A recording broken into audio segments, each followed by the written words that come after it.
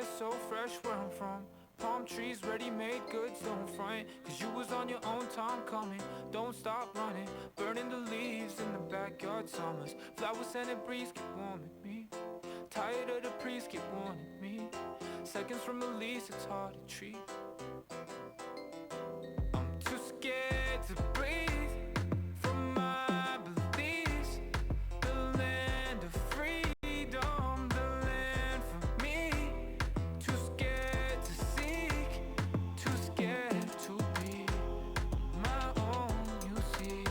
But I know I just need some selfish time. I need more relics that give me truth to what I know. Give me ruthless weight, all this paper weights, all the sacred faces, A6 laced in strangers wasted. Flood a while you fall across the gap, no bridge stood, no man could reach. I pray 3 times a night, hope you hear it. I'm nearing heights I dreamt of, heights I fear. And since nobody else can hear me, let my ears bleed, let my heartstrings rip. Following the tide, never was a sign to align to the ceiling on the moon, my stride. Low G's, low weight, low everything cheap. These lights, these streaks, my guide. Too bright, can't vision, need my lenses. Blue ball in the sky, keep turning on and on and on and on and on. On and on and on and on and on. On and on and on and on and on. On and on and on and on and on. On and on and on. I'm too scared to breathe from my beliefs. The land of freedom, the land for me. Too scared to seek, too scared to be my own, you see. But I know I just need some selfish time. I need my relics that give me truth to what I know.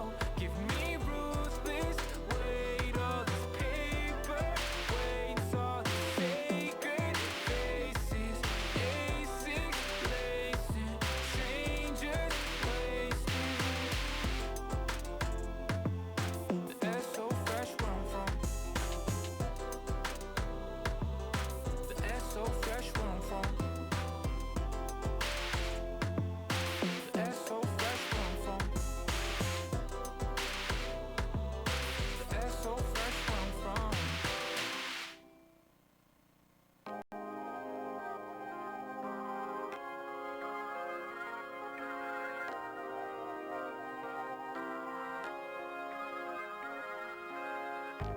Lightning strikes and diamond mines. A bloody stone adorn on mine. A morning wasted on trivial, an evening wasted on primitive things. Around here everybody knows everybody.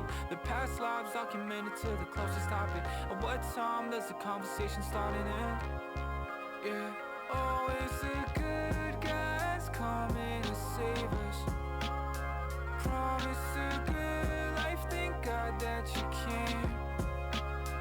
Always got Uncle Sam ready to save us.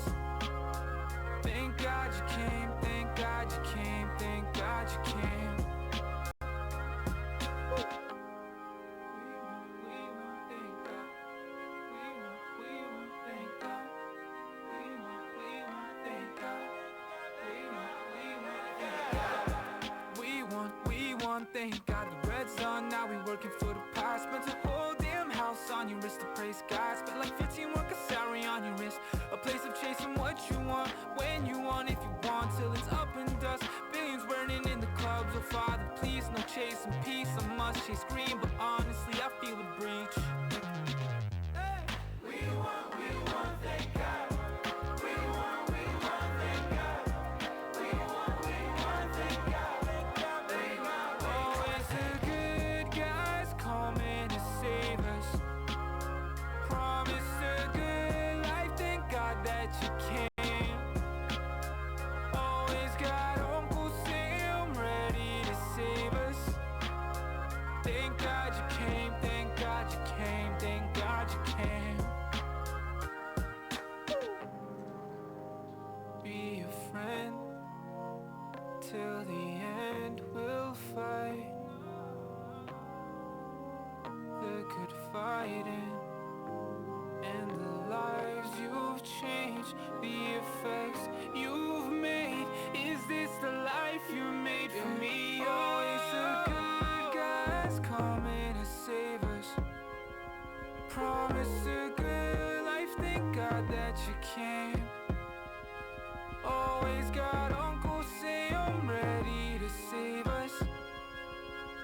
God you came, thank God you came, thank God you came. Always the good guys coming to save us. Promised a good life, thank God that you came. Always got Uncle Sam ready to save us. Thank God you came, thank God you came, thank God you came.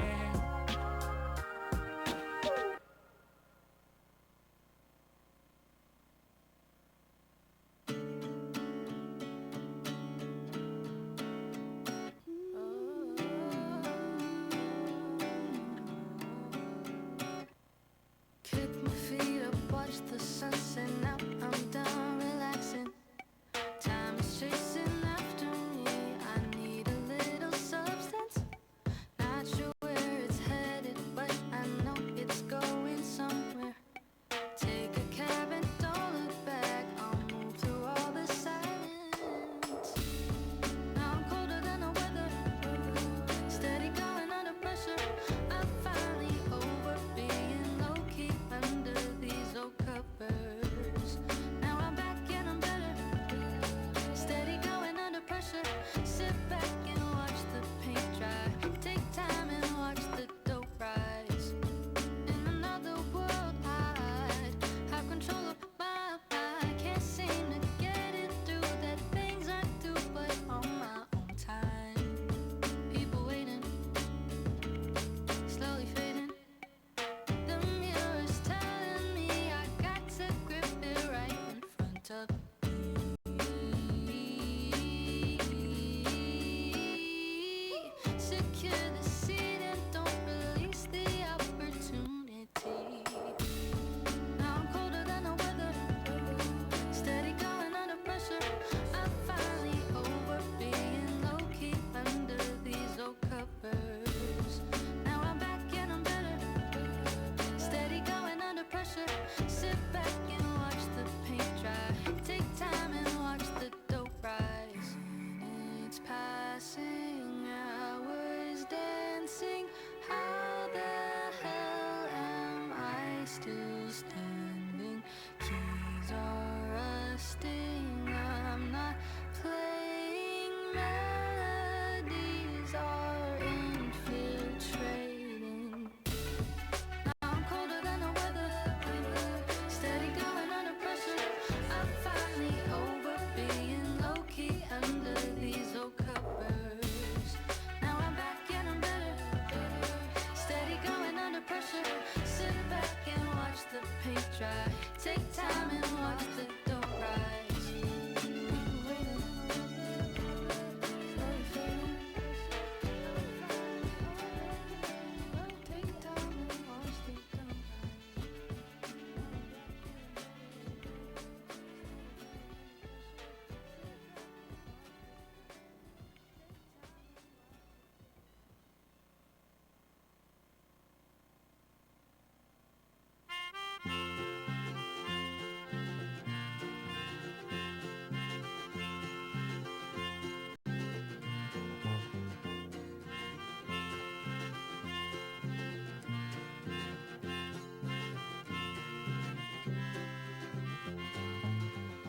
The leaves are turning faster with no sign of slowing down, and the birds fly south, so winter comes with the snow to blanket the town.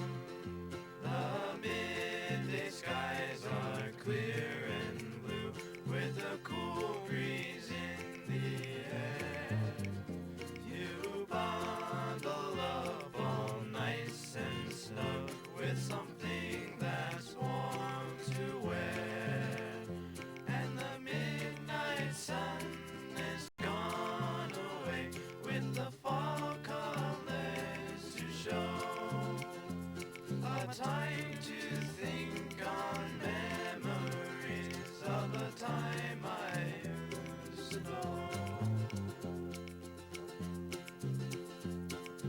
All is quiet with no one round, but your voice is singing loud. So sing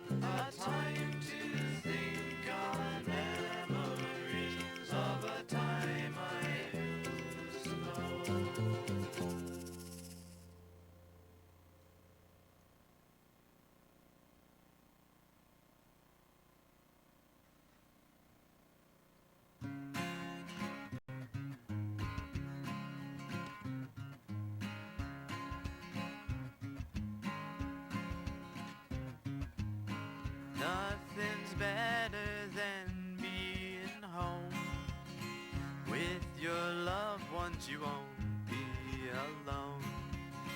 When it's cold out, you'll be in warm in your own bed and from the storm.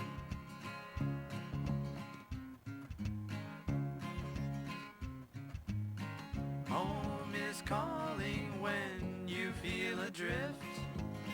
It'll always be there and never missed. Life has got you all around. You never feel you got your feet on the ground. Home sweet home is where I wanna be. Home sweet home, a place to find some peace. You are worried of what's to come, but you never know until it's all said and done. You can stay home all night and day, resting your mind, keeping all bad thoughts away. Home sweet home is where I wanna be. Home sweet home, a place to find some peace.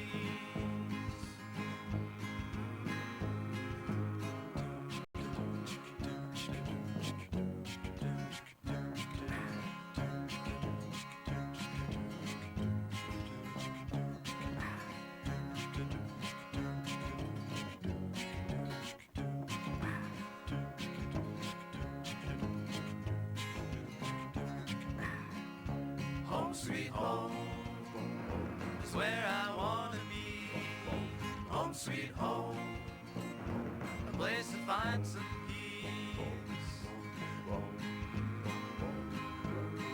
Nothing's better than being home with your loved ones. You won't be alone.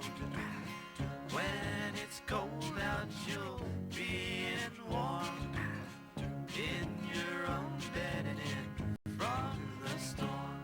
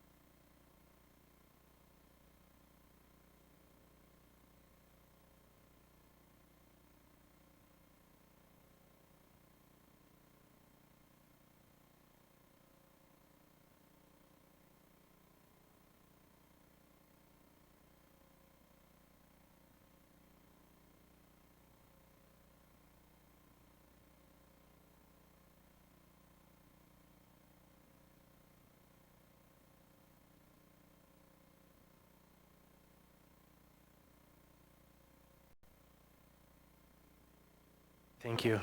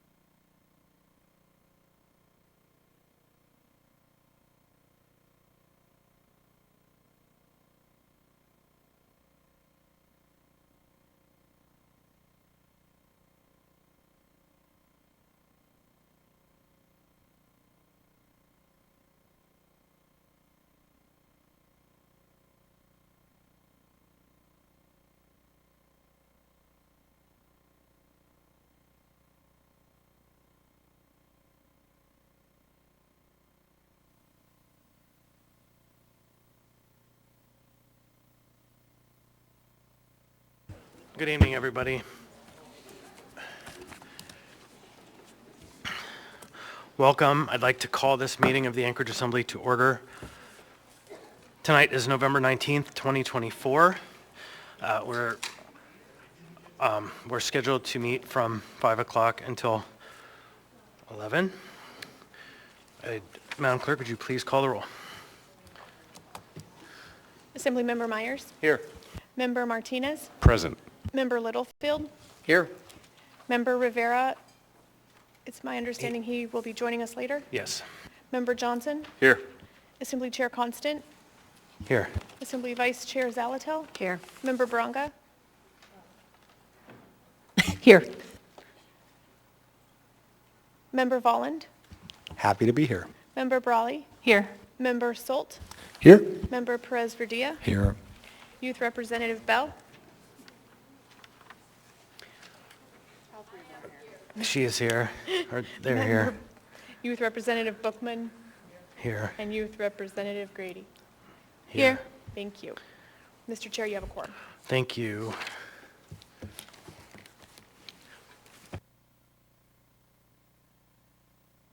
We have Pledge of Allegiance. Mr. Littlefield, would you please lead us in the pledge? Yes, Chair.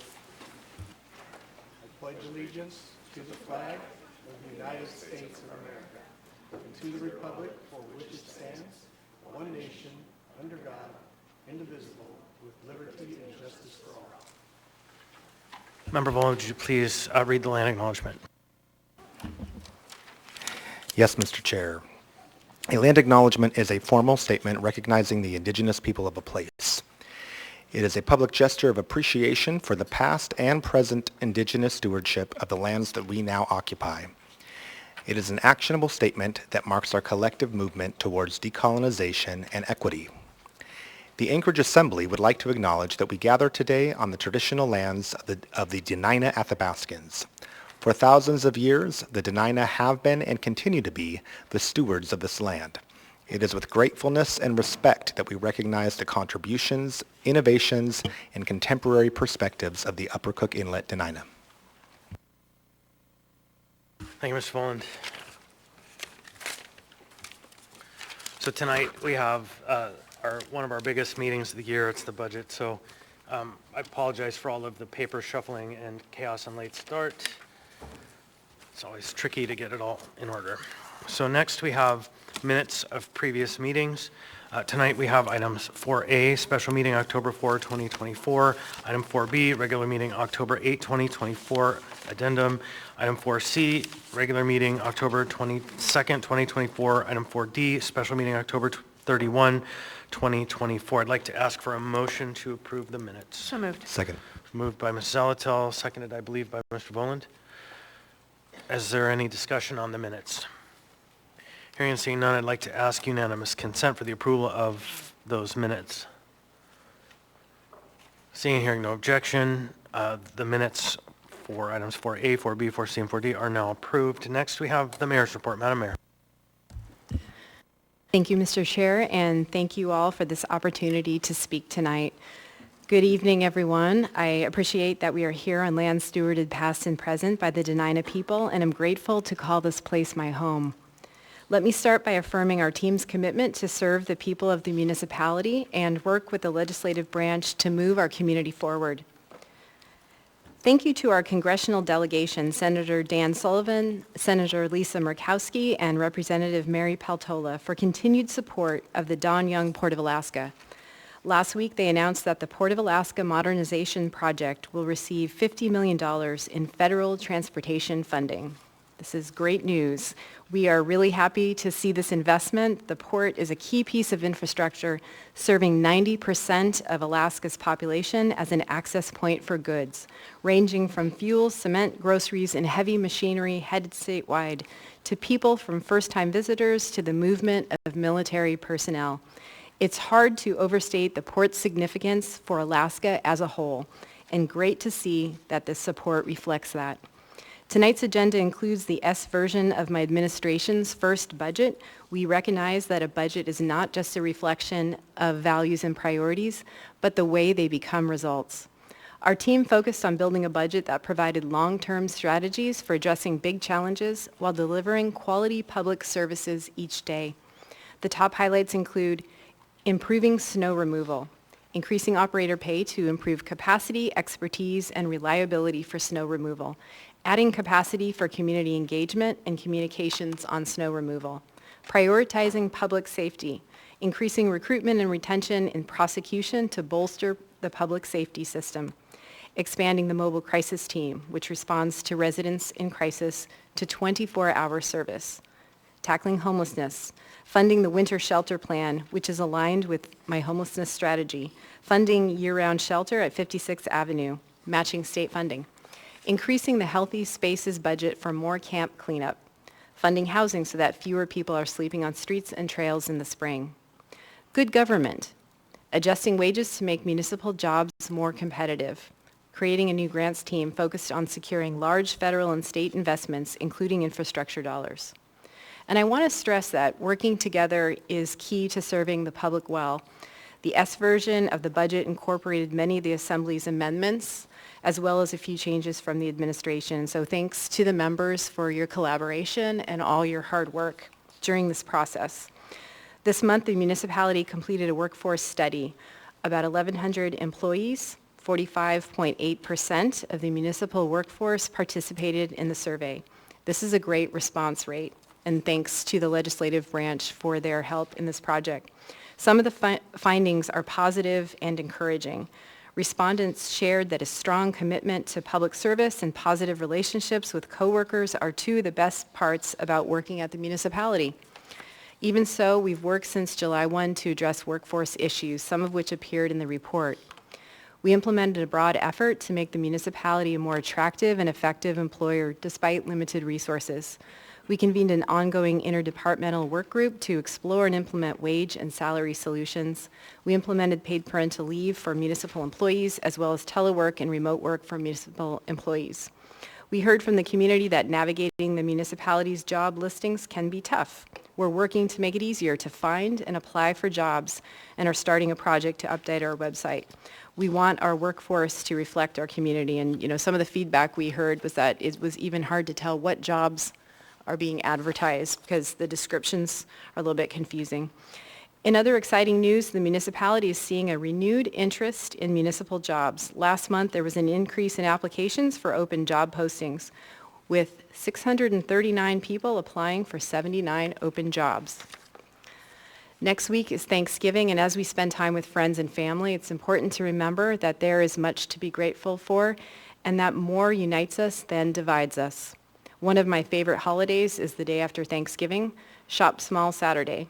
Our local businesses are the backbone for our community and give us our unique flavor. When you shop at small businesses, 68 cents of every dollar stays right here in our community, supporting our friends, family, and neighbors with jobs, sponsoring local sports teams or charities, and boosting our environmental sustainability. Shop small and keep Anchorage vibrant. Thank you so much, Mr. Chair. Thank you, Madam Mayor. Next, we have the chair's report. Good evening, everybody, and welcome to our regular business meeting. First, I'll start to say that a few of us last week attended the National League of Cities City Summit in Tampa, which was an incredible experience. Great city, very vibrant and high energy, lots going on, lots of growth, lots of people in the streets. National League of Cities celebrates its 100th anniversary this year and works in partnership with cities, towns, and villages across the country to strengthen local leadership, drive innovation, and influence federal policy that impacts us locally. Anchorage has been a member since 1960 and has benefited from this organization's research, technical expertise, and advocacy and opportunities. And in fact, the funding that we received through ARPA was directed to the local government because of the advocacy work that we did as part of this organization. And I think my takeaway from this conference is that growth takes a lot of moving parts and a lot of very important inputs, and there's a lot to be said for a city with strong leaders pushing hard to see that growth curve happen. The Tampa mayor is quite a character to understand and see how she's done what she's doing. Next, tonight, this is a very important meeting for us. It is the final action on the 2025 budget, and that's items 11C through I on the budget. Crafting a balanced budget that meets the diverse needs of our community is no simple task, especially in this area of disinvestment from former partners who have had a strong role in the financial fate of our city, but are no longer there, or there marginally. Despite receiving hundreds of millions of dollars less from the state of Alaska, just a decade ago, the municipality still needs to keep the lights on, the roads, maintain the libraries and public health clinics open, and the parks clean. We need to provide public safety during our times of need, and we also need to keep our economy running through speedy processing of development permits and business licenses.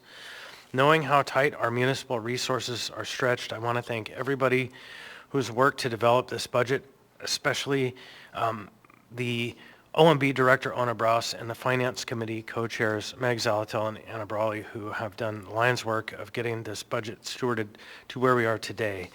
I know there are some last-minute amendments coming forward that weren't briefed at our meeting last week or 2 weeks ago, and this is the budget process.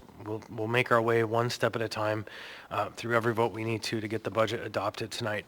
I also want to thank other staff and members who've worked so tirelessly, as well as members of the public who've testified and submitted comments.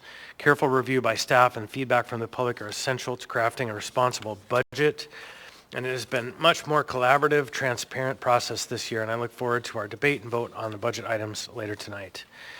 Also, in the light of state investment challenges in our local government that I mentioned earlier, it's good to see the Assembly administration working together to craft the Anchorage legislative program to work with our Anchorage delegation of the legislature to put together a strong legislative approach in 2025. The draft program can be found in your meeting documents under item 10B5, and although it will be postponed tonight to our meeting of December 3rd so that we may have time to make final adjustments at a work session this Friday, it's important for Anchorage to present a unified front and be strategic in our request to the state legislature so that we can begin to build back more of the state support that helped our city to develop in our history. And finally, as we near Thanksgiving, I want to highlight the Assembly's Thankridge Gratitude Project on Facebook, Instagram, Twitter, and Threads.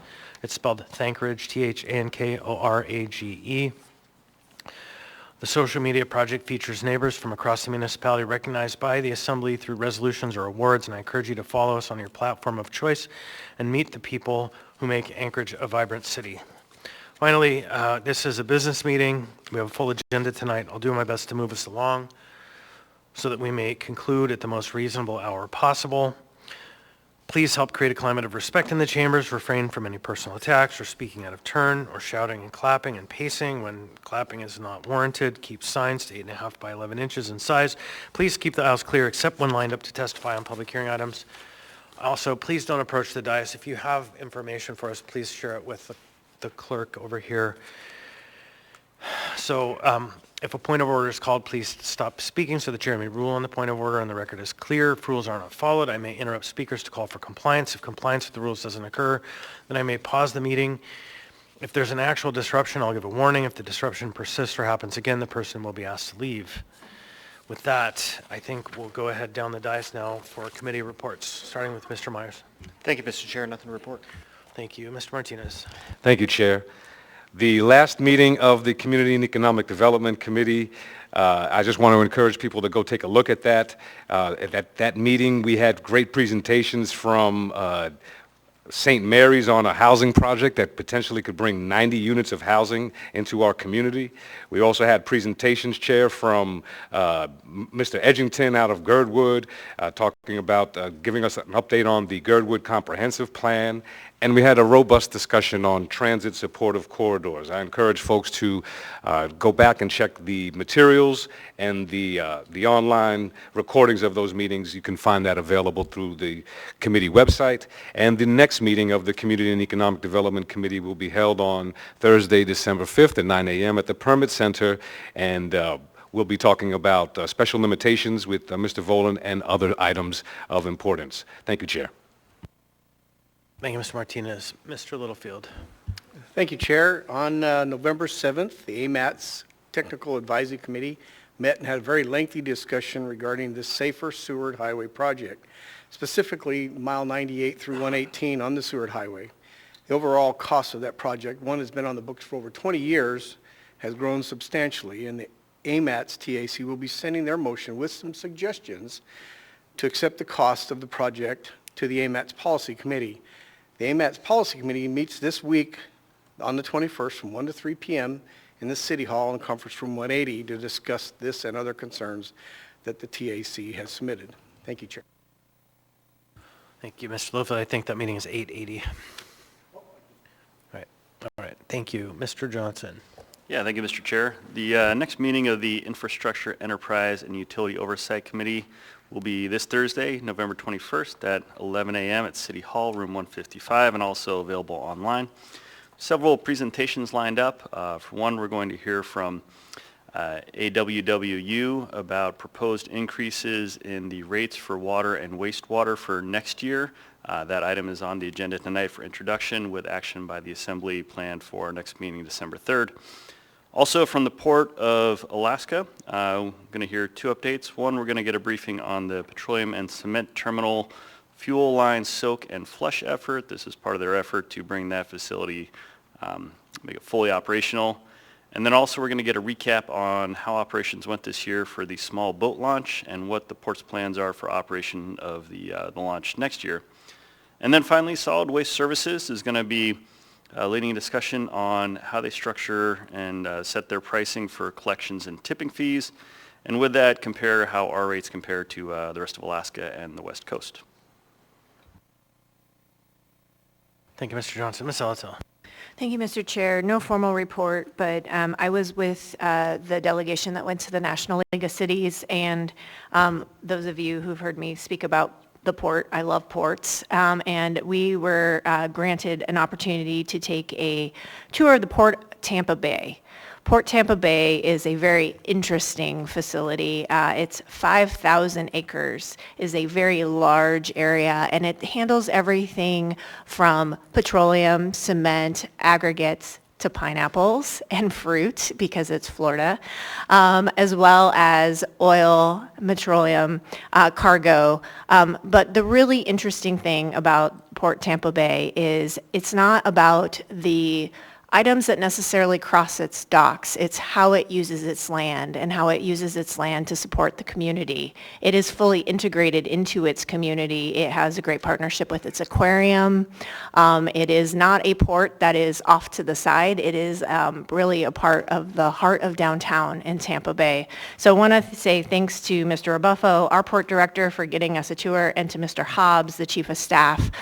He was very generous with this time and toured us around for about 3 hours. So if you're ever interested, or ports are as fascinating to you as they are to me, Port Tampa Bay is one to look at. Thanks. Thank you, Ms. Alatel. Ms. Brawley. Thank you. A couple reports. First, on the Budget and Finance Committee, our next meeting will be Thursday, November 21st, 12:10 to 1:10 p.m., City Hall, room 155. We anticipate most of our standing reports will just be provided in writing, so we will use our briefer meeting time to discuss some remaining items to be taken up by the end of the year, including ARPA appropriations and finishing out the 2024 fiscal year. I'll also note that the chairs intend to cancel our last regular meeting of the year, which would be December 19th, 2024. So this will be the last of the year. Second, Legislative Committee, we met last on Thursday, November 7th, to review the draft legislative program, which was introduced or will be introduced on tonight's agenda, but we intend to postpone that to the December 3rd meeting. The Assembly is hosting a work session on the legislative program on Friday, November 22nd from 1 to 2 p.m., City Hall, room 155. And this committee is not anticipated to meet again until January 2025, when we will resume meetings during the Alaska legislative session. Lastly, I'll note, or not quite lastly, first I'll say I was also one of the attendees to the NLC Summit in Tampa and really enjoyed the time there, and was really grateful to connect with our peers in other cities, towns, and villages, as well as learning a lot about housing, downtown development, and port operations. Then lastly, I will say as one of our Alaska Municipal League liaisons. The Alaska Municipal League, or AML, annual convention will take place downtown Anchorage at the Denina Center, as it usually does this time of year, the week of December 9th through the 13th. Most of the conference events will happen on Wednesday, the 11th, and Thursday, the 12th. So our assembly members, members of staff, members of the administration, and anyone who is interested in local government, I encourage you to attend. And those are my reports. Thank you. Thank you, Mr. Volin. No report, thank you. Ms. Branca. Thank you, Chair. I just wanted to do a brief report. I'm going to definitely be putting something together more, but I just traveled down to Albuquerque, New Mexico, and Austin, Texas, to check out homeless facilities in those areas. I'm happy and sad to report that there's no secret sauce, no matter where you go. But one thing that was very clear in both those communities is the parks were clear and felt safe, and there was no camping within them. I searched high and low to try to find the person, and they have camping bans in both of these communities. In Albuquerque, it's not working so well because they just cluster and camp on the street right near where services are provided. Austin found it a little bit frustrating because the providers can't find the people when they're being abated constantly. But the things that were really bright spots were the Community First Village in Austin with the tiny home model. They're on their fourth phase of it. It offers dignity to older people experiencing homelessness. They pay rent, they have rules, and it's working very well. Albuquerque is doing a motorhome buyback, which sounded like an interesting program. I've heard so many of the motorhomes being in neighborhoods, and they pay $4,000 for a motorhome, and that money goes to their first month's rent and the deposit.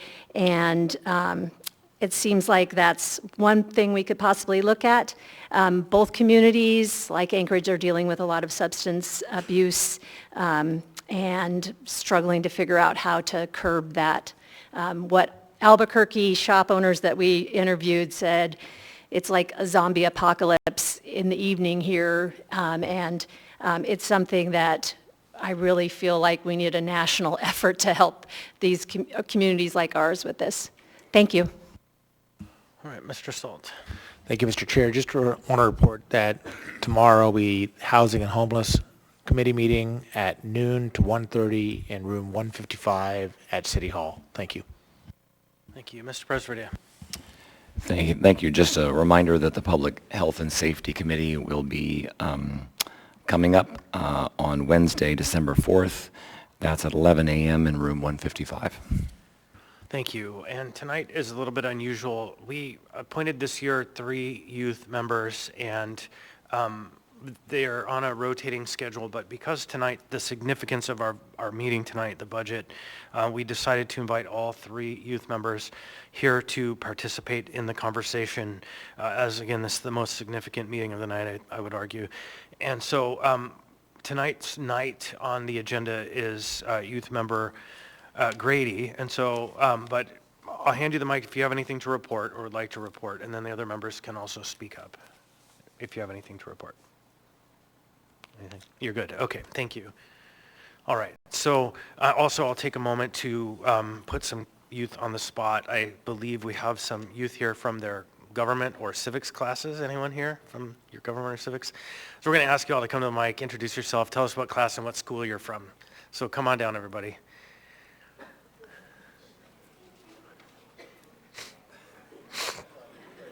Leading the way.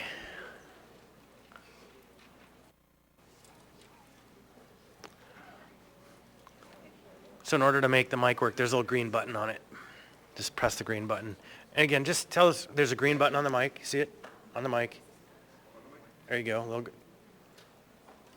You press it and the red light should come on. Keep pressing it. Is there a green button there? Yeah. There you go. You're good. So now just leave it on, and then just tell us your name, what school you're from, what class, that kind of thing. Welcome. My name's Troy. I'm from Lumen Christi, and this is for government's class. Thank you. Hello, my name's Colton. I'm also from Lumen Christi, and this is also for U.S. government. Welcome. Hello, my name is Leland Holman. I'm also from Lumen Christi, and this is for government. Welcome. Hello, I am Kyle. I'm also from Lumen Christi, and this is for U.S. government. Welcome.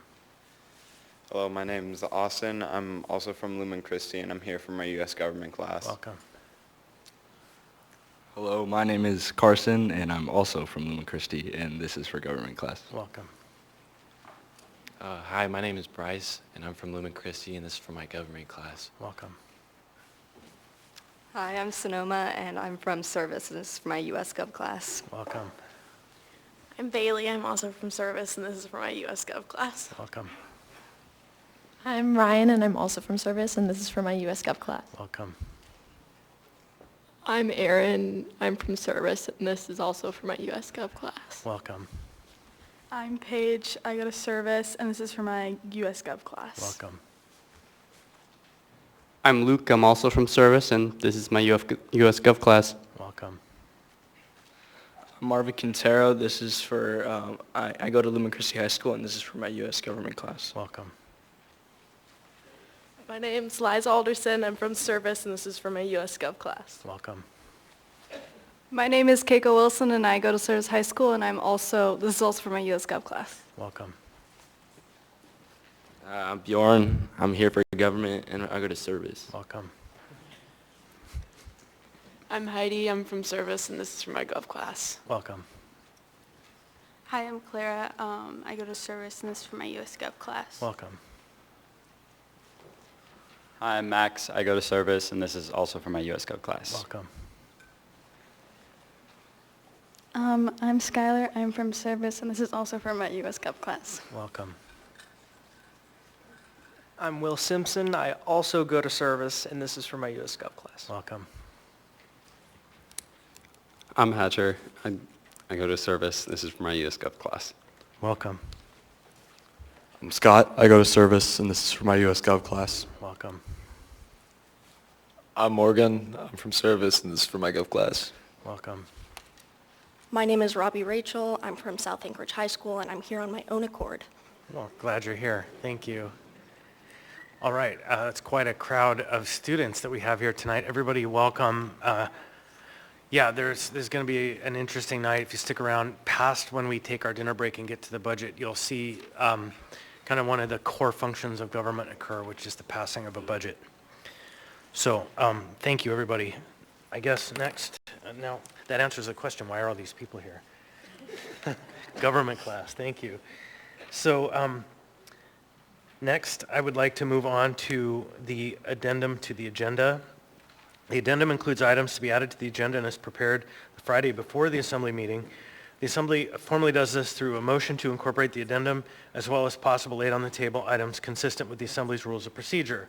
So before we get to the addendum to the agenda, we're going to address laid-on-the-table items, which will incorporate any laid-on-the-table items now. So I will go ahead, and we have a mix of items, some new, some supplemental. I'll start by reading all of the supplemental items onto the agenda. So first we have item 10D4A, Information Memorandum Unnumbered 2024, additional information for AM 912-2024, grant agreement with United Way of Anchorage for the Home for Good program in the municipality of Anchorage, Anchorage Health Department. Next supplemental item is item 10F4A, which is a supplemental information memorandum, AIM 189-2024A, public testimony for November 6th and November 19, 2024 meetings. Next is 11C4, information memorandum, AIM unnumbered, update regarding S version of the 2025 proposed budget. Next is 11D4, information memorandum, AIM unnumbered, 2024 AO 2024-93, Midtown Community Council Capital Improvement Project Request. Next is item 11D5, Information Memorandum AIM unnumbered 2024, transmittal of Planning and Zoning Commission Resolution Number 2024-028 regarding the General Government 2025 Capital Improvement Budget and 2025 to 2030 Capital Improvement Program. So next we have two new items. One is a resolution that will require a vote of 8 members to add to the agenda, and then one that is just an ordinance for introduction. So I'll start with the ordinance for introduction. It will require a first, a second, and a third. So it's item 10G4, ordinance AO 2024, unnumbered, an ordinance adopting the Girdwood Comprehensive Plan to update the Girdwood Area Plan and amending Anchorage Municipal Code, Title 21, Land Use Planning, Section 21.01.080B1, Table 21.01-1, Comprehensive Planning Elements. Is there a motion? Motion lay on the table? Second. Third. No. No, it's a Move to introduce. Yeah, it's a motion to introduce. Move to introduce. Moved by Randy. Second. Seconded Third. by, I think I heard Zach in there. You didn't get in there. George is second. Mr. Martinez second. Salt first. Who was the third? Ms. Salatil. All right, so that item will be on the agenda for the meeting of December 3rd.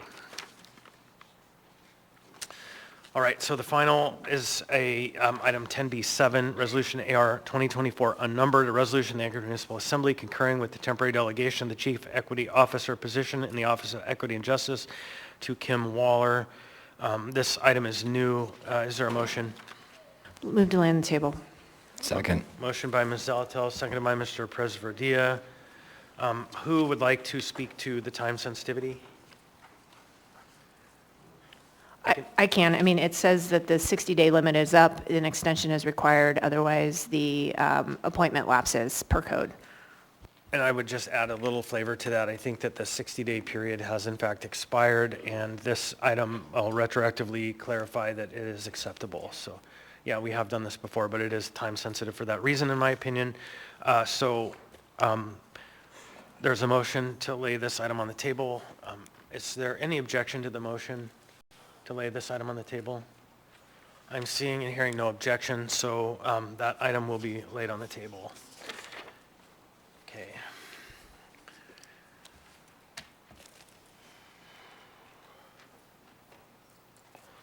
So now I'd like to ask for a motion to incorporate the addendum as printed and distributed in the laid on the table items. So moved. Second. Moved by Ms. Zalatel, seconded by Mr. Wolland. Is there any discussion? Seeing and hearing none, I'd like to ask unanimous consent. Any objection? Seeing and hearing no objection, the addendum as printed and distributed in the laid on the table items have now been incorporated into the agenda. Tonight, we don't have any appearance requests, so we'll move right into the consent agenda. The consent agenda includes items numbered 10A through 10F and are typically routine or non-controversial items such as bid awards, new business, information, reports, and ordinances and resolutions for introduction.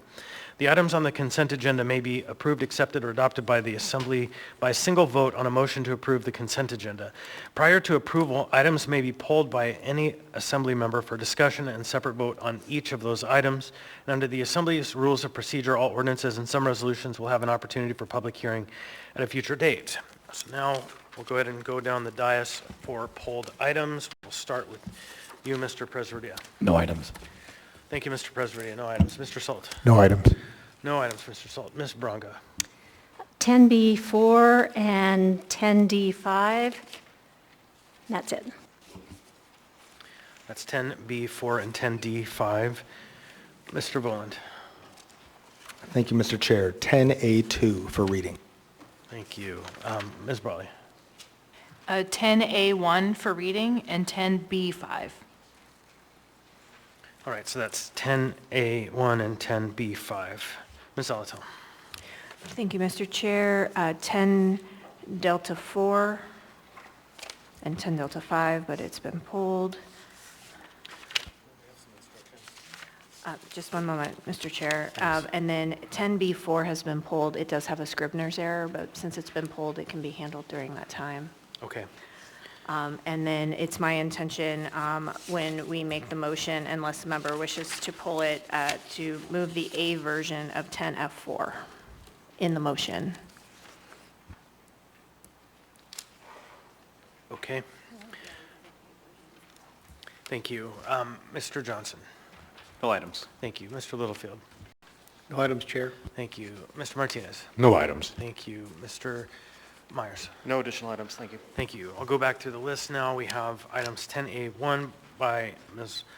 Brawley, 10A2 by Mr. Voland, 10B4 10A4 by Ms. Bronga, 10B5 by Ms. Brawley, 10D4 by Ms. Zalatel, 10D5 by Ms. Bronga, sorry, and then 10F4, we'll just have a motion specific. Any other items? Did I miss? Okay. Next, then, I'd like to ask for a motion to approve the consent agenda minus the pulled items. So moved, including approving item 10F4A version. Second. Okay, moved by Ms. Zalatel, seconded by Mr. Boland. And the motion is to approve the consent agenda and on 10F4, the A version only.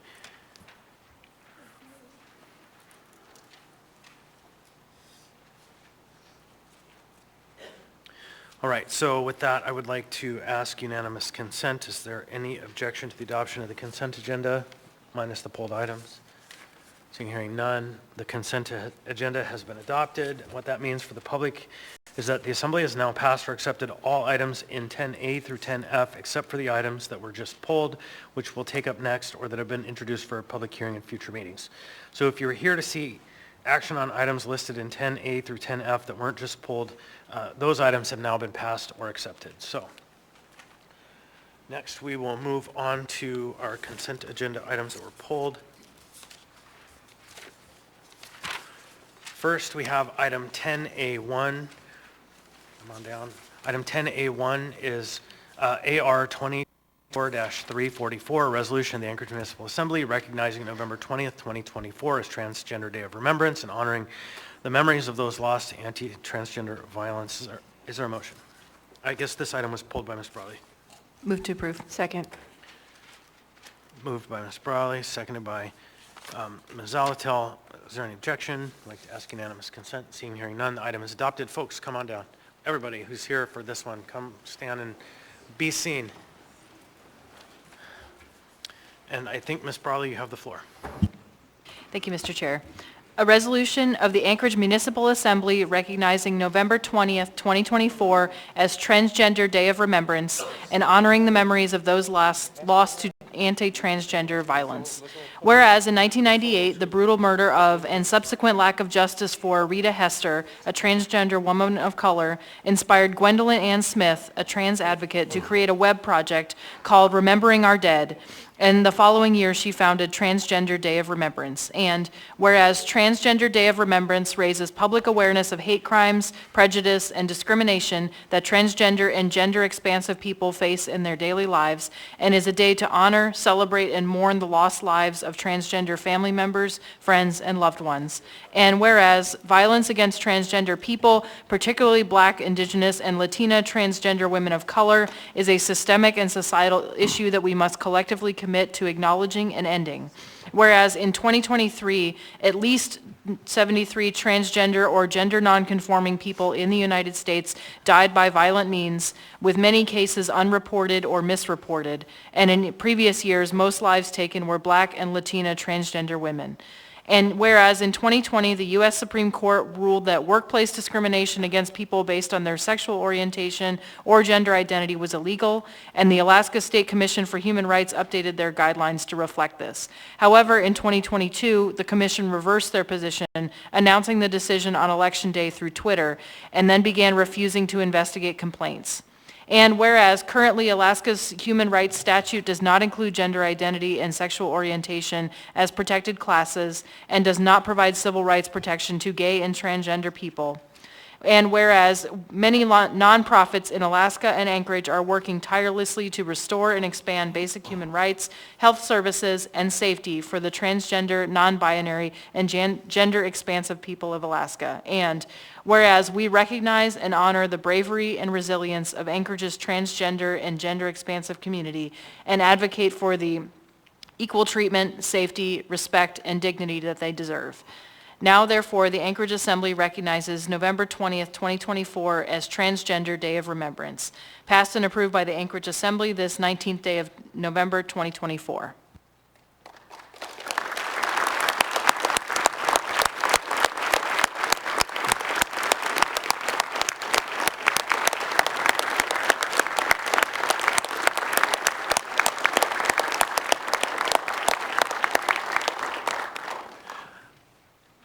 Good evening to the entire assembly. My name is Reverend Dr. Denise Sudbeck. I'm a retired pastor and a LGBTQ advocate here in Alaska. I am one of, I think, 4 currently ordained clergy in the state of Alaska who is trans-identified. The people you see around me, I think, is the largest group since I've been doing this here in Anchorage, probably for close to 8 years now, is the largest group I think we've ever had of solidarity and support of our entire community. In this group of people, there are representatives of numerous organizations within the municipality of Anchorage, which are either LGBTQ oriented or LGBTQ adjacent, numerous organizations, and they are represented here sometimes by executive directors, their own leadership.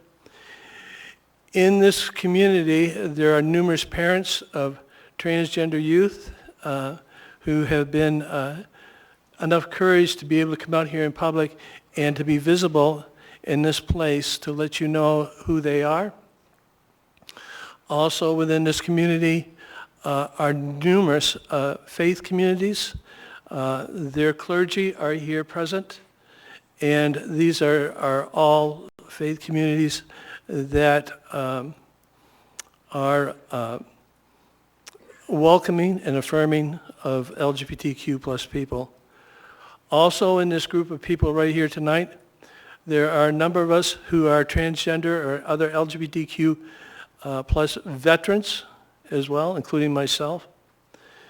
We have a diverse community, and we are determined to stand together as one people. We have faced the violence that comes with Transgender Day of Remembrance, but I want to convey to the Assembly and to the entire audience tonight that we are also people of resilience, and we will be here, and we are still here even now. And on behalf of the entire community, I want to say again, thank you to the entire Assembly for, again, remembering us on this day. Thank you.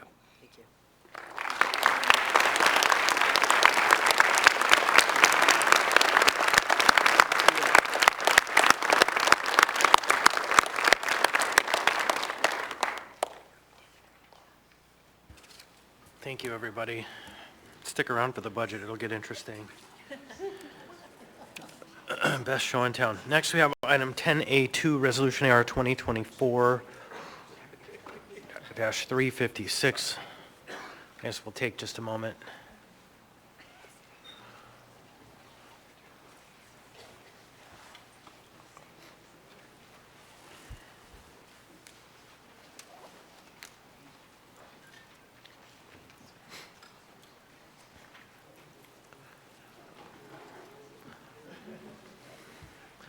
All right, so next we have item 10A2, Resolution AR 2024-356, a resolution of the Anchorage Municipal Assembly recognizing November as Purple Heart Month and remembering and honoring all the military personnel wounded or killed in combat with hostile forces.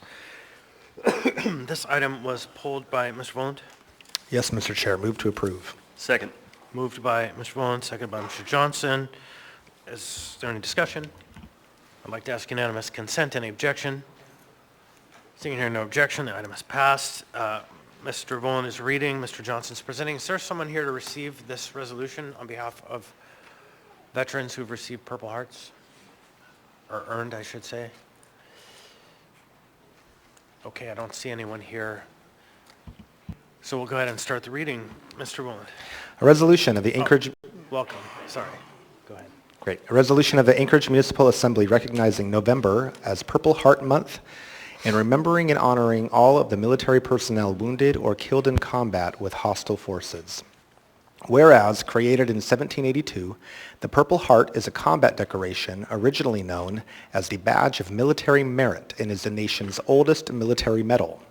And whereas the Purple Heart Medal is awarded to members of the armed forces who are wounded in military combat or killed in action or die of wounds received in action.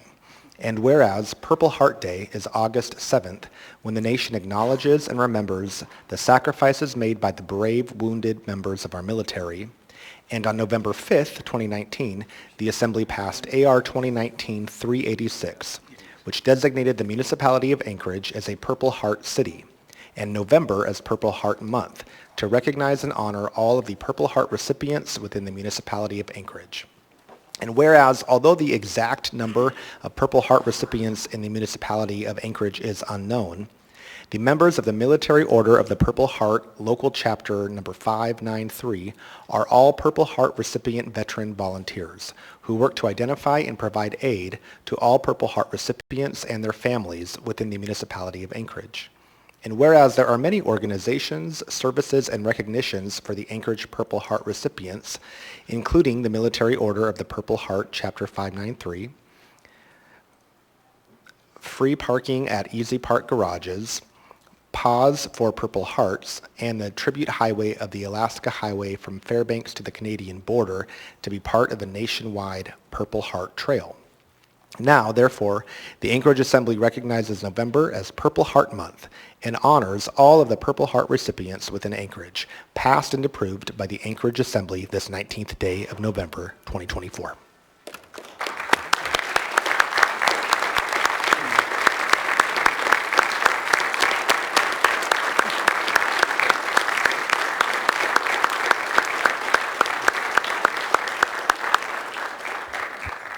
Welcome. Please share your name and you have the floor. Good evening to the Assembly and Your Honor, the Mayor. Thanks for doing this. I'm Dan Collins. I'm the current commander of the local chapter. And with me are two Vietnam vets, Dwayne Anderson and Bill McLean. I want to thank you on behalf of all Purple Heart members in the municipality and for remembering us, honoring us, and keeping us in your hearts and minds. So thank you very much. Thank you, gentlemen.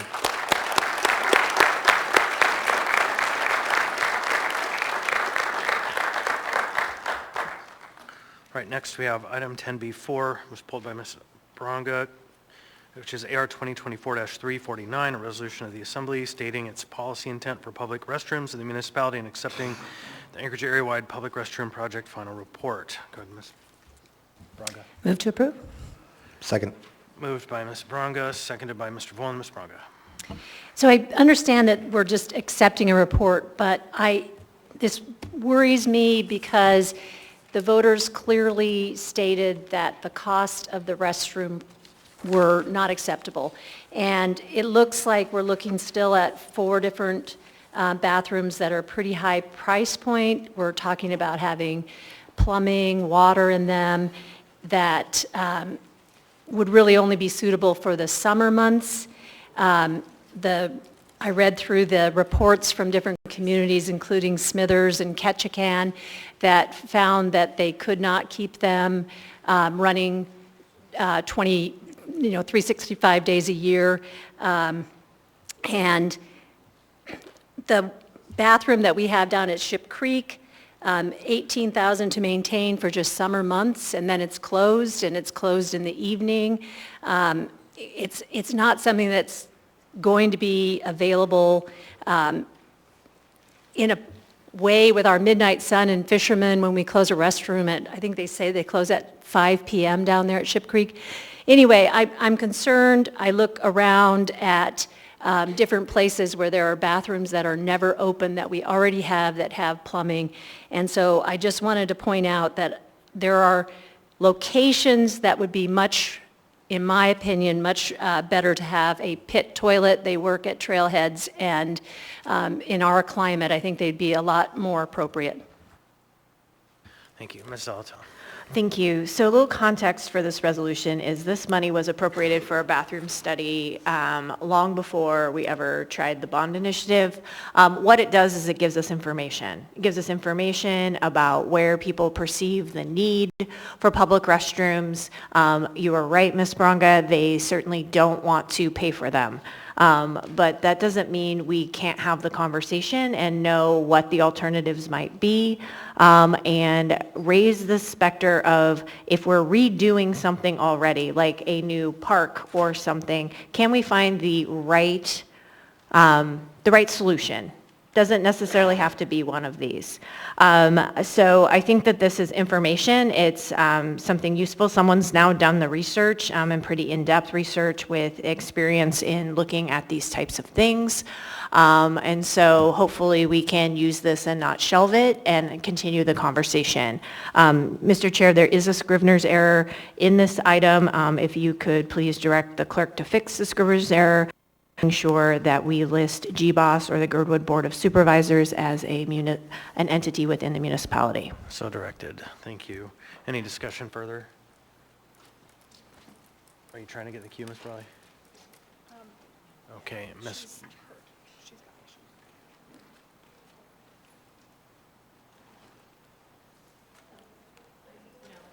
You're good? Okay. Anyone further? I'm going to ask, well, I'll wait until the clerk's back.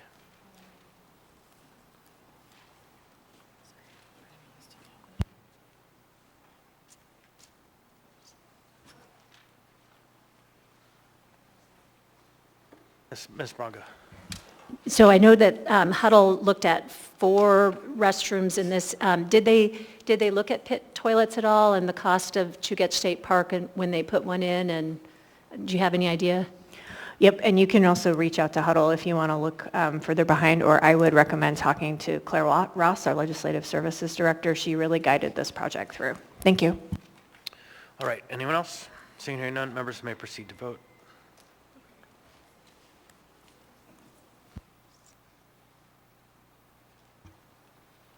I'm going to call on members Brawley and Baranga because we have an issue with your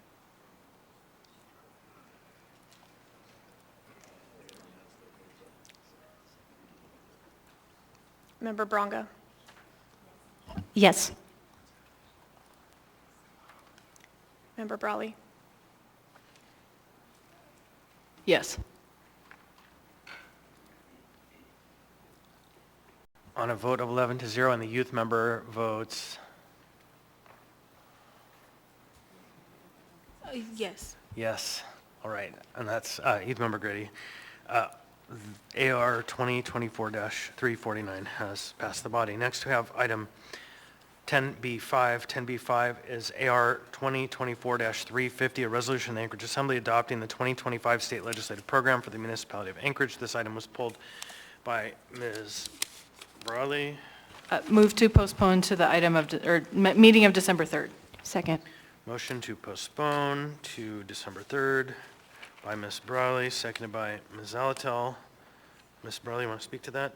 Yeah, just very briefly, our intent is to pass this at the next meeting. There is already a work session scheduled this Friday that I described previously under committee reports.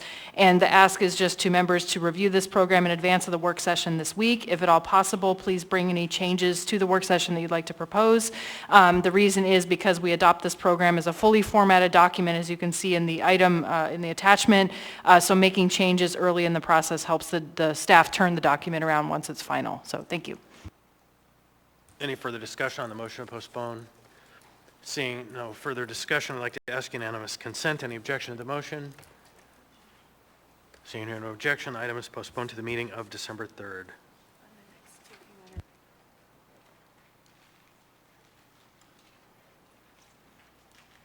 So the next items, I'll just go ahead and read them both quickly, and then we'll come back and do them each individually. We have item 10D4, which is AM 912-2024 grant agreement with United Way of Anchorage for the Home for Good program. And then 10D5, which is AM 913-2024 recommendation of award of a grant to In Our Backyard for operating modular units as transitional shelter. Ms. Zalato. Thank you, Mr. Chair. I'd like to disclose as the Executive Director of the Anchorage Coalition to End Homelessness, we have a staff member who sits on the steering committee of the Home for Good program, and on In Our Backyard, we are a fiscal agent as well as have provided technical assistance. I'd ask to be excused. All right, I'll go ahead and rule that you do have a substantial personal or financial interest in the question. You'll be excused from the debates on both of those items. So next, I'll go back, 10D4, AM 912-2024, grant agreement with United Way of Anchorage for the Home for Good program, the municipality of Anchorage. This item was pulled by Ms. Altel. She is determined to have a conflict, so is there a motion? Move to approve. Moved Second. by Mr. Volan, seconded by Ms. Bronga. Do you want to speak to it? I would actually like maybe the administration, someone from the administration to speak to this, because that's kind of cool. We heard in our previous public hearings from advocates in support of this program, and it looks like we were able to receive a grant. So I feel like this is sort of exciting news. Maybe the administration would want to highlight.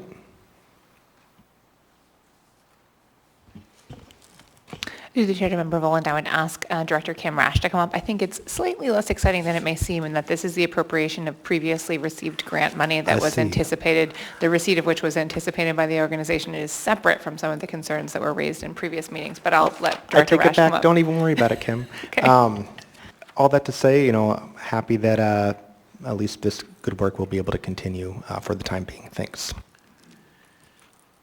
So I'll just speak briefly that reading the AIM that comes with it that suggests that this money, $1 million, will allow them to expand by 150 units, certainly is a big number relative to the impact that our investments have made over the past years. And so I'm excited to see that number, that they're able to achieve that with this amount of money. And I am curious why then we didn't have that kind of success for the past 5 years. And so there are a lot of questions related to this that this raises for me, and I'm glad that we have a third party coming in to fund these services. So, Mr. Salt, you looking for the queue? No? Okay. Anyone else wish to speak to the item? Seeing hearing none, members may proceed to vote.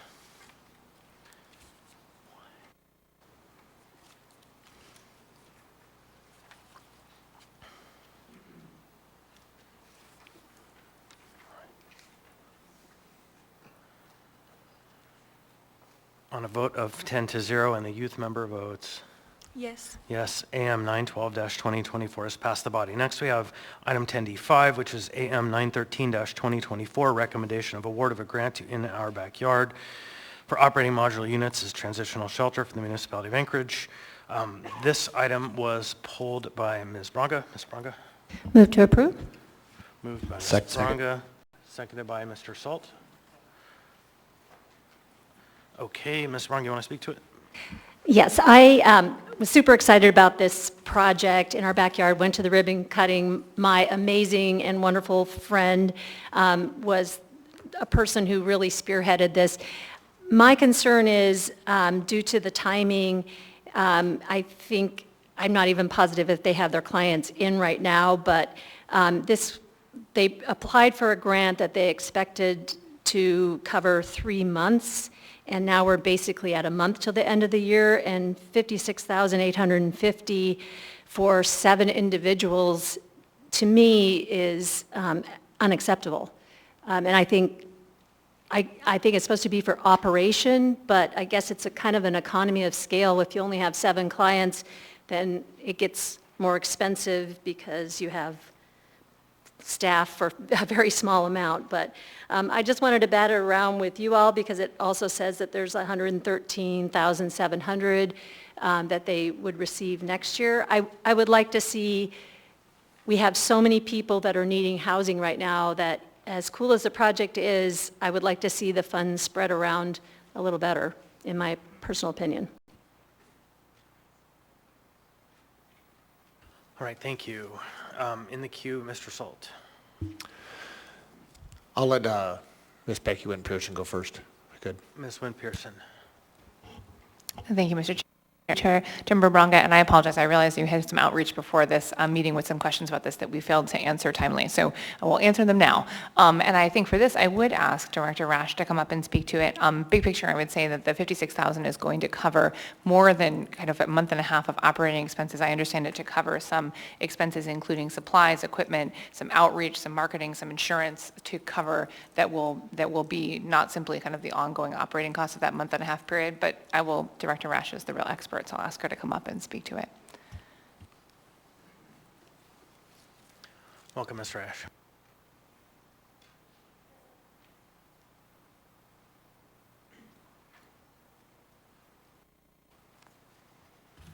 Thank you for the question. So working with the grantee and looking at their budget, we had determined that this amount really covered not all of the line items within their grant budget, but a bulk of them. So everything from contractual services to staffing that they were needing, supplies, equipment, snow removal, trash removal, outreach marketing, utility payments, insurance, and then some administrative costs. So they have determined that with that time frame, that is how much money would be needed for those services.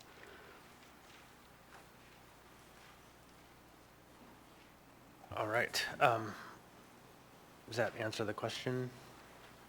Was there a question? No. Okay, so Mr. Salt was next in the queue. Okay, thanks. Nothing for you, but this is the first of these pallet shelter, individual shelters that we have going up to the community. We just passed, I think, the ability to do this about this time last year. Really excited to see what they do with it. I've toured some of these in the lower 48. They've met with a lot of success as far as building some pride, some ownership. And I really want to see how this goes. And of course, to the cost, I think as we start this and invest in it first, I do expect the cost to be a little higher, and hopefully it'll get more efficient as these communities grow and build up their own infrastructure and their own ability to take care of themselves. Thank you.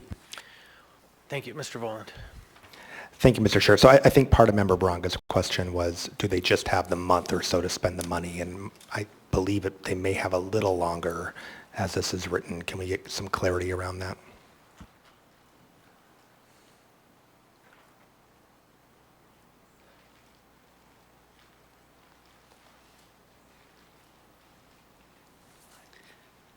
So currently, this agreement goes until the end of this year, and then they do have the option year added into that, which is the not to exceed amount of $113,000.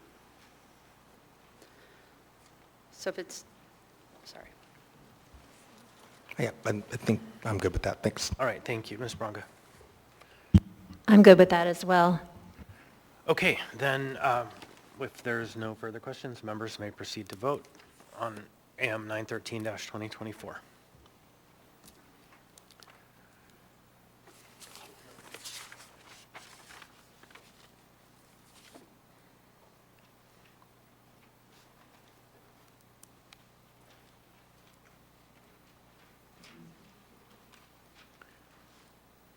On a vote of 9-1 and the youth member votes Yes. yes, AM 913-2024 has passed the body. I'm going to ask the members' indulgence that we take up the first two items in the 11th before we move on to our dinner break. Ms. Salatel, can you come back? Can you hear us?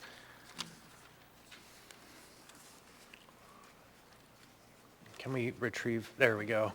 So next we have item 11A. 11A is AIM 167-2024 Internal Audit Report 24-06 Annual Municipal Procurement Card Review. Ms. Salatel.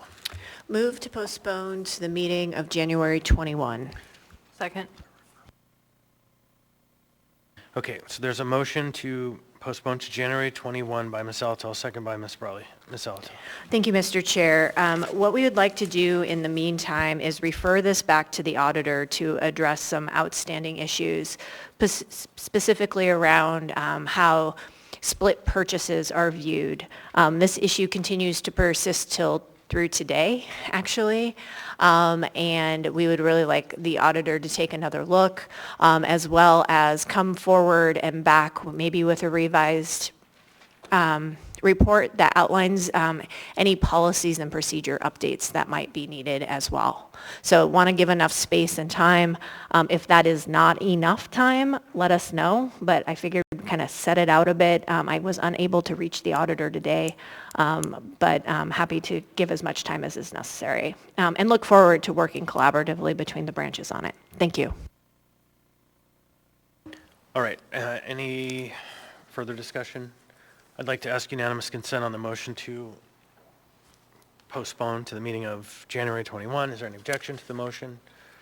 Seeing and hearing no objection, that item is postponed. Next, we will take up item 11B. 11B is AM 880-2024, Eagle River Chugiak Park and Recreational Service Area Board of Supervisors appointments. There's no motion pending on this item. Is there a motion? Move to approve. Second. Mr. Myers has moved to approve. The second was Ms. Zaltel. Mr. Myers, want to speak to the motion? Originally, we had some current concerns, but they were all resolved, so we are comfortable moving forward, as is the Board of Supervisors. Awesome, thank you. Any further discussion on the motion? Seeing here none, members may proceed to vote.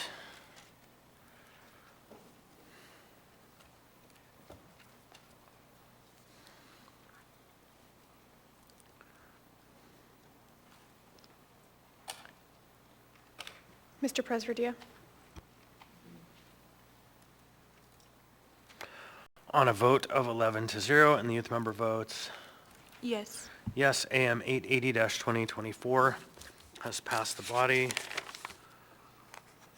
And with that, I think that we will conclude to take our regularly scheduled dinner break. And for the young people who are here from your government classes, who are still here, I recommend you stay because the interesting part's about to begin. And I know it's tempting to go home. You've probably met your commitments, but I do recommend stay because the budget is like the most important document we pass in any given year. So that's tonight. We'll be back in about 20 minutes. Thank you.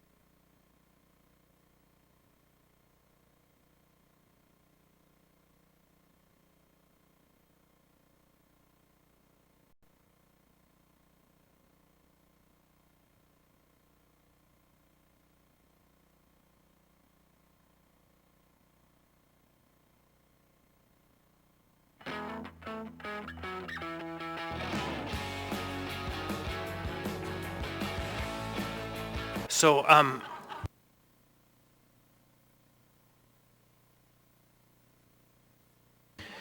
right, so for members of the body, we had a bit of a error in the consent agenda process where we set the public hearing for the Girdwood Plan for the 3rd. We're coming back to order now, please.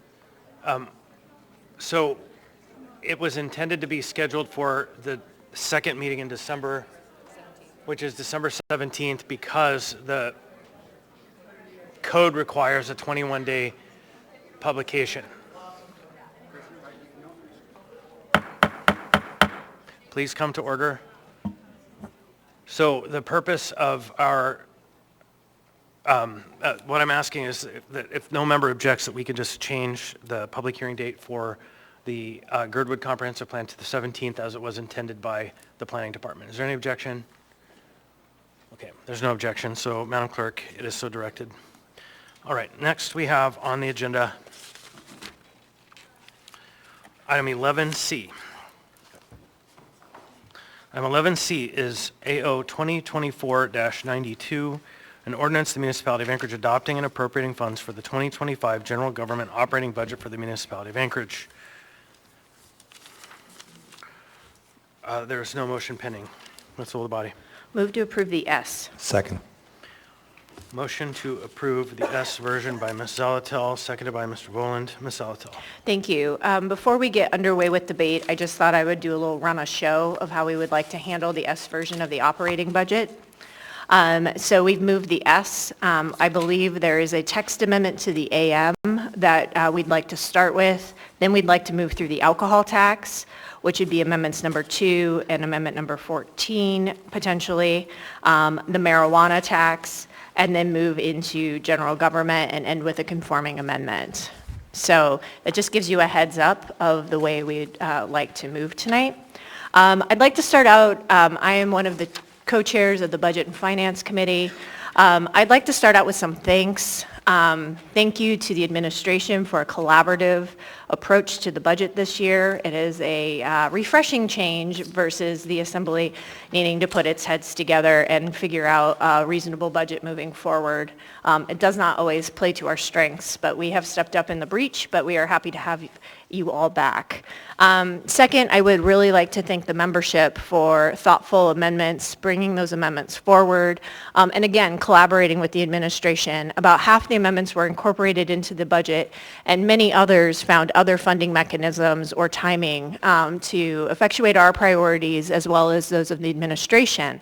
And what that really underscores and what this budget underscores is that we do have some shared priorities. We communicated those early in the new mayor's administration that we want to rebuild our workforce, that we want to ensure that our roads are plowed, and that we want to focus on housing. And this budget is a reflection of those priorities. There are some points in here, and we will have some good debate tonight. I look forward to that. And with that, the first amendment is to an AM, and that is by the chair, Mr. Constant. That amendment, I'll just make a disclosure now, involves a housing and homelessness program to which I could in the future have a financial interest, and I think it is best if I were excused. I will go ahead and make that determination. You can be excused. All right, so this amendment, I'm hoping someone will make it on my behalf. Ms. Brawley? Yeah, I'd like to move constant amendment number 1 to the AM. Second. Moved by Ms. Brawley, seconded by Mr. Voland. So I'll just briefly speak to it. It just, it broadens the definition of what that funding could be used for from one very specific service to general housing supports, including that plus other services that are related, which will give the administration more flexibility in implementing the funding. So that's the purpose of that amendment. Any discussion on the amendment? Moved by Ms. Brawley, seconded by Mr. Voland. Seeing and hearing no discussion, I'd like to ask unanimous consent. Any objection? Seeing and hearing no objection, that amendment has been passed. All right, Ms. Zolotel.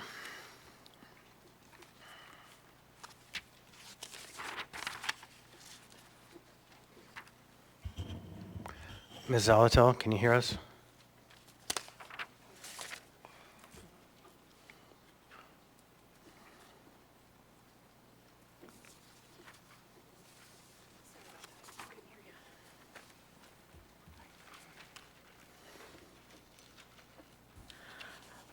All right, with that amendment out of the way, next is the alcohol tax. Do we have Mr. Rivera? Mr. Rivera, you on the phone? We do not have Mr. Rivera. Okay, then we can change it up a little bit. So there are two separate taxes that are appropriated in sections of the operating budget for the municipality. One is the alcohol tax and one is the marijuana tax. I believe there are some amendments on the marijuana tax. I believe amendment number 5 is intended to be moved.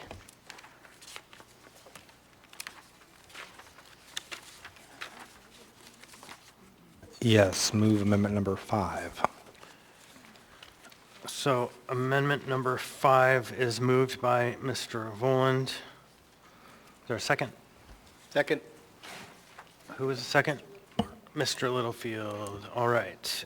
Motion to amend by Mr. Voland, second by Mr. Littlefield. It's amendment number 5 in the packet. Mr. Voland. Thank you, Mr. Chair. So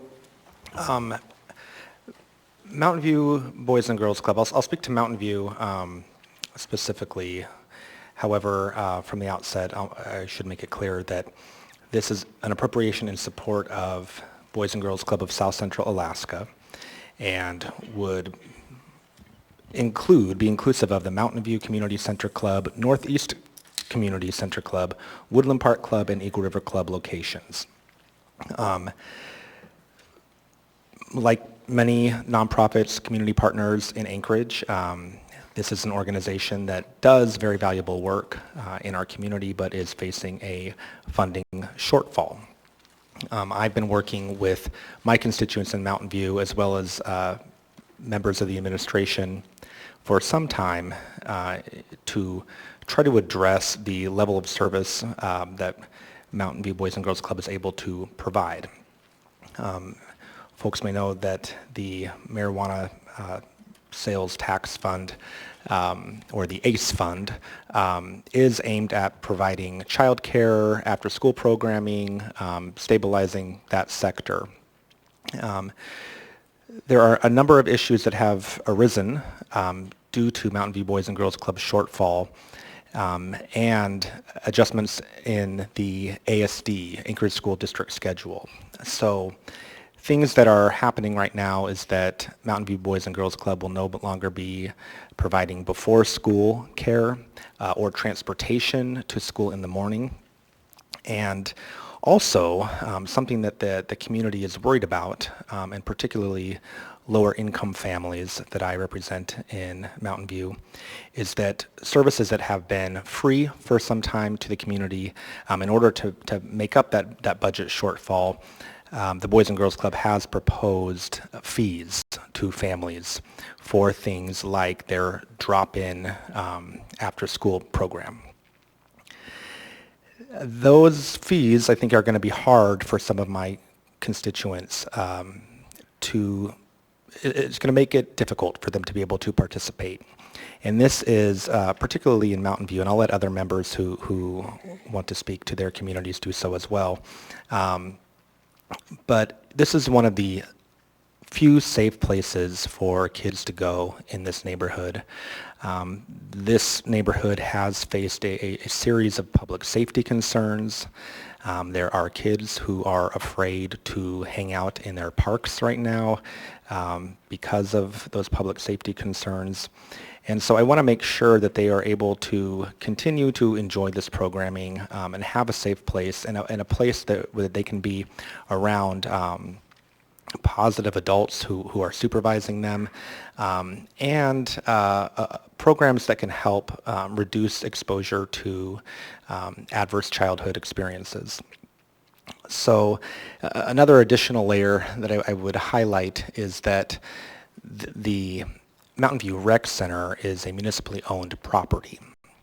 And the Boys and Girls Club currently has an operating agreement in that location until 2029.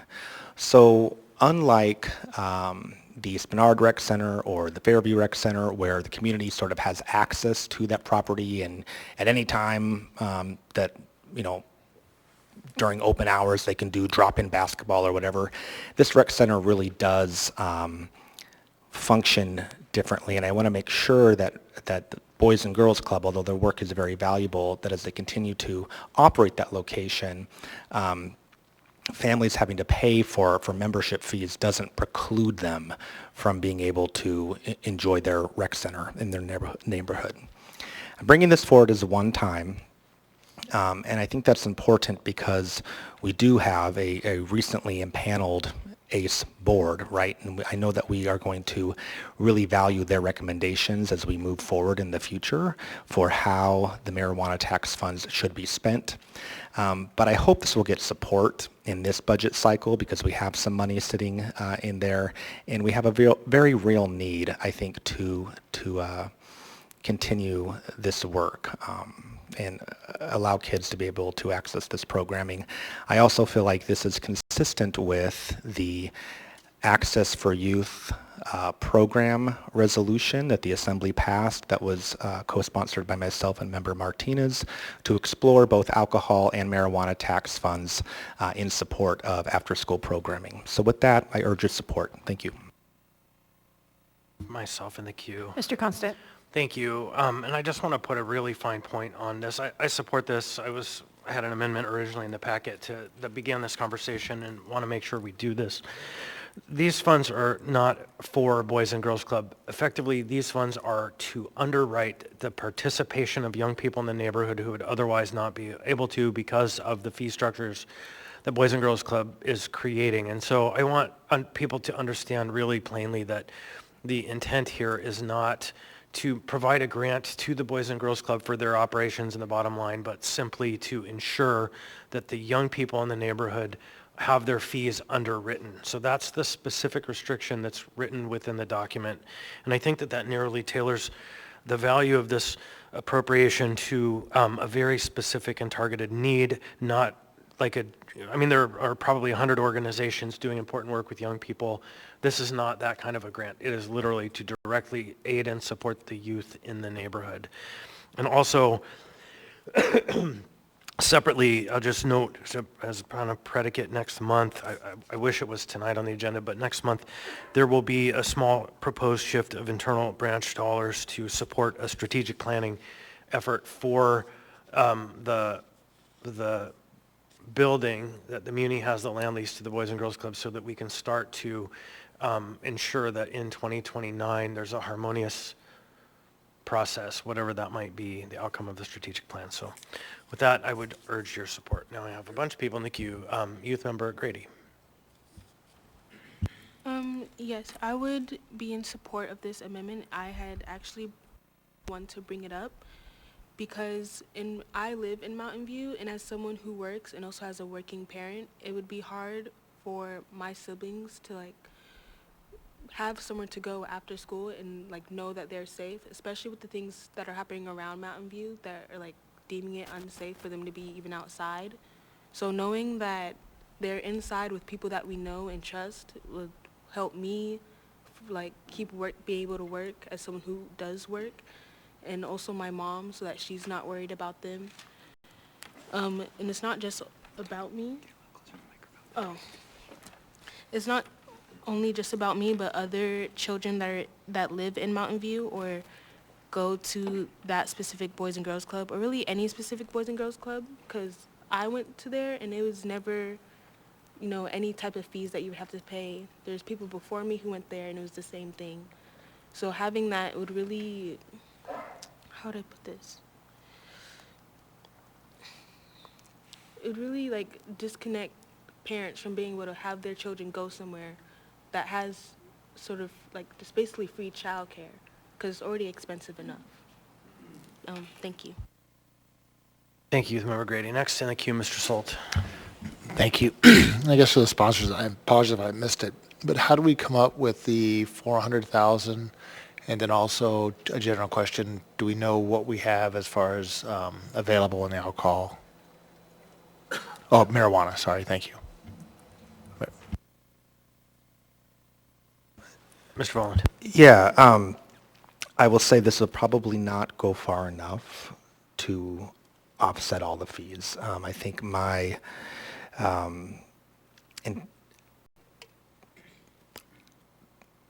what's the right word? My rationale was to find a number that I thought was realistic, that would not tie up all the funds that are currently in the marijuana tax funds that we have, but hopefully make a meaningful dent. How it remains to be implemented, I think that's yet to be seen, whether that's a scholarship program set up by the Boys and Girls Club, or if it's just a sort of reduction across all of the fee schedule.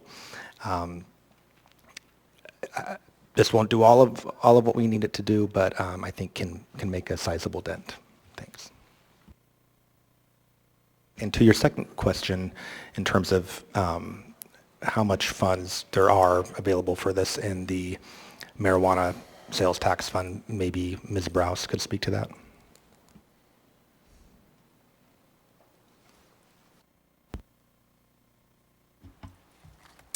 Hi, Ona Browse, Director of Office of Management and Budget. Through the chair to Member Solt and Member Voland, after the S version changes, the remaining balance in the marijuana tax ACE fund is $2.335 million.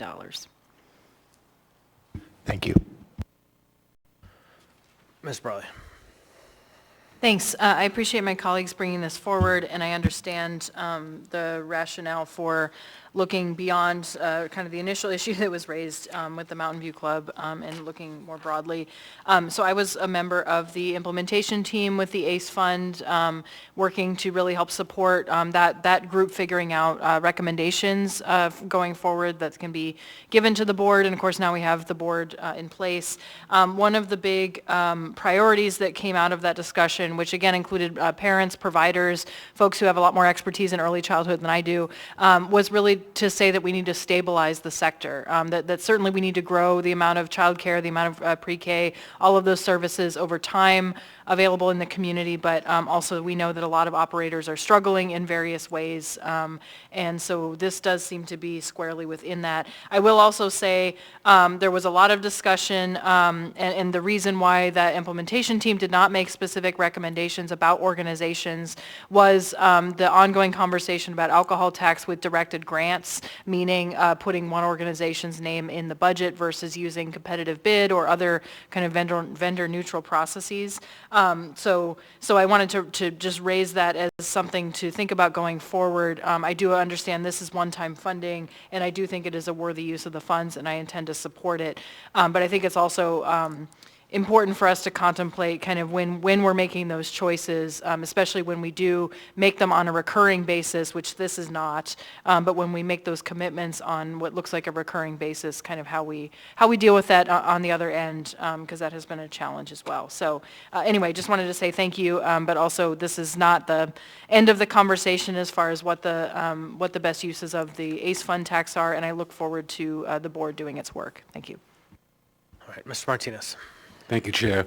I appreciate my colleagues, Daniel Volins particularly, for working so diligently on this. And clearly, we're meeting the needs for working families in our community today, and for the young people and for the young folks who visit the Boys and Girls Club in Muldoon. I see you. Obviously, we see you in all of the clubs. But I wanted to just thank the colleagues and encourage them to support this, but also to send a message to the Boys and Girls Club and to all the other organizations that didn't work with us to close this gap, that didn't come, from my vantage point, in a clear way. I first heard about the cuts to the Boys and Girls Club as a parent from other parents who were concerned about what they were going to do. And so I didn't see a strategy. I didn't feel like they were really working comprehensively to develop something. And so I don't want to send a message that we're going to clean up the message for organizations that didn't necessarily do their full due diligence. I think there is an actual gap here for resources. We can step in, but I want to encourage organizations like the Boys and Girls Club to come to the table sooner, more often, so we can work to mitigate any changes programming that will impact working families. Thank you, Chair. Thank you. And I put myself back in the queue. Mr. Constable. Thank you.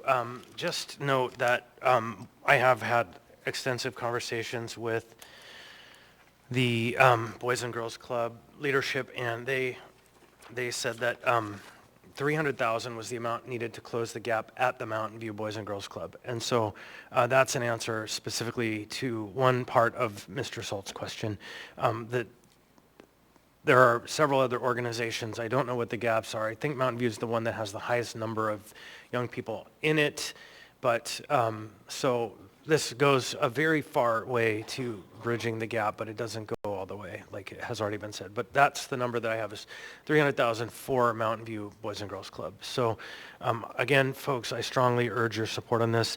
And again, this is literally to eliminate fees for children directly. So thank you, everybody. If there's no further questions or concerns, members may proceed to vote.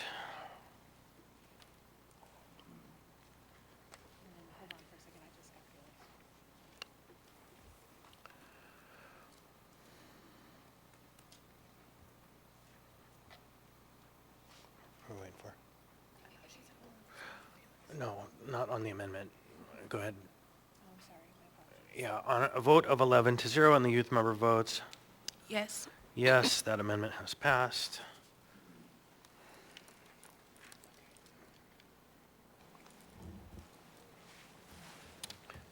You ready? Ms. Salto. Thank you, Mr. Chair. We're to be joined by Mr. Rivera here shortly. I just heard from him. But what I think is important with regard to the alcohol tax is I know there's an amendment that may or may not be moved by Ms. Bronga, so would like to turn to her to speak to her plans around amendment number 14. Thank you. So Amendment 14, I am excited to hear that there is a possibility of finding funding in unspent alcohol tax. And so I would like to remove this amendment from the budget, and I will work with the administration to find that funding. And this is for the ARCH program, the security doors they need for their new detox facility. Ms. Zalato. Thank you. I want to just speak to the alcohol tax generally. So the alcohol tax this year has some exciting things in it that I think are important to highlight. For me, one is additional funding for the mobile crisis team to truly get it to a 24/7 posture, as well as there was restoration of the prevention funding for a number of programs we heard from, including a number of amendments that were proposed by membership to include the youth court, the diaper pantry, New Life Center, among others. And so I appreciate the collaboration on getting those together. I think we should just wait a few minutes, Mr. Chair, unless anyone else wants to speak generally about the alcohol tax, to get Mr. Rivera on the phone.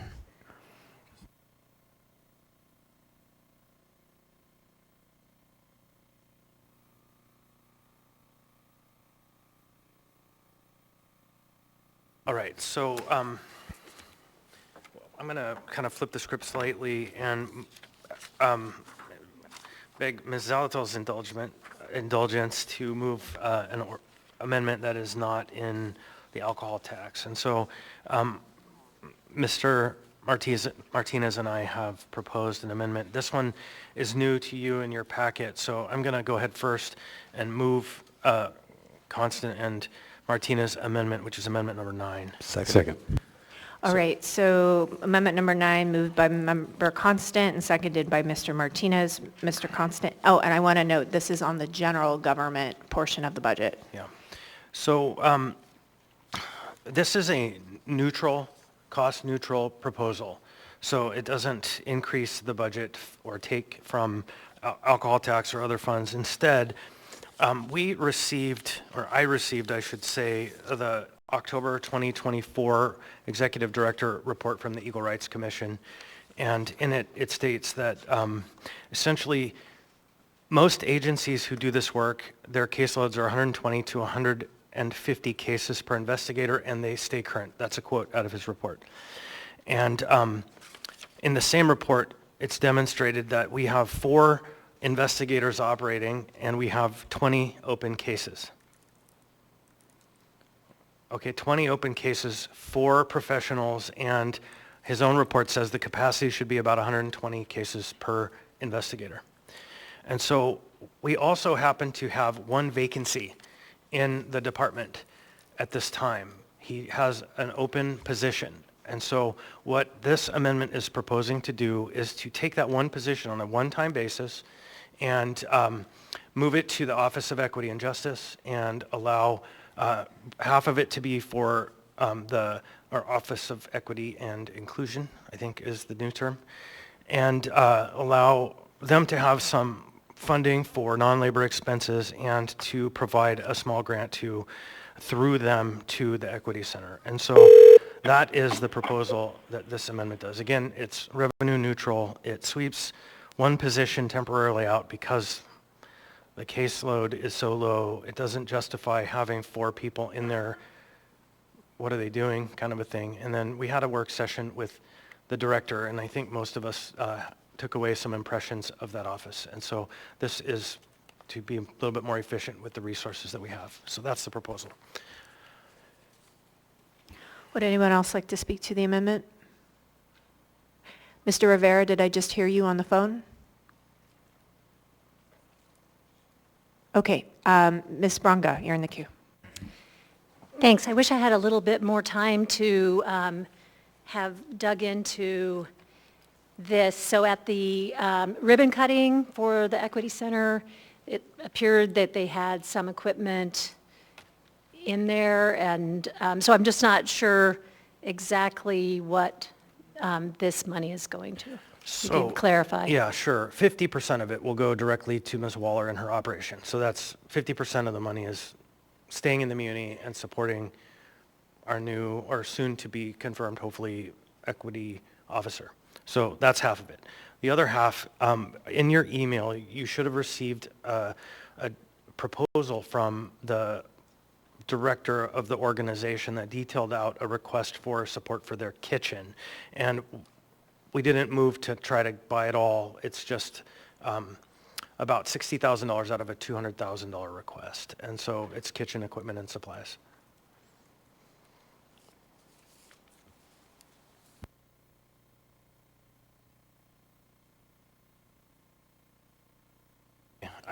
I assume it went to all members, but maybe it didn't. Yeah, I didn't see it, but I'm just concerned that I'm hoping, speaking of equity, that any group that was in need of something similar had an opportunity to, I had no idea this money was there that could possibly go to something like this, so Yep. that's my concern. I hear you. Thank you. Ms. Brawley? Thank you. Yeah, I was trying to recall if I had seen that, but I did attend that event, and I do recall that one of the issues was rising costs, and there was a shortfall. Of course, like anybody who's doing a home improvement or a building improvement, you cost it out, and then you move forward, and then the costs increase. But my question is actually on the other portion. I understand what the duties and the kind of general function of the Office of Equity and of Inclusion is. Is there a thought at this point at how those funds would be programmed? Are they labor, non-labor, or is that up to the new director to determine? As it's been presented to me, it's non-labor, but I think that there is a proposal, but the idea is leave it general because there is no budget for that office at this time. Yeah. All right, thank you. Other than labor. All right, anyone else on the amendment?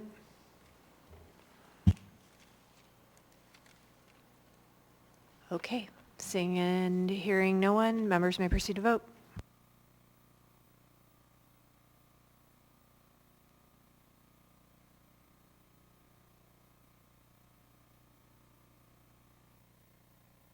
On a vote of 10 to 1 and the youth member votes Yes. yes, that amendment has passed. Mr. Rivera, are you there? Okay, Ms. Zalto. Thank you. So since we've moved to general government, would like to turn to our colleagues either from South Anchorage or Eagle River Chugiak to discuss their amendments, either amendment number 6 or amendment number 7. Who would ever like to go first? Mr. Myers? I'm happy to go first and actually ask Director Brass to come up here, and she's going to discuss this.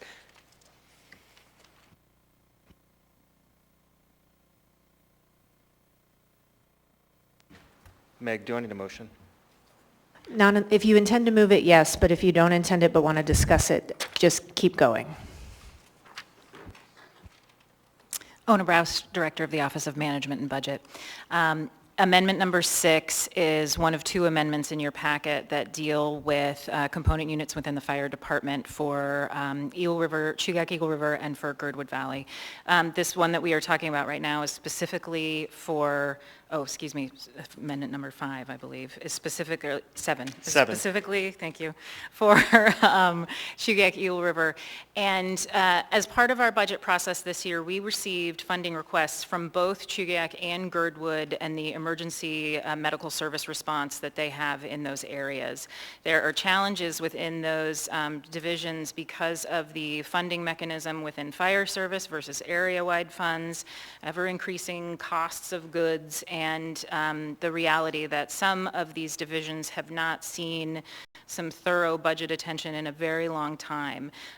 Because we got requests from both ends of our community, and we are working to focus with the Anchorage Fire Department at large on their operations and their budget. It is a very large portion of the municipal budget.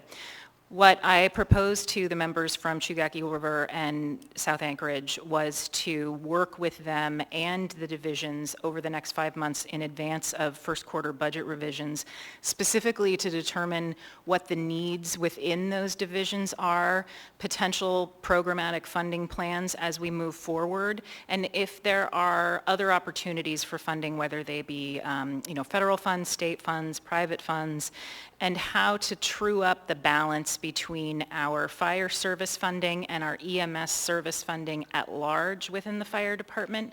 I have talked with Chief Schrage and Deputy Chief Parch for the last couple of months, focused on spending this next few months with the fire department to figure out what that looks like for the future. So I'm hoping that we will be able to postpone these amendments until first quarter and bring more information. We would also incorporate the conversation about Chair Constant's amendment that was presented at the amendment work session on the 8th. There is a lot of work to be done on the Anchorage Fire Department budget and its subsidiaries in order to make sure that our budgets reflect reality. I want to jump in there real quick and say the amendment that she referred to for myself was the firefighter wellness program, just so we're really specific. Thank you. Who had the floor? Member Littlefield and I are fine dispatching this and bringing it up again in April during first quarter budget revisions. At least our portion. I'm not sure what Zach and Randy plan to do. Okay.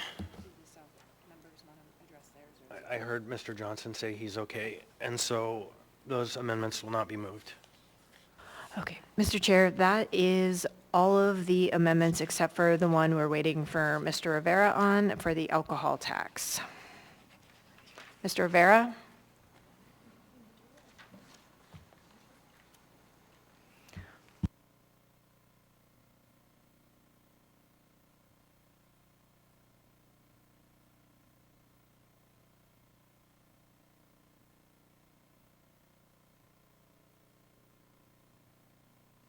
So if there's no objection, we'll, in order to give Mr. Rivera an opportunity to get on the phone, it's an option that we move on to the capital budget before we conclude the discussion on the operating budget. And so if there's no objection, that's what we'll do. Ms. Bronca, go ahead. I'm fine waiting for it, Mr. Rivera to come for the vote, but I just would hope that we'd always extend that to someone even if they were possibly voting the other way and they weren't quite here. So I don't know how the membership is on the amendment that he's proposing, but it is his amendment, and so I give no consideration to that. It's just that we have a bunch of items, and we can move on and take care of other items while we wait. Mr. Boland? Thank you, Mr. Chair. While we wait, I guess before we move on, I think that this is one where potentially more colleagues might want to be added as co-sponsors. Would now be an opportune time to do that? Or should Amendments don't work that way, yeah. What do you mean? Like, all you need to do is say, I support this as we come through the debate. The documents relating to an amendment disappear. They won't be part of the public record? Mm-hmm. Okay, thanks. Yeah, no. Again, the question is there objection to moving on to the capital budget at this time while we wait for Mr. Rivera to come on this main vote? Okay, I am hearing no objection. Seeing no objection, so we will go ahead and proceed to the next item. The next item is 11D. D. It's AO 2024-93, an ordinance adopting the 2025 general government capital improvement budget. There is no motion pending. Move to approve the S. Second. Motion to approve by Ms. Salatil, seconded by Ms. Brawley. And Ms. Salatil.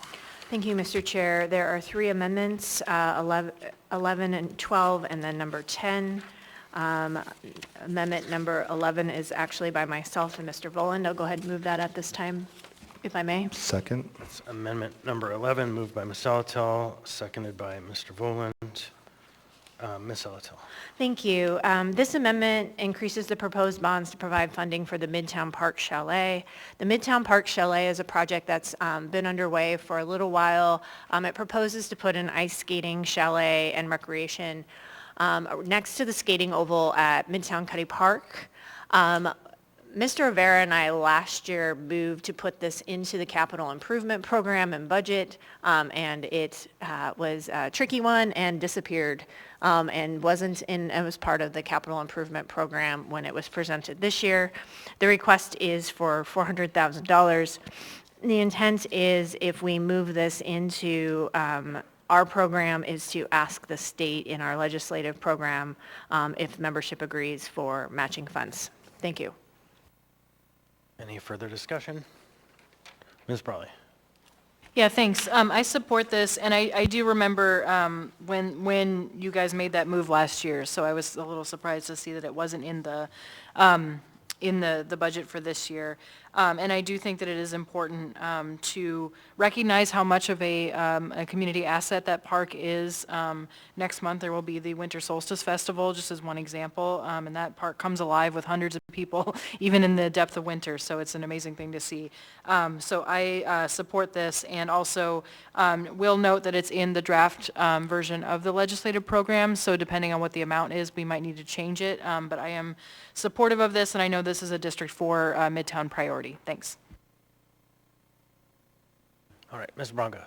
I support this also. I've had many conversations with Mr. Renkert about his advocacy for the program, and I know last year when we were looking at potentially moving money forward for it, they were not in a place where they felt like they were ready. I do have a little concern that unless the street scene continues to improve, that facility could be vandalized. It's in the heart of where a very large camp recently was, and I'm hoping things will be better next summer, but I would certainly like to have some assurances prior to putting money forward on a structure like this. Mr. Voland. Thank you, Mr. Chair. I'm excited to support this and to be a co-sponsor of this amendment. I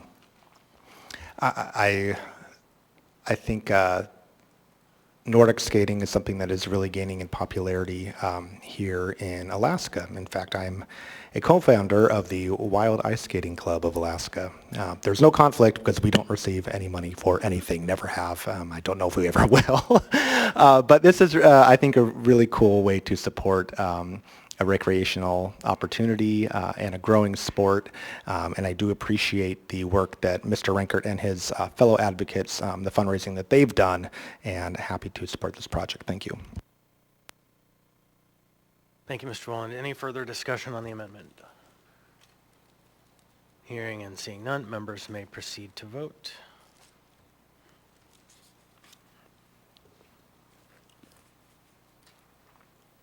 That amendment passes 11-0, and the youth member votes Yes. yes. Thank you.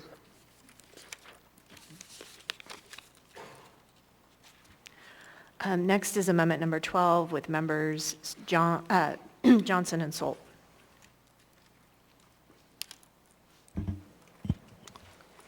Is there a motion? Motion to move Amendment 12. Second. Motion to amend by Mr. Salt, seconded by Mr. Johnson. Mr. Salt.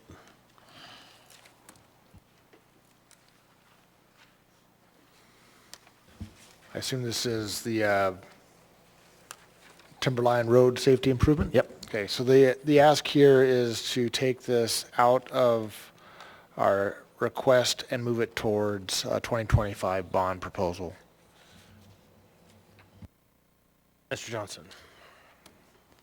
Yeah, thank you. I support this. I might have some comments on it, but first I'd like to ask Budget Director Browse to maybe speak to the impetus since the administration was helpful in crafting this.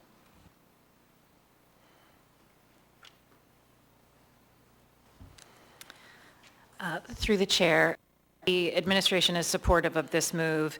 The Girdwood Board of Supervisors recently voted to move this project request out of the state funding program into the bond program, specifically so that the Girdwood Valley Service Area could vote on whether or not they wanted to tax themselves to be able to make these road improvements.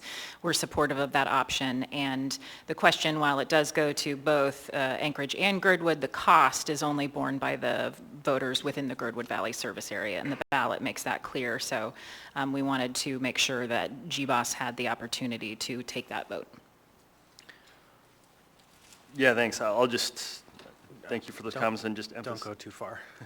Just again, emphasize the fact that this is something that was requested by the Girdwood Board of Supervisors, you know, as the elected body in the valley, and the cost for this would be only affecting people in the Girdwood Valley service areas. So as it has no, you know, consequence directly to the mill rate or taxpayers in the Anchorage Bowl, I would encourage members to support. Thank you. Mr. Constant? Simple question. It's kind of generally been touched on, but I don't think it's been directly answered.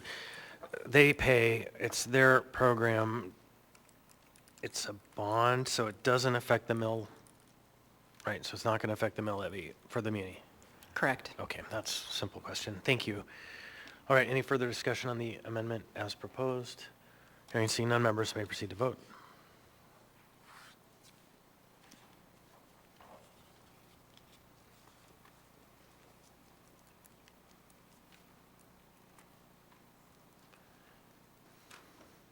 On a vote of 11-0, and the youth member votes Yes. yes, that amendment has passed.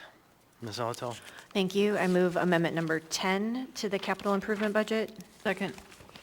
Motion to amend by Ms. Zolotel. It's amendment number 10, seconded by Ms. Brawley. Ms. Zolotel. Thank you. This is a conforming amendment. So what this allows is the Office of Management and Budget, with the agreement of the municipal clerk or their designee, to make conforming changes reasonably necessary to implement approved amendments to this ordinance and any attached memorandums or exhibits. And you will see one of these for each of the S version budgets that we will be making amendments to tonight. Thank you. And to the youth members, this allows the clerk and the OMB director to make fixes on any incidental errors that might have been made in the process of updating by amendment, something that might have been different in this column or that. It just allows them to, authorize them to make those fixes. All right, so anyone else on the amendment? Seeing here, none, members may proceed to vote.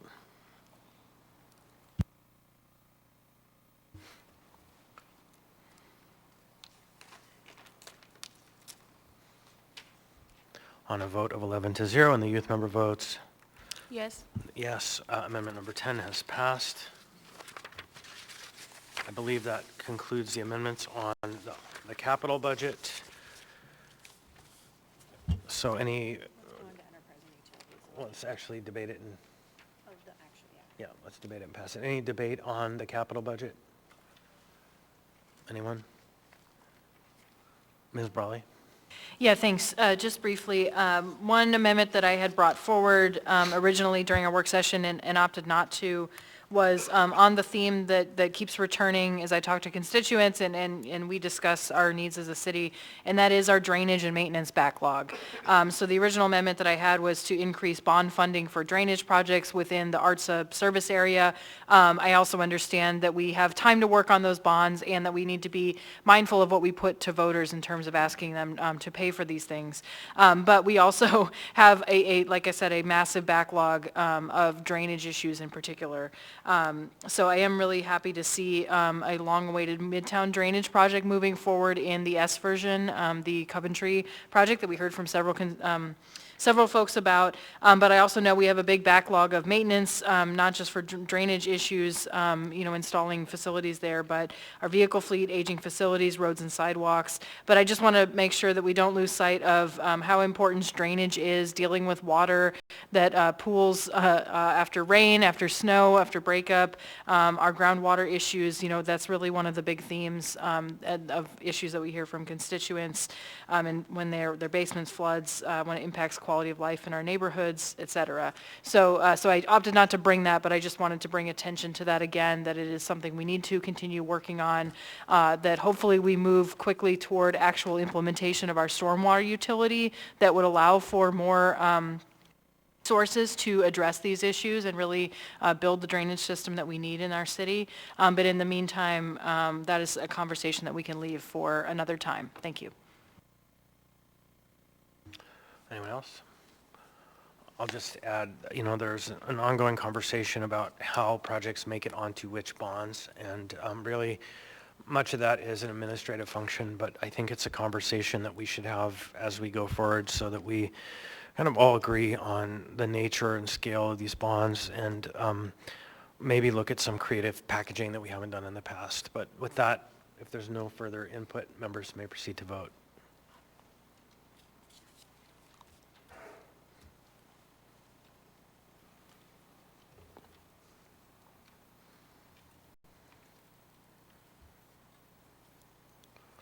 On a vote of 11-0, and the youth member votes Yes.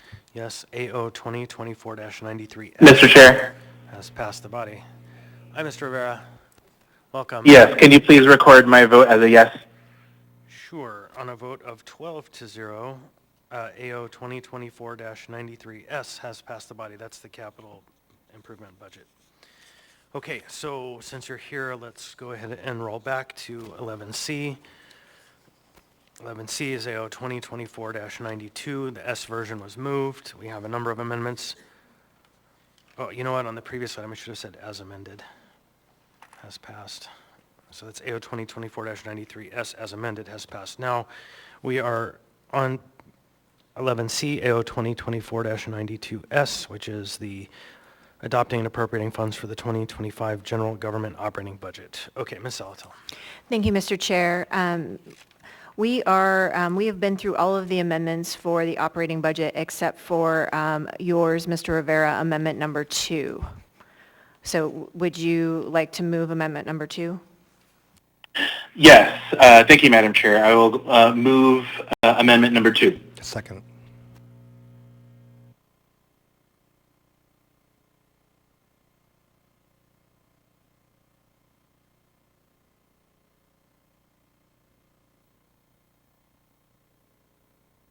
Thank you. So Mr. Rivera has moved, Mr. Voland has seconded what is amendment 2 in the packet. Mr. Rivera. Yeah, thank you, Mr. Chair.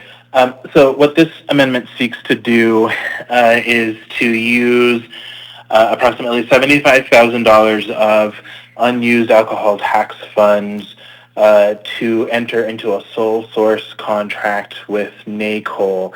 NACOL is the leading national organization when it comes to civilian oversight of law enforcement. And they have an extensive history of working with many jurisdictions, working positively with many law enforcement agencies around the country to develop various types and use various models of what folks call civilian oversight, what others call independent oversight, what some call community oversight. There's a variety of names and feelings that people attach to this work. Frankly, I believe that we are in a position as a community that this kind of work is very much being called on. The community is calling upon us as the leaders of the municipality to move forward in this work in tandem with, not in opposition to, all of the work that Chief Case and the LaFrance administration are currently undergoing. So I want to underscore that. This amendment does not work in opposition to anything which the police department is working on. In fact, I believe it adds on to that work, and it adds, I think, a crucial missing element. Essentially, what this amendment will do is passed. There is an attachment to this amendment which lays out what the contract agreement would look like, possibly between NACOL and the municipality of Anchorage.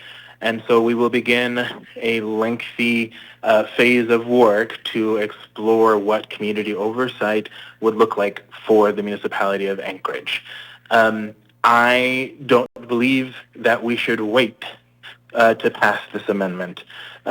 We are, I believe, in a point in our community that we should move forward. We should not delay this amendment. And regardless, this is going to be a process that takes time. So let's get started, and it's not delay. And I encourage everyone to vote yes on this amendment. Thank you. Mr. Voland. Thank you, Mr. Chair. I definitely support this amendment. And as Mr. Rivera was getting at, I think this is an opportunity for collaboration to bring stakeholders together, the community, APD, the administration, the assembly, and to have a conversation about exploring what is a best model for Anchorage residents to have more input. Frankly, I think we are in a place and time here in Anchorage when it comes to policing where our best practices are lagging behind other jurisdictions. I'll be frank. And I think, even going back to a sort of slow and frustrating rollout in body-worn camera policy, I certainly appreciate the efforts that Chief Case and APD have gone through to shore up that policy and to have a dialogue with policymakers on that, and all the work that they are doing to provide more public information. But I think that we are at a critical juncture, where we need outside expertise to weigh in. Respectfully, I don't think that our body has that expertise as policymakers right now. I don't think that the administration has that expertise. I don't think that APD has that expertise. I think it now is time to bring in the experts and help have a dialogue that can be collaborative with the community, and to explore what do we want to do? Civilian oversight, more public input. Perhaps this can be very helpful in reimagining the Public Safety Commission. And so I really hope that my colleagues will be in support of this and we can move forward. And I'll just highlight that this is very responsive to much of the testimony that we heard in the public hearings on this budget. And of course, we can see there are many advocates for this in the room here tonight. So thank you to all of you for showing up. Hope we can support this. Thank you, Mr. Chair. Ms. Brawley. Thank you. So we have heard a great deal about this proposed amendment since it was brought forward. And I want to share that I understand the concerns about working with this particular organization. I also understand concerns about what the possible outcomes of that process will be. I'm also not naive about the work ahead. I know that these kind of conversations, how a community engages with law enforcement, what that relationship looks like, will be tough conversations. And it will need to weigh all of the costs and benefits. So I'm really approaching this project, which has already been underway, minus this funding, of course, as really exploring options. So I don't see this as a foregone conclusion or driving toward a specific outcome. I believe that this is funding a conversation, a process, and one that can meaningfully involve community members, law enforcement, municipal departments, and staff. And I have been part of tough conversations and stakeholder negotiations before. So I know that it is possible that if people come to the table even with disagreement, but a willingness to talk, even if that's very strong disagreement, you can work toward shared solutions and in the end come to something that everybody supports. I truly believe that that can be possible. So for all those reasons, I do think we need a thoughtful and intentional process to explore these options. We need to engage the public on what is both effective and realistic. I know there's a lot of folks, I think, have a very clear idea in their minds at this point what they want or what they believe should happen. I am not one of those. I think that there's more information that we need, and there is more exploration that we need to do. But I think we can greatly benefit from lessons learned from other places to look at what the more and less effective paths other communities have taken, and also so that we are clear about what the resources needed to implement any of the recommendations that are made before we take any action. So I believe that this will help us move through that process. Thank you. Mr. President. Thank you.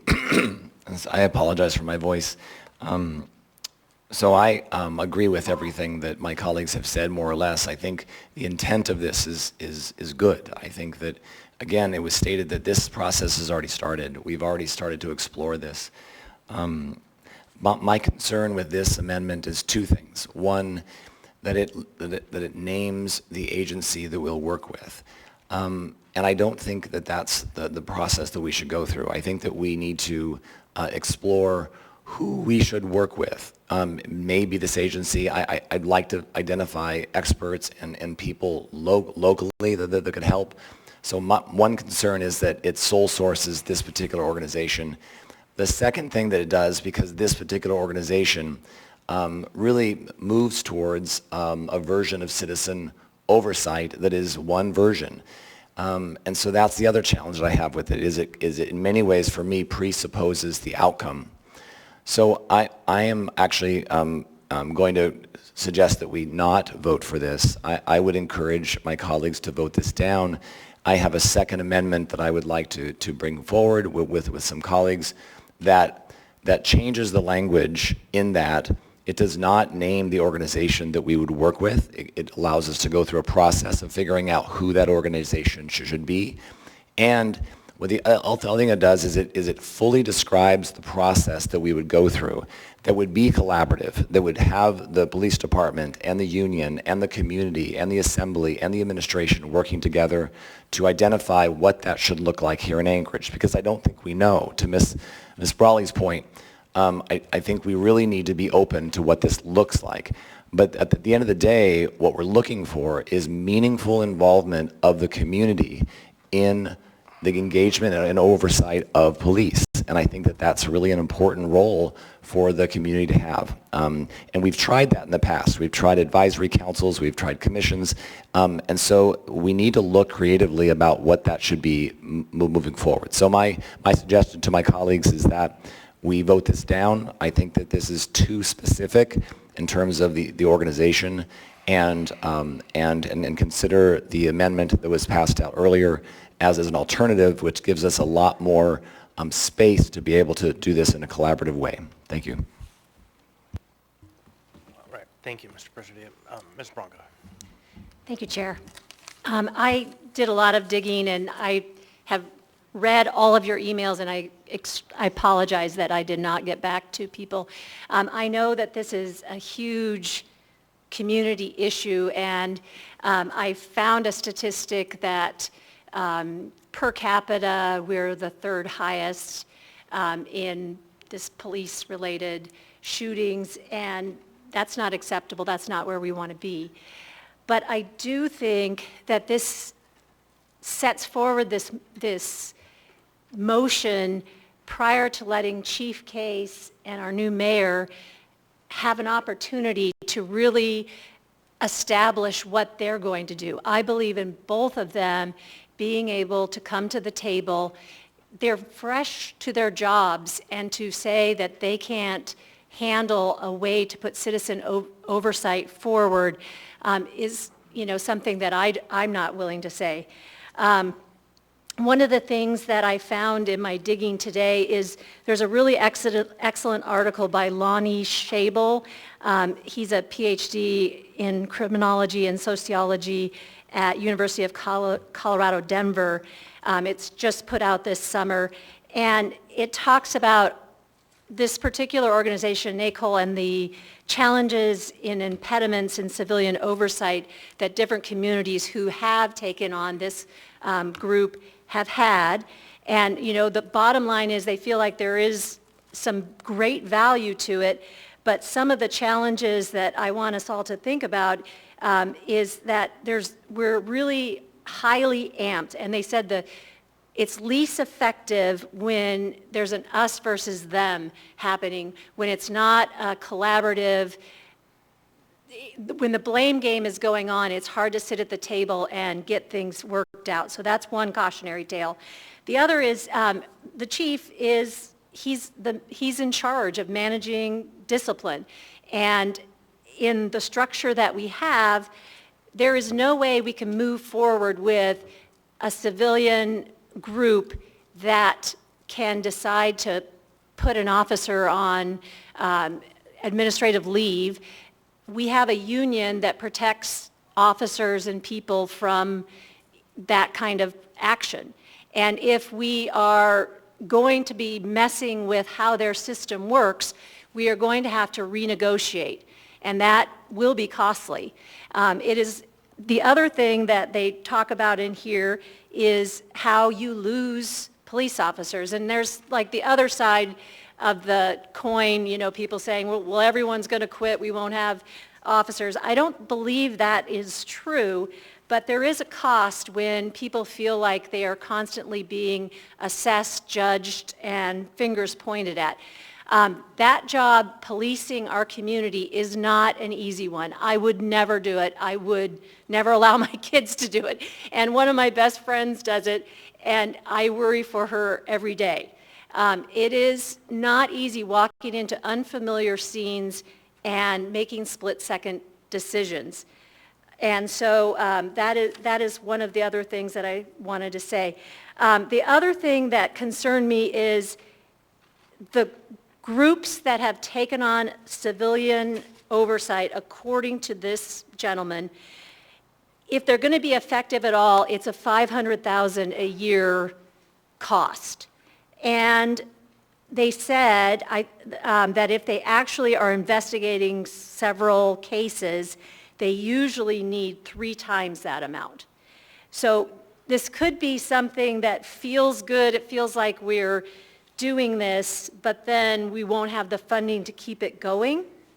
The other thing that I wanted to point out that I just learned today is that, I gotta find my paper, that 25% of Seattle officers left after they went to this civilian oversight with NACOL. And the other thing that I wanted to talk a little bit about is that Anchorage, Alaska has 1.48 officers per 1,000, and the state average is 1.65 per 1,000.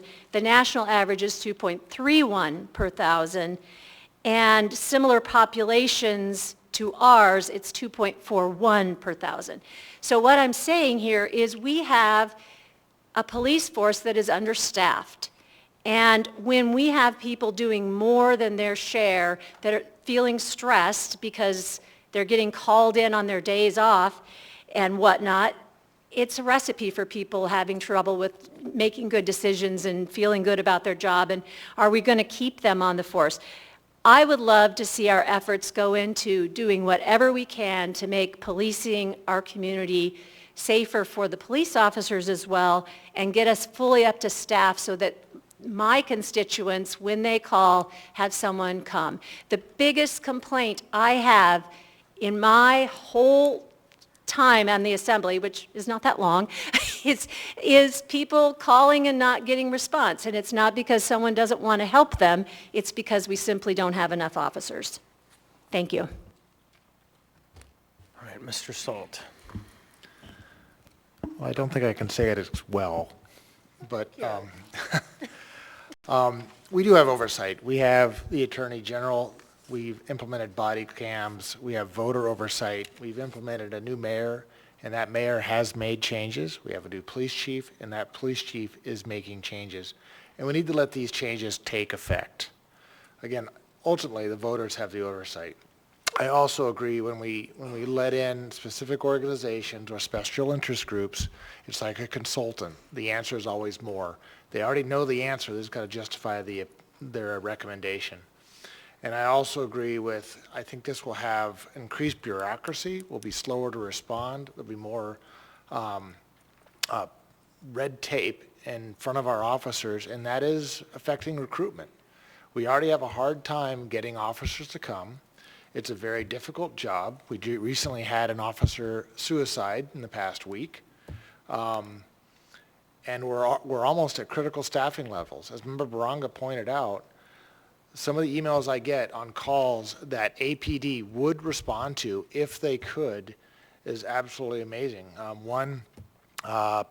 Someone showed up at a resident's door who had come from a suspected drug house and had been beaten up, bleeding profusely, And it took over 2 hours for a response to come to that person. I know, and I've followed up, I know that's a high priority call. I know they will send someone. And that just goes to show how understaffed we are, and this will affect recruitment. Thank you. Ms. Alto. Thank you, Mr. Chair. I actually have a couple of questions maybe for Mr. Falsey, because they have to do with whether this might be a grant or a contract and the dollar thresholds and the process that applies to them. And I am not fast enough on the fly to read code. So the proposed amount in the and the next one is both $75,000. This amendment says contract. The other one doesn't specify, and I know we treat grants and contracts slightly different, whether or not with the, so what I'm most interested in knowing is what vehicle is necessary at this dollar threshold to ensure that the item would come back to the assembly for approval and not just be awarded, or if that would need to be an added term on the appropriation.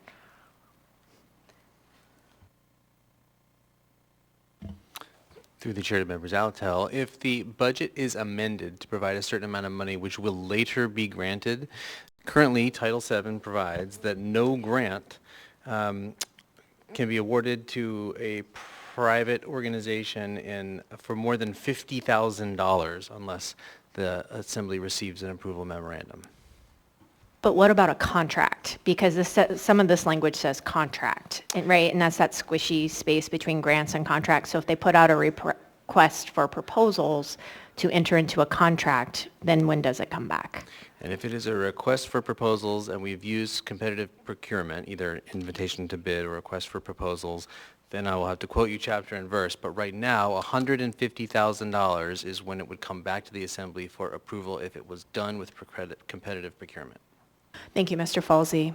The reason I ask those questions is it's a small distinction, but I think a very important one.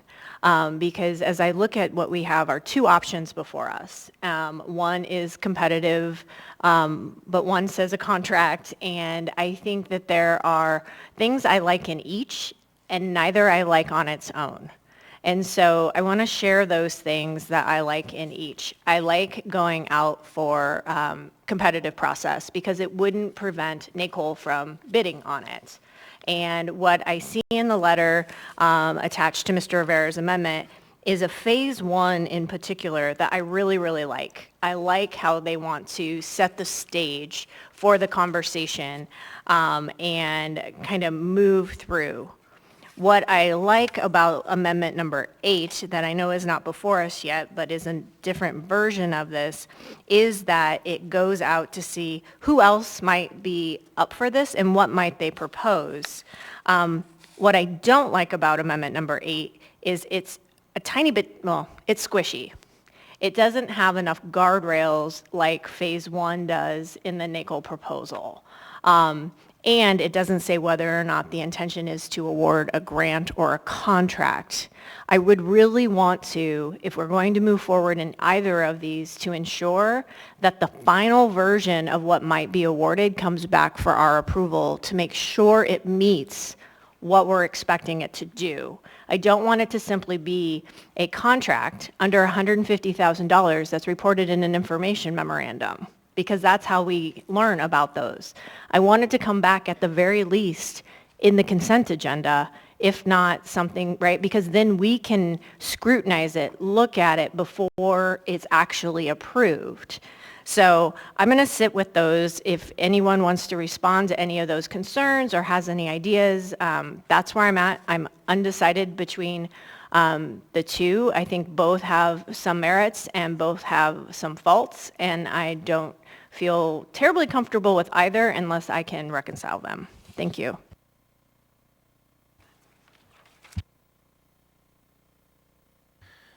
Mr. Myers. Thank you, Mr. Chair.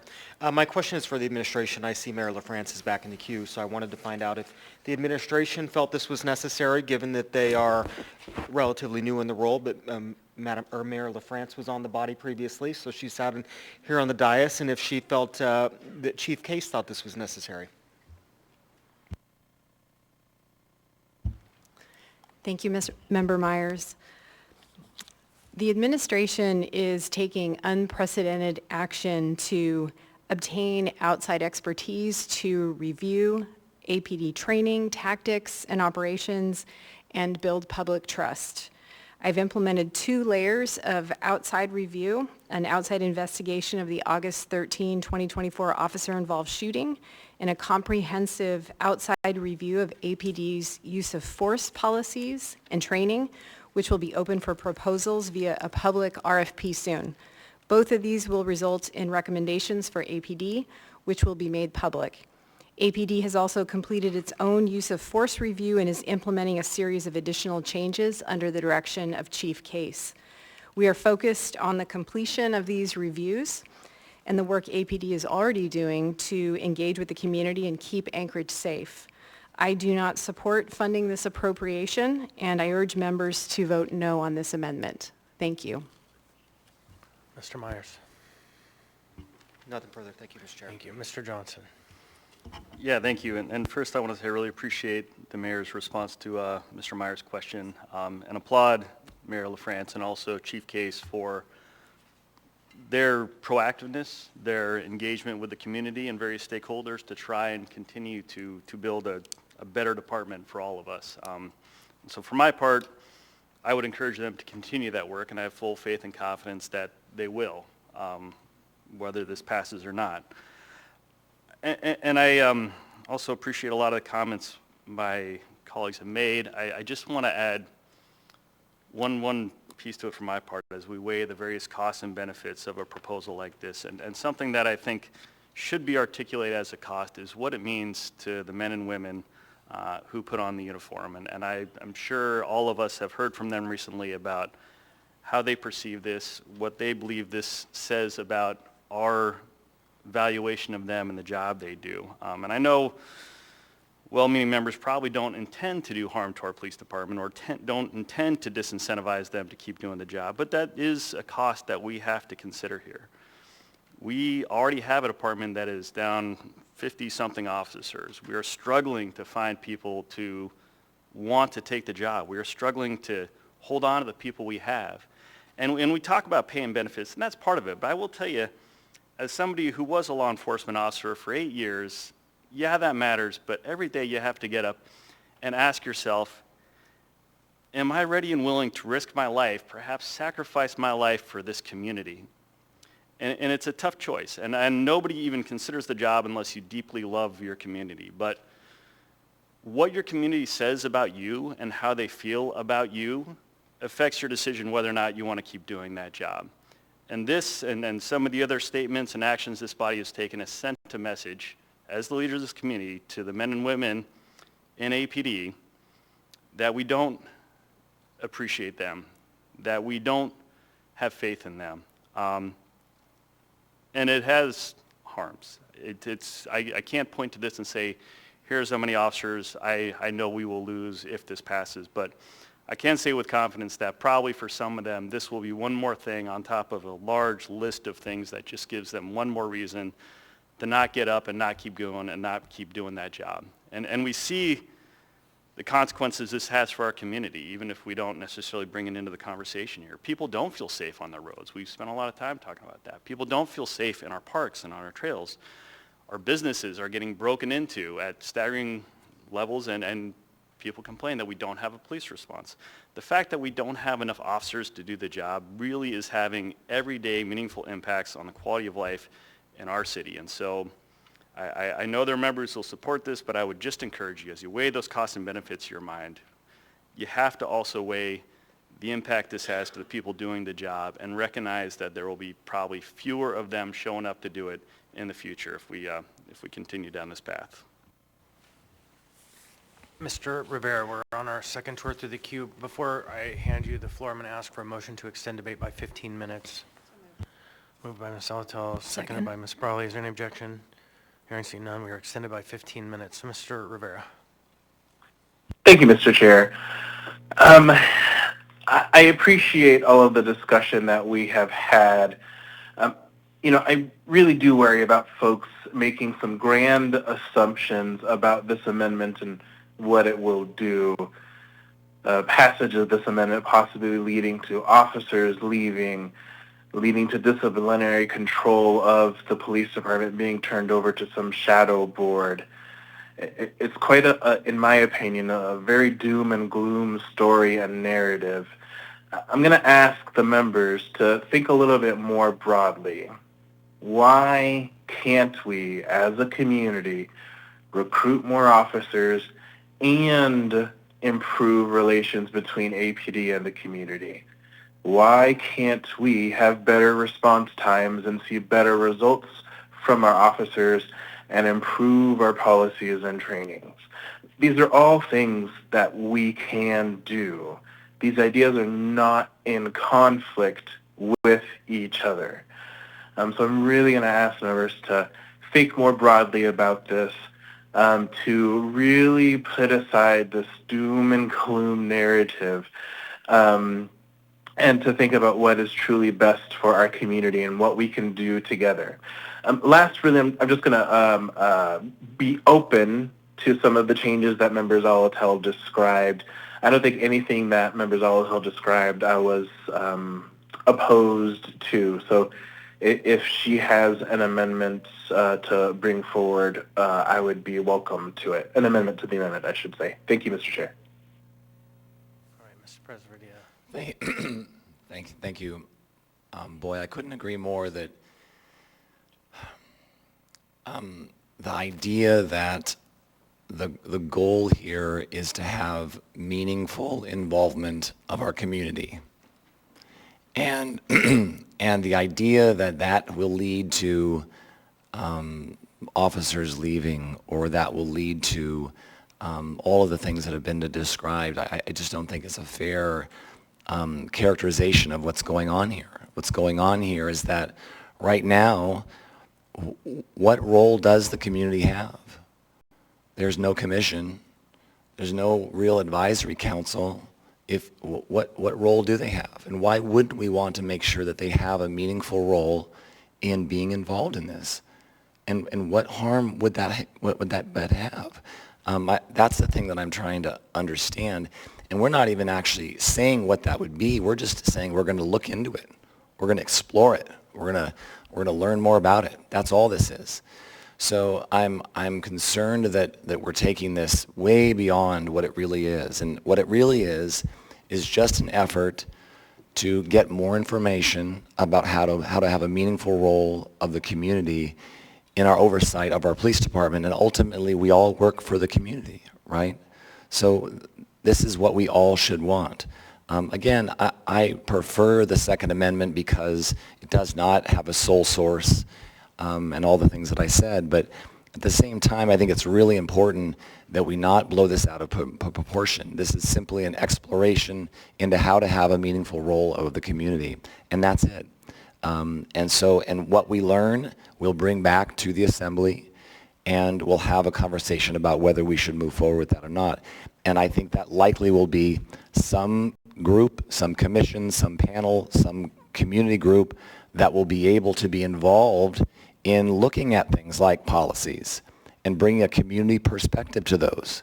It'll be things like, you know, there's a new training program that the police force is going to do. Let's have community members look at that and talk about it and share their thoughts about it. How about, you know, there's something going on that is a concern by the community. So this group will learn more about it, and they'll gather more information about that and have a role in actually trying to see how we can solve it. So I don't think there's anything sinister going on here. I think this is simply an effort to try to gather more information and have a meaningful role with the community. So, but again, I think unless we amend this, we should vote this down and look at the Second Amendment. Thank you. So I'm going to skip through the queue to Youth Member Grady. Whether there is already oversight doesn't matter. It isn't working. Whatever prosecution from the Attorney General, oversight from the Chief, all of it isn't working. When we talk about subjects like this and see statistics about officers learning about changes in the force, we shouldn't let that distract us. Any system in which a public servant shoots a teenager is so vastly flawed that we cannot let it be. This is not a commitment to any later board or project, just a single chance to do what's right. Thank you. Thank you, Mr. Martinez. Thank you, Chair. Thank you, Youth Member Grady, for your words. I appreciate Member Cameron, Member Perez-Verdia for describing grand assumptions, and I think we've fallen into the trap again, sir, where it seems like if people, the choices are today about a step forward or not, and I don't think that's what the choices are. But let me begin by establishing how my morning routines are so that folks can get a sense of my background to this. This is not a theoretical operation for me. I have been training my son how to interact with police for 16 years. I have been an expert for the United States of America to work internationally with law enforcement across different countries, training them on how to not be the police that I grew up with in Giuliani's New York, in the Amadou Diallo aftermath, or the Central Park 5 aftermath. Just the other day, I had to educate my son how to make sure that he got a bus to stop for him. See, a bus drove right past him, and he thought he was just waiting at the bus stop, and the bus didn't stop for him. And I had to ask him, well, did he wave? Did he do things that to some folks might seem like it's excessive? But I've been doing that training my whole entire life. So this conversation is real to me. It's a life or death conversation for myself and for my family.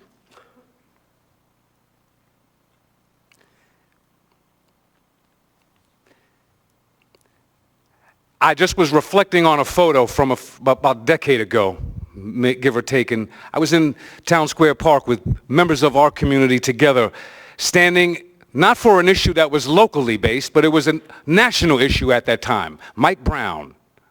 Y'all folks remember that? Hands up, don't shoot.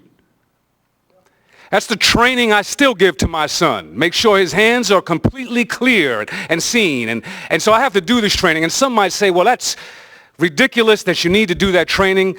We need to do better as a society. Right on, amen, but I'm still going to do that training because it's matter of fact to me.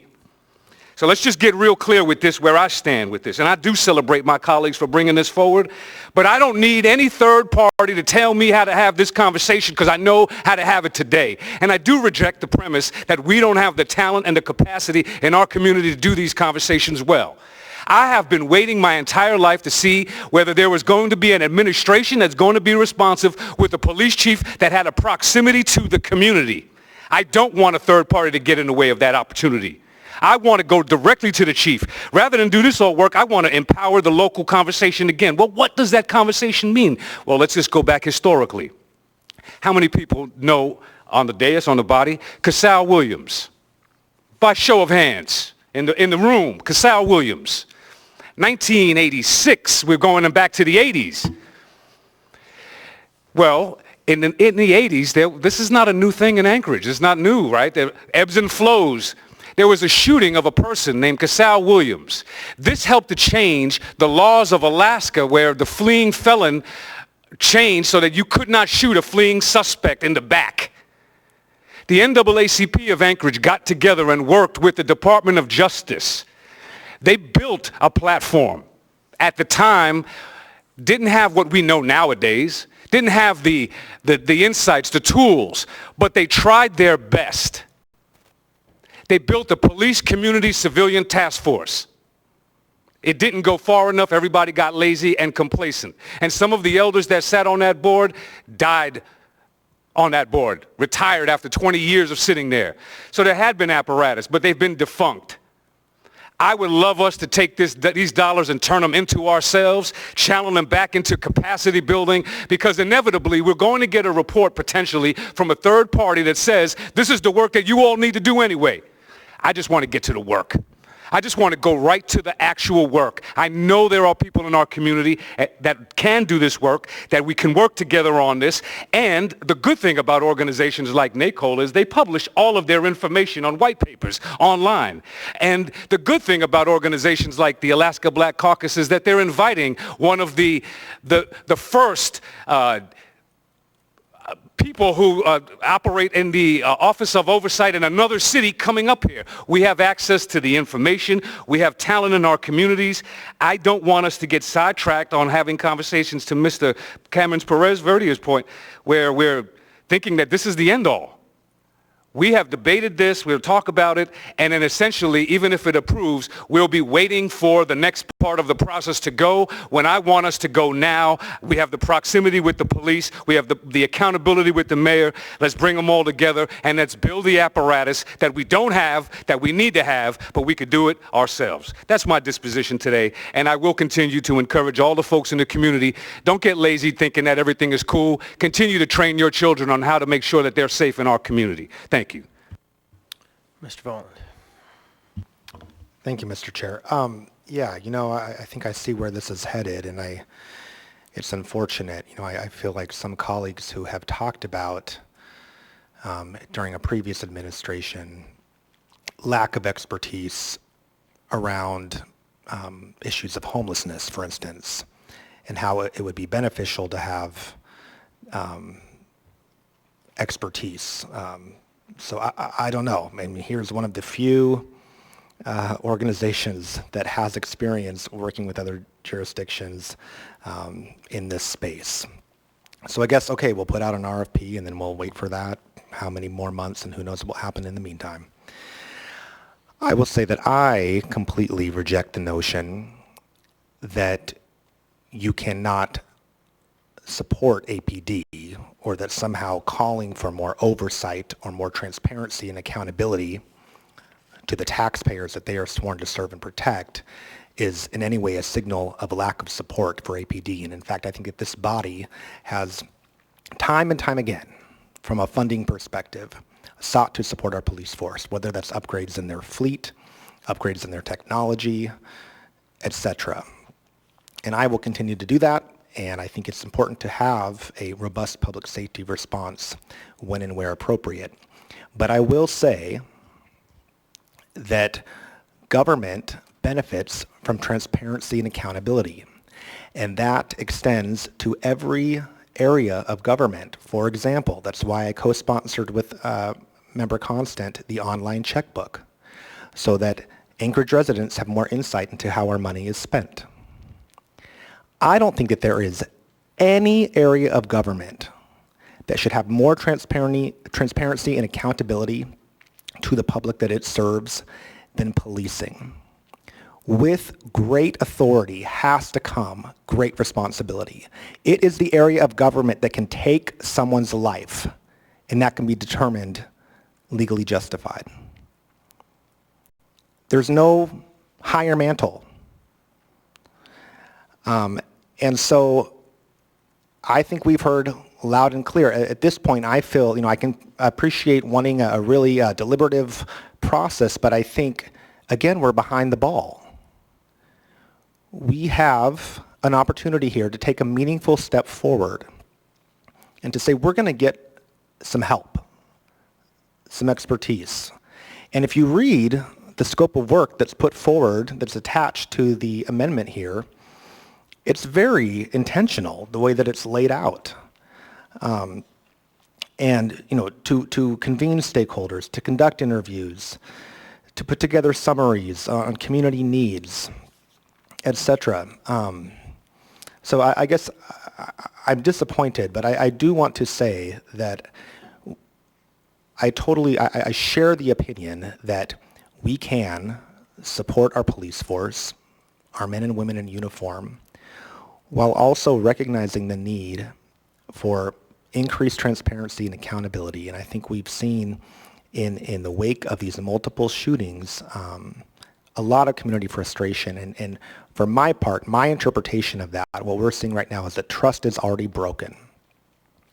And I'm very concerned about folks not seeing our police force as those who will intervene and make a situation better. If you have a loved one in crisis, if you have a family dispute, I don't know if the message that the community is getting right now is call the police, they're going to help. The situation is not going to be escalated. You're not putting a loved one at risk. I don't know if that's the message that our community is receiving right now, and I want to help move us in that direction. But I think for Anchorage residents to have more input, I think time is of the essence. Thank you, Mr. Chair. So I'm going to ask members' indulgence to extend debate by another 10 minutes. Is there any objection? Hearing and seeing none, we're extended. Ms. Alatel. Thank you, Mr. Chair. So I've listened to the debate, and I'm just going to kind of head one direction and probably veer another direction. So I am someone who, in my 5.5 years on this body, has been critical of the police force, who has questioned why it works the way it works, has had, I think, pretty deep conversations with our current chief of police and the head of the APDEA or the union to better understand, because it's not a natural disposition I have. And I've supported APD. I have brought every training dollar they have asked for. I have supported efforts for mental health integration and other opportunities. I have been there. I have shown up, contrary to what I believe many on the force believe. And I have been stalwart in that, even when there was opposition from prior administrations to support our own police and their training. That said, I have the same conversation with my child that Mr. Martinez has with his child. And anyone who has to have the conversation with their child knows that you make a calculus every time you see an officer. You make a calculus of, will my child act the right way? My child is now where she is out more independently in the world. I worry, because you know what? My kid knows to call mom if there's a problem, but what if she reaches for her purse and her cell phone? It keeps me up at night. And that's not to say that I don't think that we have very professional officers, but they are trained in a particular way. And I understand that some of that training is going to change, that there's going to be a review of the use of force policies. But I don't see this as a binary decision. I appreciated this idea that we built a platform previously out of tragedy, but I think it needs a modernization program. And I think that modernization program is one that is, frankly, additive to the capacity we have in the municipality. I'm not going to support the current amendment. I would like to bring the next amendment forward and amend that amendment. I wish we could do it ourselves. I wish we had the capacity and the time to just simply do it ourselves. But I don't see anyone stepping forward to do it. It's been months. I don't see anyone sitting down and saying, what are we doing? How are we making sure the community is involved? How are we having these conversations? It's not happening. It's not happening with the urgency and robustness that I hear members speak to thinking it needs to be done. So I think this is the opportunity for our community to have the yes and proposition. Yes, I trust the mayor and the chief of police to look internally and make changes. Yes. I also trust the community to engage in a thoughtful conversation about what will help restore the relationship. If you do not have to have the conversation with your child or a loved one, then you don't know. Hard stop. I'm sorry. It is a place of privilege to sit and not have to think about that. I can't put you in my shoes. I can't put you in those shoes until you have to do it. So I urge my colleagues to vote no on this amendment. Let's bring the other one forward, and I plan to run an amendment against it. Thank you. Mr. Martinez. Thank you, Members Altel, and I appreciate the words and the reminder to the folks in the audience to have grace for each other. That's how I heard it, because everyone doesn't have the same lived experience. But I have a question, and maybe the sponsors, maybe folks who have more seasoning on the body, and maybe even members of the administration can help. MCT, Mobile Crisis Team, how was that developed? Did we hire out-of-state folks to give us the work around building a platform and then kind of take those recommendations into the MCT? Or what was the genesis of that program? We did that, yes. We appropriated money to consult with Steph Colston, and she worked with the chief of fire at the time, Ms. Hetrick, and they came up with what the appropriate platform looked like, examining what had been implemented in other parts of the country and how we could also use Medicaid to do that. Ms. Colston was one of the people who had worked with the state to develop our 1115 waiver, so we used her expertise. Excellent. And what I heard was parallel something that Member Perez-Verdia described, which was rather than being in conflict, but working in alignment with a department, essentially, not extra departmental. And it seemed that seems like a different genesis, a different process. And then also to fundamentally describe that we moved the funding for the MCT out of the alcohol sales tax bucket and put it into general operations, so we formalized it as well. So a good idea got formalized, and it was working with a department. I just wanted to highlight that because we do have track records, real time, of how we can get cutting edge with responsiveness from local government. Different set of issues, clearly. MCT is a different space than what we're talking about, but it also speaks a little bit into that, in that there's a different response from the municipality that goes along with the mobile intervention team. And so I just wanted to just get a little bit more of that background. I appreciate Member Zalto for having that history, and it just describes to me that there are other ways forward, working with each other rather than opposed to each other. Thank you. All right, so I see no one else in the queue for the amendment. Members may proceed to vote.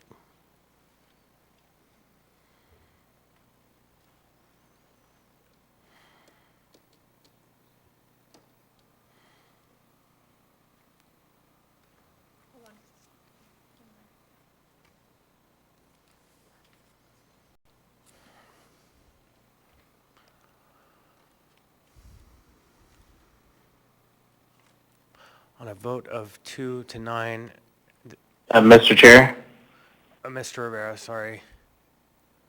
I vote yes. Okay.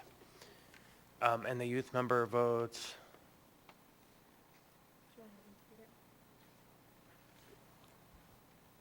On a vote of 3 to 9, and the youth member votes? Yes. Yes. So that amendment fails to pass. Ms. Zalato. We probably need an extension of another 10 minutes. Is there any objection? No. Okay, Ms. Zalato. Next, and the remaining item for the alcohol tax is amendment number 8. The sponsors are Brawley, Perez-Verdia, and Rivera. Is that a motion to amend? Move to amend number 8. Second. Moved by Ms. Brawley. Who is the second? Cameron, me. Mr. Perez-Verdia. Okay. Ms. Brawley, I guess. Yeah, I'll just very briefly highlight the differences with this one. First, we removed reference to a specific vendor. It specifies that the contractor will be chosen by competitive bid. I think we already discussed potential amendment to the amendment on this item. Second, we made it clear that this process will explore multiple options in a range of functions from advisory to oversight. You'll note that it says that the working group that is described in this amendment must recommend at least 3 different models or options for the municipality to consider. Again, speaking to the idea that this is not driving toward one specific outcome. And then lastly, I'll note that as has already been discussed, myself, Mr. Perez-Verdia, and Mr. Rivera have actively been forming a working group, and that will not be dependent on whether this amendment passes. We intend to continue that work in 2024 and into 2025, whether or not we have additional resources. This funding would help us increase our outreach to the public, especially really having those public conversations and understanding before we dive into what the options might be. It'll help us do information and analysis, and it'll help us understand what other places have done, as well as we've talked about, costing out what these options might look like. So whether there's resources to support this, we do intend to continue this discussion, to involve the community in this effort, and to, again, really go from, I think, where folks are starting and maybe have a clear idea or a clear set of things they would like to see, and move us all through that process so we all better understand what our options are, and then we can hopefully come to something that people can generally agree on is a better place than where we are now. Mr. Presverdia. Thank you. Mr. Martinez is going to read my statement on my behalf. Thank you. Chair, I'm going to read a statement on behalf of Mr. Perez-Verdia, who's having voice problems today. Exploring community engagement and accountability in Anchorage policing. As representatives of Anchorage, we acknowledge the vital role our police department plays in ensuring public safety and fostering community trust. The Anchorage Police Department has taken significant steps towards continuous improvement, including independent reviews of policies and practices. These efforts are commendable and reflect a commitment to excellence and community service. At the same time, we recognize that community members desire a more meaningful role in shaping public safety and ensuring accountability. Past efforts, such as advisory councils and commissions, while well-intentioned, have not consistently provided the depth of engagement or influence that the community seeks. This has led to frustration and a sense that their voices are not fully integrated into the processes that guide policing in Anchorage. To address this, we propose a collaborative exploration of new models for community engagement and accountability. This effort is not about identifying wrongdoing or diminishing the good work of the police department and its officers. Instead, it is about building on existing successes to foster a stronger relationship between the police and community they serve. Our goals include identifying best practices, engaging with experts and organizations to learn how other communities have successfully implemented models of meaningful community involvement and accountability, collaborative development, working in partnership with the police department, the police union, community organizations, and the mayor's office to co-create a framework that reflects Anchorage's unique strengths, needs, and strengths. 3, creating a meaningful role for community members, moving beyond advisory input to explore avenues where the community can participate in a way that ensures transparency, accountability, and shared responsibility for public safety. 4, building trust through engagement, ensuring that any framework developed is rooted in trust, mutual respect, and shared commitment to public safety and community well-being. We propose an inclusive process to explore what is possible for Anchorage, while engaging consultants or experts to guide the conversation and developing recommendations. While this amendment is neutral on the vendor providing services, we will seek contractors not only with facilitation and process experience, but also expertise with law enforcement policies. This process will prioritize collaboration, ensure all stakeholders, including community members, city leadership, the police department, and labor organizations, have a voice. Our intent is to create a model that is supportive, constructive, and rooted in the shared goal of making Anchorage a safe and thriving community for all. That's the end of the statement, Chair. Thank you. Ms. Salatel. Thank you. I would like to amend this amendment. In the last paragraph of the text of the amendment, at the end of that paragraph, I would like to continue the sentence so it says that includes the specifics as outlined in phase 1 of amendment number 2, the attachment to amendment number 2, and requires assembly approval of the contract or grant awarded regardless of the amount. Second. Motion to amend by Ms. Salatel, seconded by Mr. Volin. Ms. Salatel. Thank you.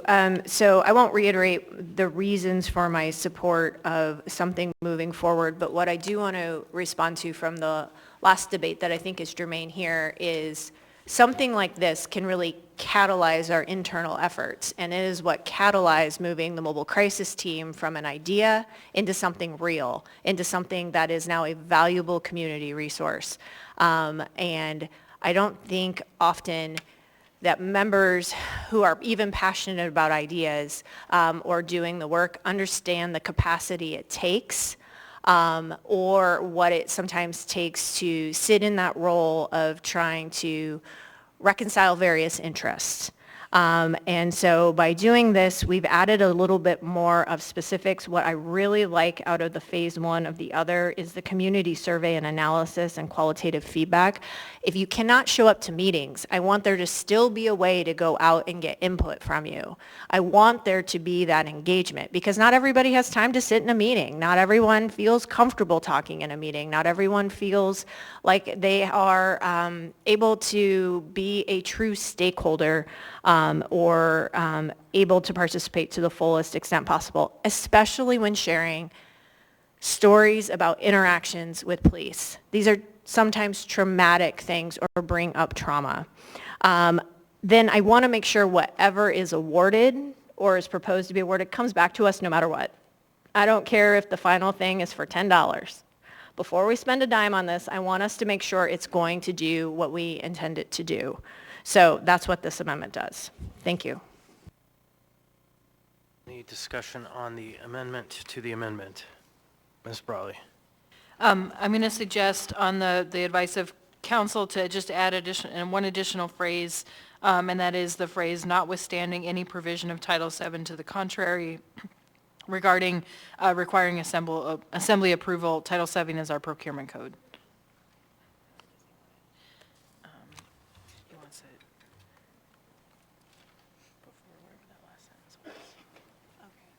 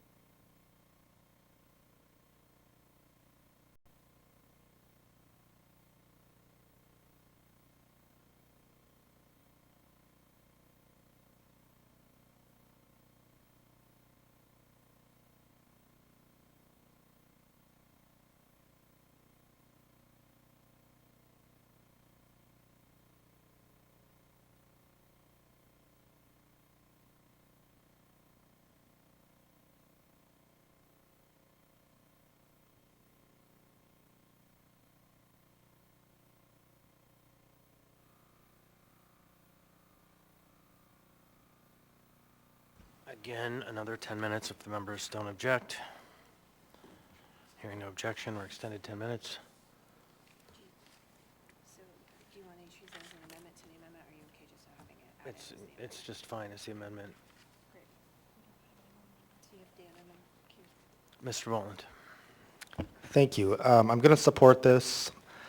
You know, I am a little worried about it just in terms of, okay, I hope, I see both in the language of the amendment and then the attached statement that the entity who was contracted to do this work will have experience in law enforcement policies. I think that that's crucial.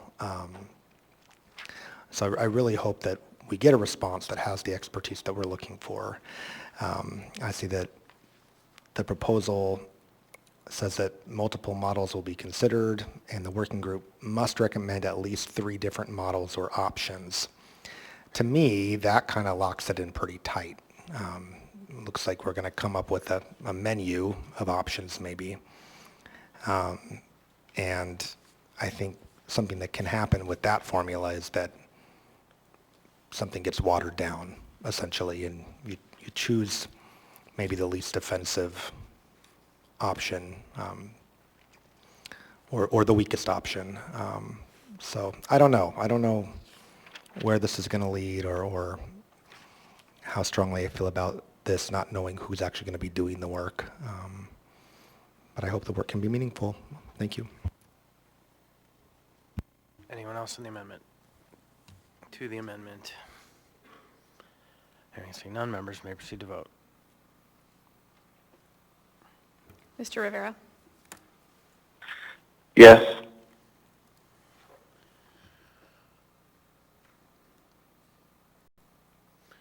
On a vote of 11 to 1 and the youth member votes Yes. yes, the amendment has passed.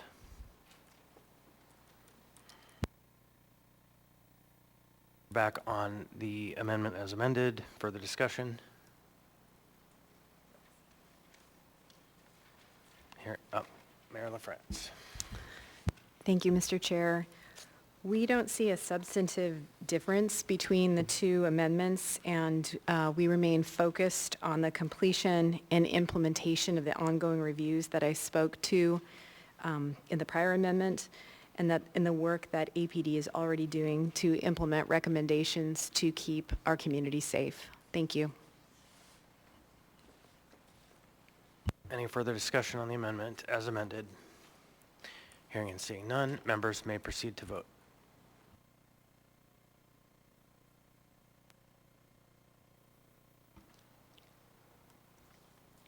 Mr. Rivera? Yes.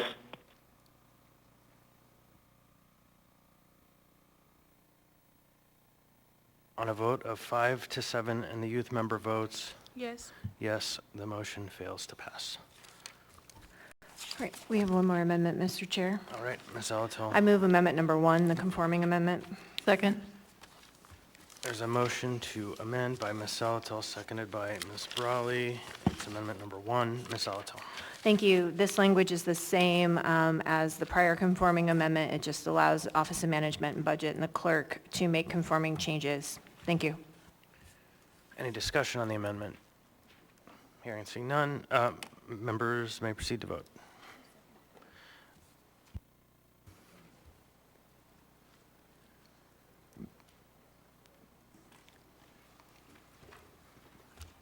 Mr. Rivera? Yes.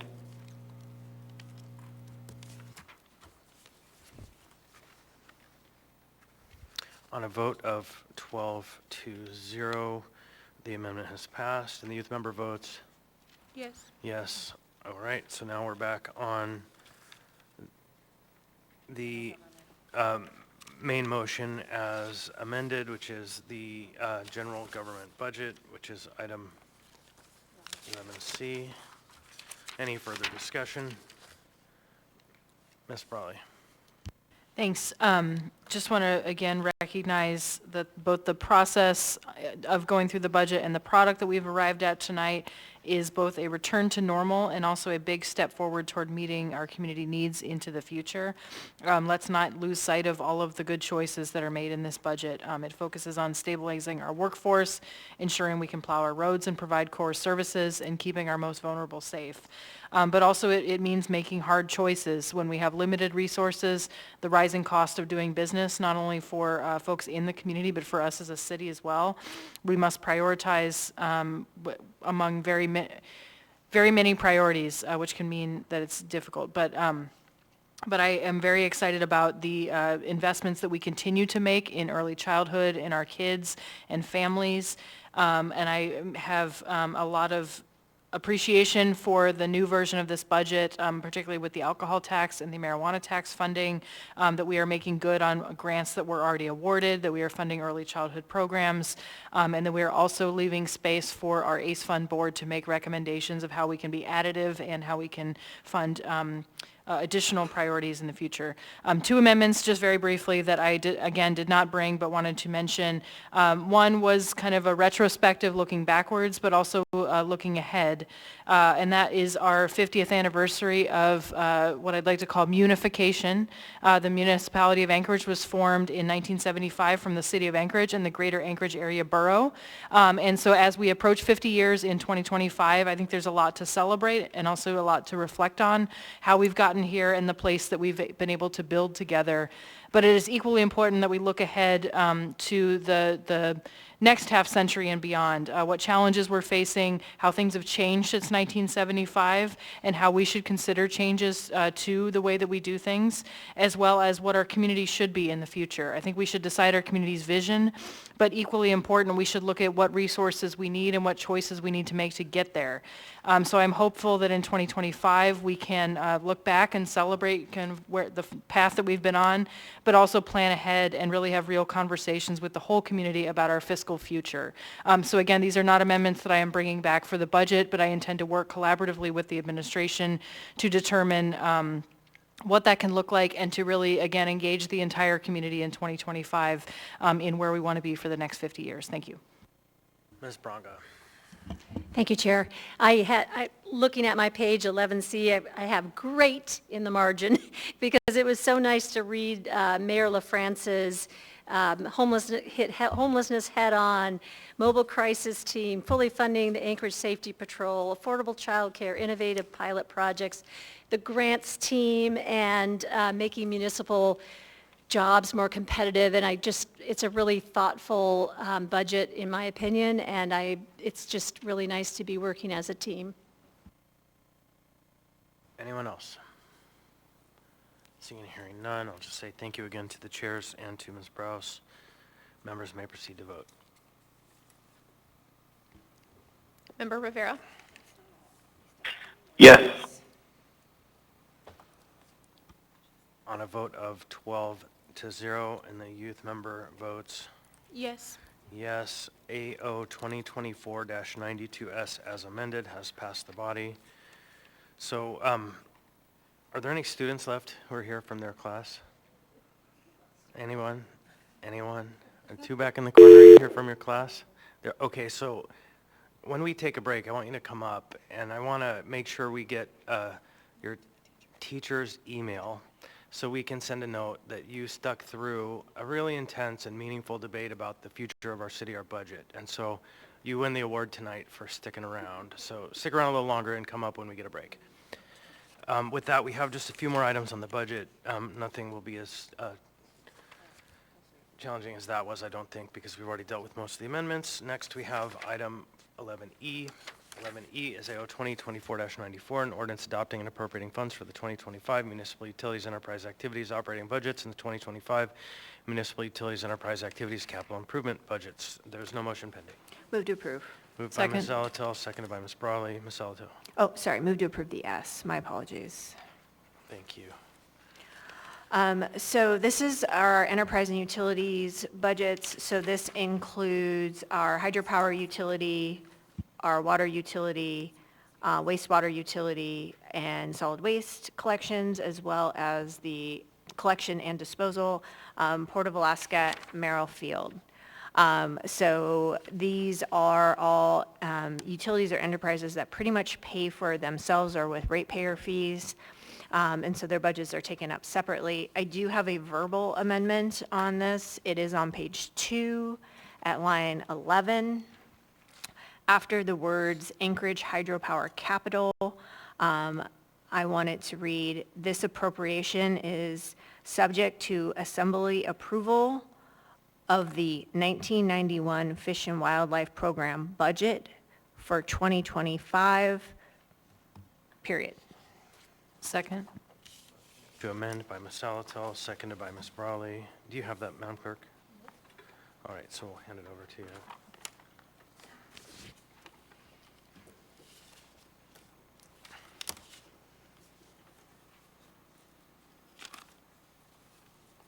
So while the clerk is typing, I'll ask the mover to describe the amendment. Sure. Thank you, Mr. Chair. So the $325,000 in the capital improvement program is the money we put forward each year to pay our proportional share of implementation of the 1991 Fish and Wildlife Program.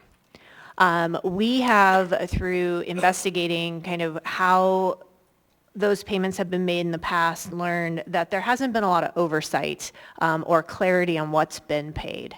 And we've never received any budget. Although we have a financial obligation in the Fish and Wildlife Program, we have not received a budget from the three utilities working together about what they intend to spend in a year.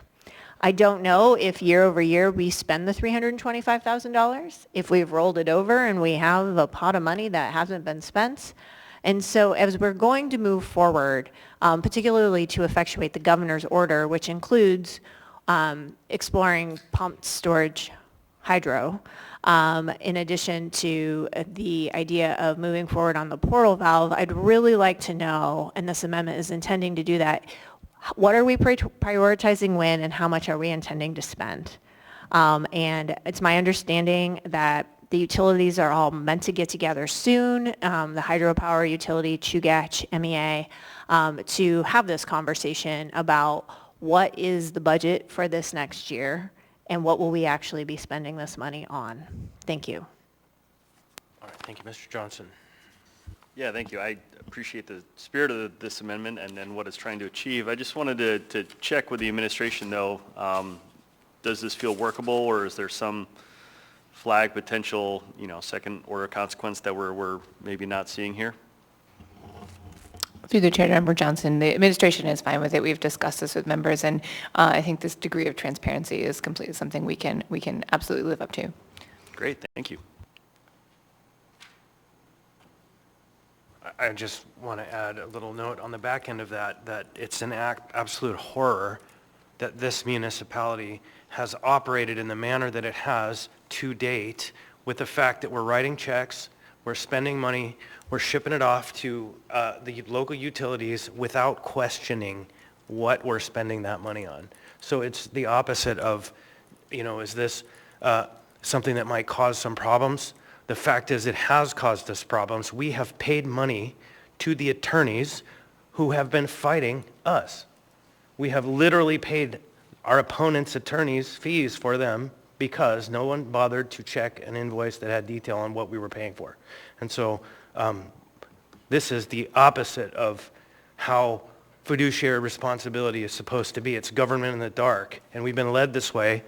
We've been led this way for a number of years, and we're trying to lead ourselves out of the desert of failed policy here. And we're not in a good place because of the way this whole thing has been run. So the age of us writing blank checks to the utilities is over.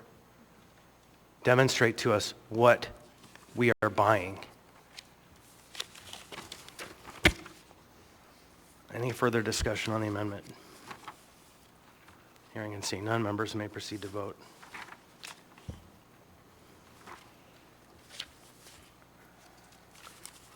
On a vote of 11-0 and the youth member votes, Yes. the amendment has passed. So we have now back before us AO 2024-94 as amended. Any further? Yes, Mr. Chair. Ms. Alton. Amendment number 13, I move amendment number 13. Second? Motion to amend by Ms. Alatel, seconded by Ms. Brawley, number 13. Yes, thank you, Mr. Chair. This is the last conforming amendment because this is an S version, just in case the clerk and OMB need to get together and make any changes that are to make it work. Thanks. Any discussion on the conforming amendment? Seeing, hearing none, members may proceed to vote.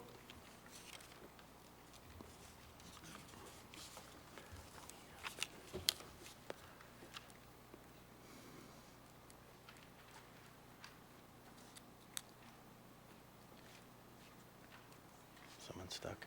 Mr. Presbydia? On a vote of 11-0 and the youth member votes, Yes. yes, the amendment has passed. Now we have back before us AO 2024-94S as amended. Any further amendments? Any further discussion? Members seeing, hearing none, members may proceed to vote.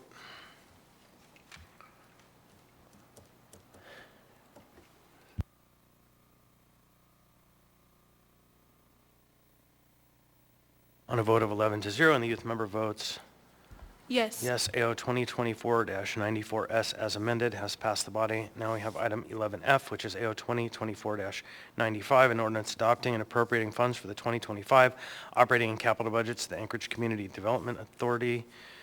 No motion pending. Ms. Alatel? Move to approve. Second? Moved by Ms. Alatel, seconded by Ms. Brawley. Any discussion? Seeing, hearing none, members may proceed to vote.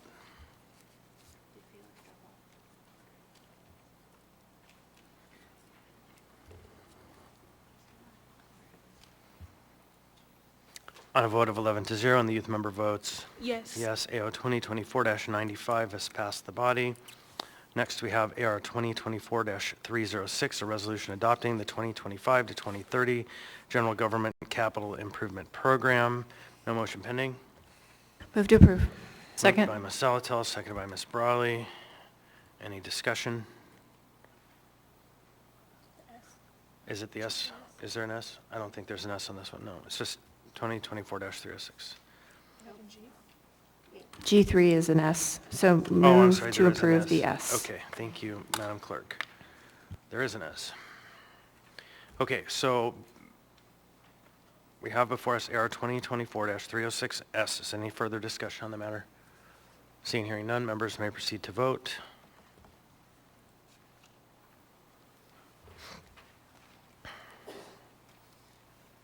On a vote of 11-0, and the youth member votes Yes. yes, AR 2024-306S has passed the body. Final budget item next is 11H, AR 2024-307, a resolution adopting the 2025 to 2036 year fiscal program, Office of Management and Budget. Move to approve. Moved Second. by Ms. Salatel, seconded by Ms. Brawley. Anyone wish to speak to the matter? Seeing, hearing none, members may proceed to vote.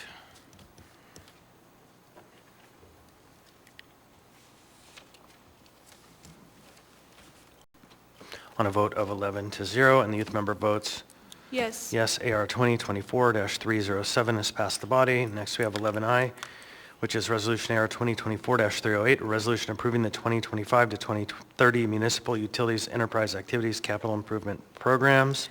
Move to approve. Second. Moved by Ms. Salatel, seconded by Ms. Brawley. Any discussion?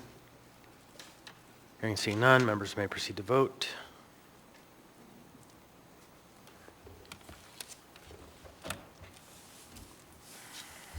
On a vote of 11-0, and the youth member votes Yes. yes, AR 2024-308 has passed the body. Madam Mayor.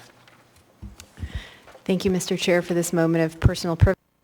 I wanted to call attention to the unanimous budget votes that have just transpired and say thank you to the members of the Assembly, and also to echo thanks to OMB, Ona Brous, Marilyn Bonzoff, and the Budget and Finance Co-Chairs Meg Zelatil and Anna Brawley, and really to thank the members for your thoughtful inputs and the collaboration, and also the public input. I am grateful for the outcome of these budget votes and look forward to continued collaboration. Thank you. All right, thank you. I think now we'll take just a quick, maybe 5-minute break before we handle the last 5 items on the agenda.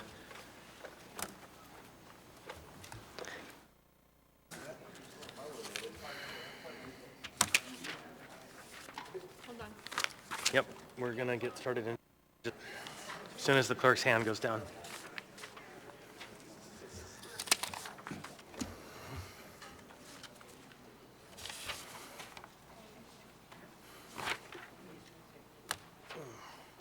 Ready?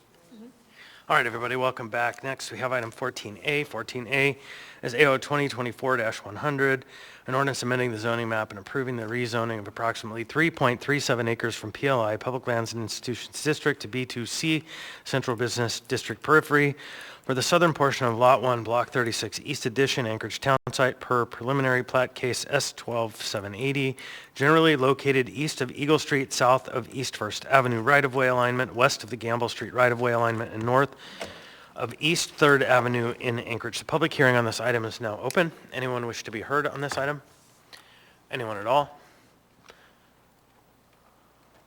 Welcome. Please state your name, what part of town you're from. You'll have 3 minutes. Hello, my name is Kate Silber. I'm a land use planner with Dowell representing South Central Foundation, the applicant for this rezone for 225 Eagle Street in Northeast downtown. We're close to recording a plat to split the lot into 2. The rezone is for the southern portion of this lot and would be effective upon recording of this plat. After the plat and rezone, the Department of Health and Human Services, which is the current owner of the property, will transfer the property to South Central Foundation for the continued operation of medical and related uses on the property. The zoning that's proposed is Central Business District Periphery, or B2C. It's consistent with the current land use, surrounding zoning, and the Anchorage 2040 land use plan. The rezone was supported by planning staff and unanimously approved by Planning and Zoning Commission. And I just want to say that I'm available for any questions. And we also have 2 representatives from South Central Foundation here tonight. They are also available for any questions. Thank you. Thank you. Anyone else wish to be heard? Anyone at all? All right, welcome. Please state your name, what part of town you're from. You'll have 3 minutes. Hi, good afternoon or good evening. My name is Max Dolchuk. I work for South Central Foundation in facility planning and construction. I'm a project manager. I am here tonight because the rezone is very important to South Central Foundation, and we appreciate the support for the rezone. I'm available for questions if you have any. All right, thank you. Anyone else wish to be heard? Anyone at all? Seeing hearing none, public hearing on this item is now closed. What's the will of the body? Move to approve. Second? Moved by Mr. Wolin, seconded by Ms. Brawley. Any discussion? All right, hearing and seeing none, members. Okay, go ahead, Ms. Bronga. I just wanted to ask, since we do have people here, so South Central Foundation, it seems like that zoning, you can do pretty much what you want. So I'm wondering why the business doing the B2C is important. Is there some sort of building that's going to go in that isn't consistent with the zoning that is there now? Sure, I can speak to that. So the current zoning is public lands and institutions, which you might not expect this, but it actually doesn't allow by right all of the healthcare-related uses that you might think that you could develop in that zone. So B2C does allow more healthcare and related uses that South Central Foundation might consider for future expansion of services on the property. Just looking towards the future, it's a better fit. Thank you very much. I was just seeing if you were going to go with a luxury hotel or something. Okay. I love that you're being flexible with what you can do in the property. Thanks. Ms. Brawley. Thanks. I just had a brief question. So you mentioned that the land will be transferred ownership from, I think it's U.S. Department of Health and Human Services to South Central. I was just curious, because it's not that often that federal land gets disposed of, so just curious the backstory of that very briefly. Sure, so this is the part of the former site of the Alaska Native Hospital in northeast downtown. So Department of Health and Human Services still owns this land, but South Central Foundation has operated a Kiana Clubhouse on the site for over 20 years. So with this transfer, they would continue to operate, but they would own the land. Thank you. Any further questions from the assembly? No. Anything else? No. Members may proceed to vote.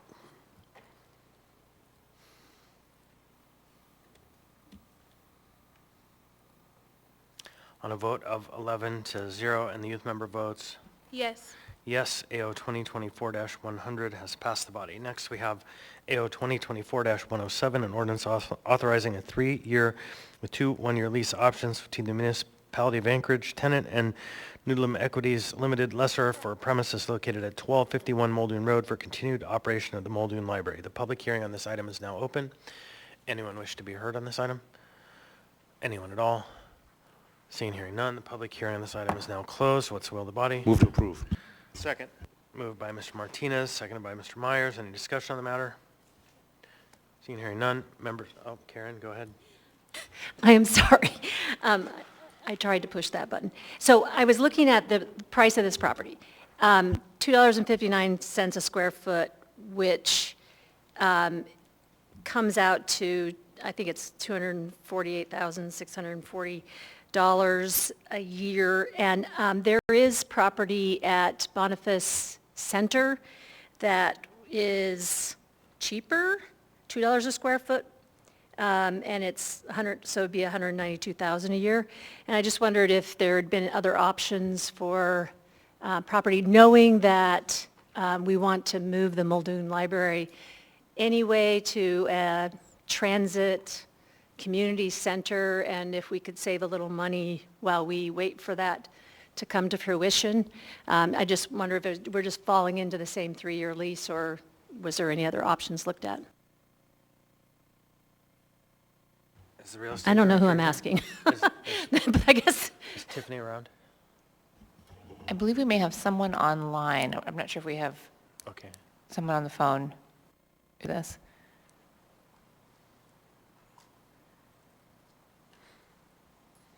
If not, if you'd like to continue it for a bit, I can, they'll look for an answer. I don't know specifically what other properties. We did consider this as the existing location of the Muldoon Library, and we did seek to continue that for current, continuation of service there. But I'm happy to look for more nuance into what other options were potentially considered.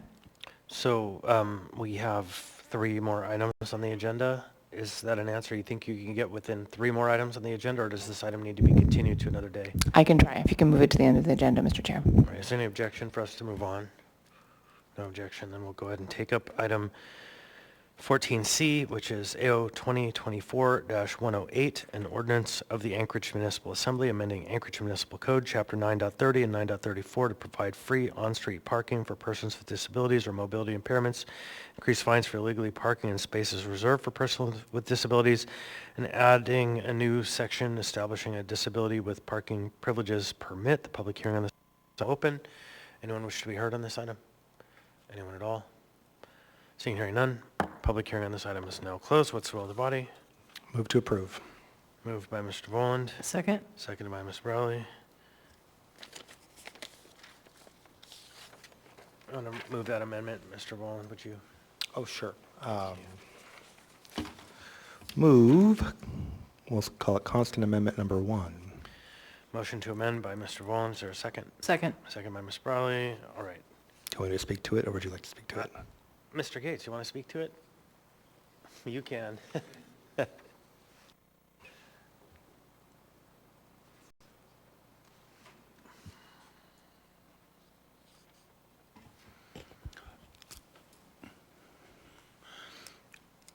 Well, I could, Mr. Chair. I don't have much to say.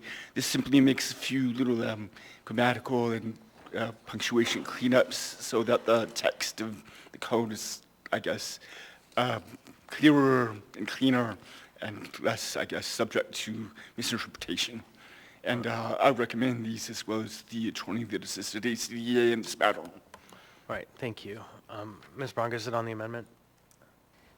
Well, I would like to know, I haven't read this amendment, but my question with the original, which you could tell me if it fixes in the amendment, is I'm not sure why if you have a placard or a plate, you also need a special ACDA something to hang on your car. If you have a handicap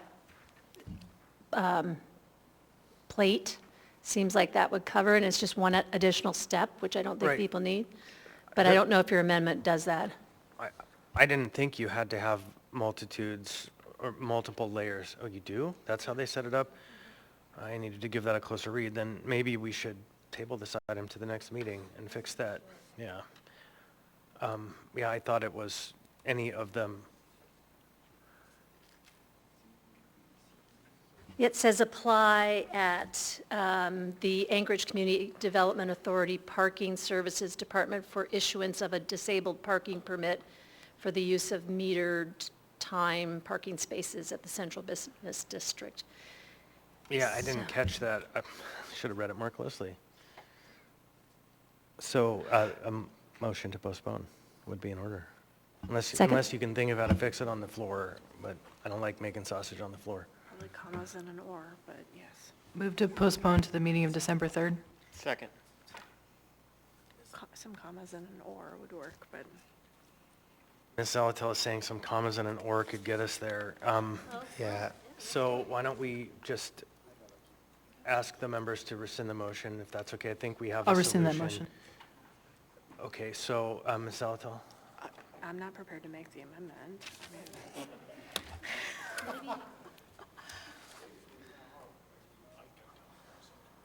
Just, yeah, give me a second. Yeah, we'll just take a second. We're going to land it. Okay, Mr. Salt.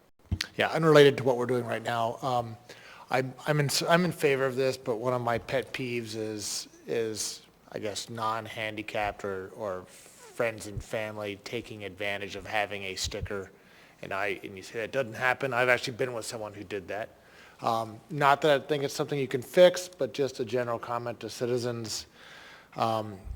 It's for people who need it, and not that you might not be handicapped, might be running an errand, picking someone up, great, but just, practice some ethics around this. Thank you. All right, so ACDA, you want to come up and talk about it? I see your hand in the air. All right, I've got it. There's no mic on. You got to hit the green button.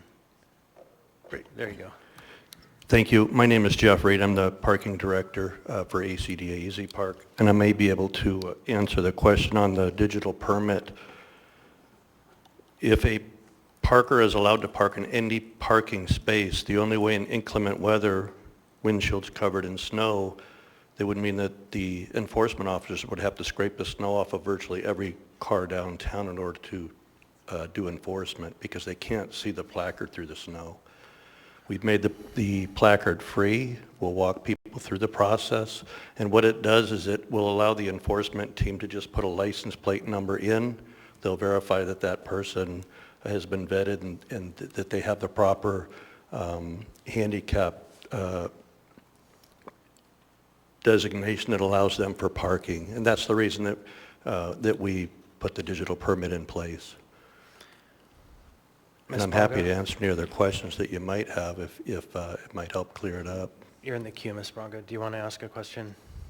No. Okay, so I am going to just assert that I have myself in the queue there, that you have to move the snow off the license plate to take a picture of it to write a citation. Some of those permits, though, are required to hang on the mirror. Right, so at least a good measure of them are not going to be an issue because you already have to do the manual work to get there. And then I think that it's reasonable that those folks could appeal, and on appeal they would win because they have a legal placard, they have the thing itself. And so while it's a pain for those who might receive a ticket when they shouldn't, it's easy enough to correct. I think it's better than forcing everybody to come through ACDA to become a certified client of you. Anyhow, that's what I think. But so, Ms. Brawley? Yeah, I had a question for the ACDA person. I was curious about time limits. So I understand that it looks like the current code allows for somebody to park there for 1.5 times what the limit would have been. And then there's also in this ordinance a proposal to allow essentially unlimited. I saw other parts of code that said you can't park for more than 24 hours in the same spot unless it's a weekend. I guess I just want to understand, how long are we allowing somebody to park for free, knowing that this has benefits, but I just want to make sure that we understand because we're allowing beyond what others would be allowed to do. The current designated handicap spots throughout the municipality that we all see, the blue meters and the blue parking space, allows them to park there for 3 hours. The proposal would be to allow them to park at any meter for 3 hours. So I hope that answers your question. It would allow them to park for 3 hours. Okay, thank you. I saw there was, I think it's the top of page 2, it describes, where is it? Essentially allowed more, an unlimited period of time. I'll have to go back and find it. I'm sorry. All right, we can come back to you, Ms. Alatal. All right, so I would move to amend on page 2 at line 13, where I would, after the word signs, add a semicolon and the word or. Second. Motion to amend by Ms. Alatal, seconded by Mr. Voland. It's page 2, line 13, adding a semicolon and the word or. I speak to it. Ms. Alatal. So what this does is it separates out the two clauses, I believe. So you can display a valid plate or placard issued by the State Division of Motor Vehicles, or display a mobility impaired parking permit issued by ACDA. Why I think this is important beyond just the extra hoop is if I am not a driver, but I qualify for disability parking and I am getting a ride, I should be able to bring my mobility impaired parking permit from ACDA to hang for those spaces. Often people don't necessarily get the state placard if they're not regularly in a car, let alone the plates. And so if I know I am going downtown because that is where my doctor is located and I'm always getting a ride, this gives me a third option. And I actually think that is the value in adding the or. Thank you. All right. Tell me again where it's going, page 2, line 913. Not in the amendment. Oh, sorry, it was in the main. Do we have the amendment before us, Chris? Did we overjump you or amendment?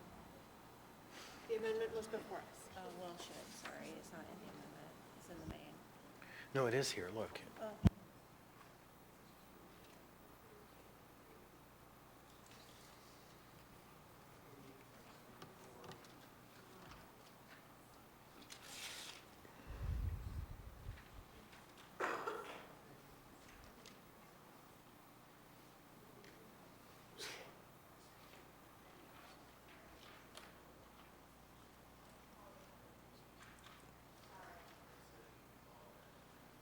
Sorry, my apologies. It should be delete unless and add the word or in the amendment. My apologies.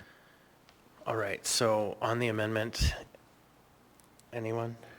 No, okay. Mr. Gates, on the amendment, the second was, yeah, it was Voland.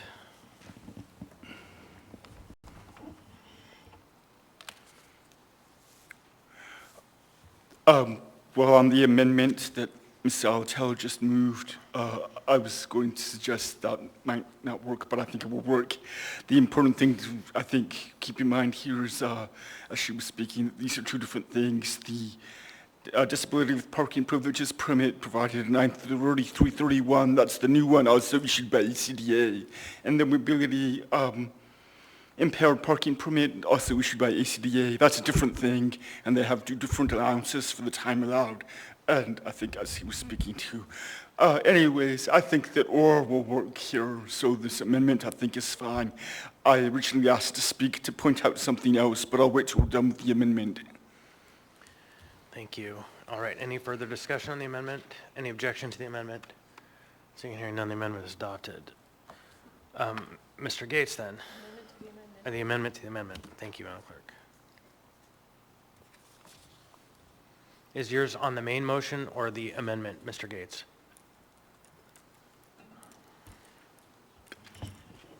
The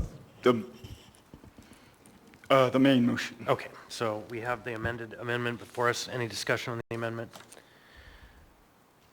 No. Okay, so I'll ask unanimous consent and objection to the adoption of the amended amendment. Seeing and hearing no objection, the amended amendment is adopted. So we are now back on the main motion as amended. Now, Mr. Gates. Thank you. I just asked to speak because there was some members' comment, and Mr. Volland asked me here about ACDA issuing another permit, another placard, and this new disability with parking privileges permit on page 4, subsection 3, page 4, line 28. It says the permit may be created in digital form only, and that's the ACDA, how they explained to me their intent, that there wouldn't be a new physical, tangible placard or anything to issue. They would simply be taking your existing license plate. When you register with them, put it in their system, it'll be a digital form. So if they looked at your license plate and connect it to the permit they've issued from the parking enforcement officer's handheld, then they could verify that you're entitled to this parking privilege. Is that correct, sir? That is correct. And I just wanted to point to, someone asked, where's the language about this? And that's right there in that subsection 3, stating it can be in digital form only.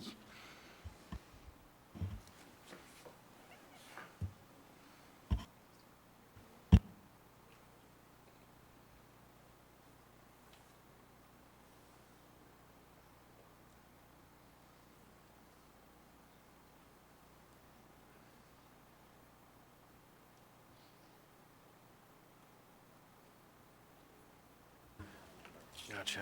Okay. All right, so we're back on the main motion as amended. Ms. Brawley, you're in the queue. Yeah, thanks, sorry. I found the item, it was on page 5. It describes that there's a time limit allowed by the permit or placard, and then no time limitation if it is a mobility impaired parking permit issued by ACDA. And I'm asking about that because, not because I understand the need for folks, especially those with mobility challenges, to not feel rushed and have to get back to the meter, et cetera. But I know the general principle of parking, on-street parking is that you should not allow people to do it for unlimited amounts of time. So I just wanted to register that concern and just like to hear a little bit more. Thanks. A mobility impaired permit is different than what we're discussing here. A mobility impaired permit is a raised level of disability, and there is not a time limit for them. That's someone with much more severe limitations in physical ability. Okay, thank you for the clarification. All right, Ms. Zalatel. Thanks. So that sparks a question. Are you making that call or is someone else making that call and you're just verifying it happened? That's already in code. No. The increased level of mobility impairment, is that something you're being the judge of or is that something externally validated? It's external. By who? I believe that it's written by a physician and then it goes through DMV. So it's all through DMV? Okay, Correct. great. Thank you. All right, Ms. Braga.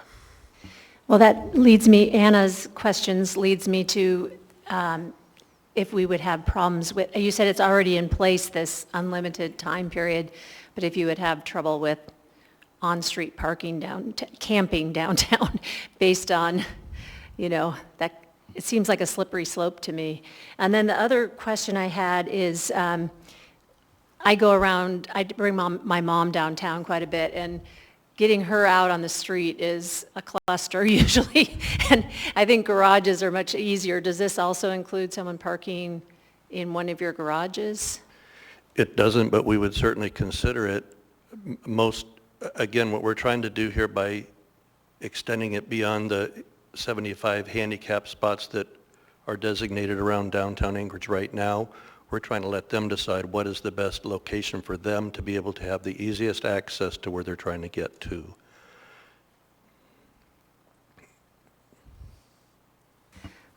Could I do a floor amendment to add the garage So, as a possibility? Mr. Gates is shaking his head, and I think there are a few things that change in that calculus. First of which is a cost factor that would have to be analyzed. And so, Mr. Gates?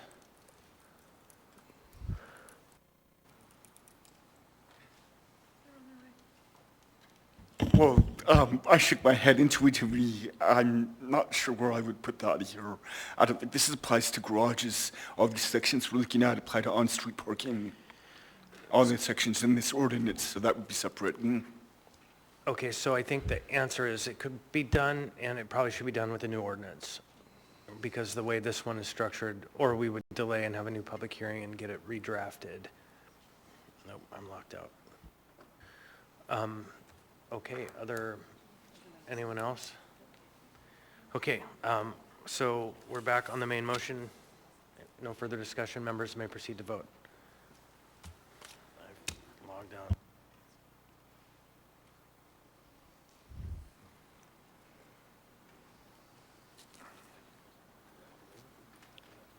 And Chris, your vote is yes or no? I vote yes.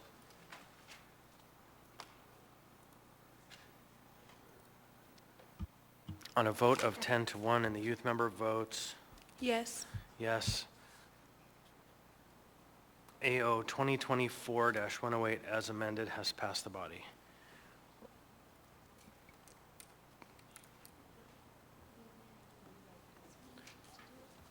All right, now we have AO 2020 or AR 2024-331, a resolution of the municipality of Anchorage appropriating an amount of $8,812,730 when tendered from the Federal Aviation Administration Airport Improvement Program grant and appropriating $587,518 from Airport Unrestricted Net Assets 580, all to the Merrifield Capital Improvement Fund 581 for the rehabilitate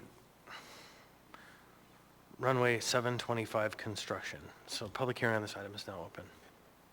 Anyone wish to be heard on this item? Anyone at all? Seeing hearing none, public hearing on this item is now closed. What's the will of the body? Move to approve. Second.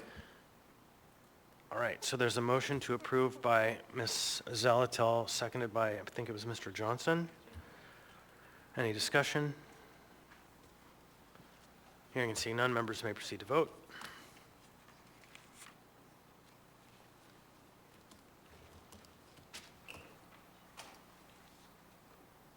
On a vote of 11-0 and the youth member votes Yes. yes, AR 2024-331 has passed the body. Next, we have AO 2024-110, an ordinance amending Anchorage Municipal Code, Chapter 1.35, 3.20, and 3.30 relating to the organization of the executive branch, setting forth the duties and responsibilities of executive branch agencies. Public hearing on this item is now open. Anyone wish to be heard? Anyone at all? Seeing hearing none, public hearing is now closed. Ms. Salatel?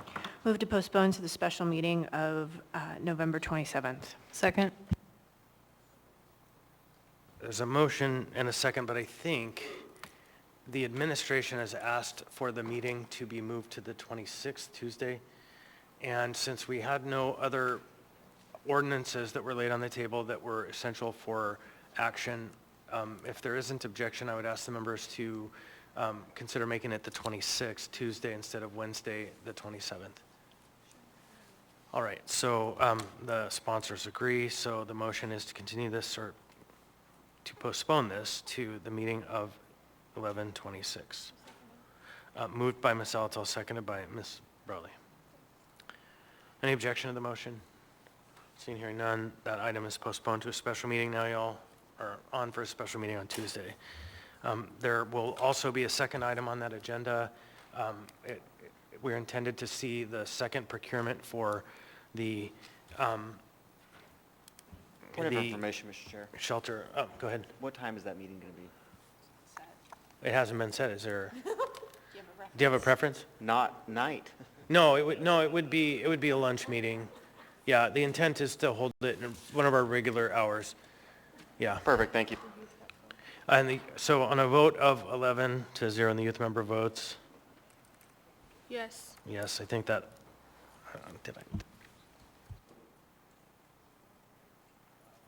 this item has been continued to or postponed to the meeting of 11/26. So, and again, we'll be taking up the question of further winter shelter at that meeting as well. So now we're on to audience participation. Any member? We have to go back to the item with Ms. Bronga. We didn't finish it. Okay. It wasn't, Muldoon Library. The Muldoon Library item. Miss, that's right, sorry. I jumped the gun.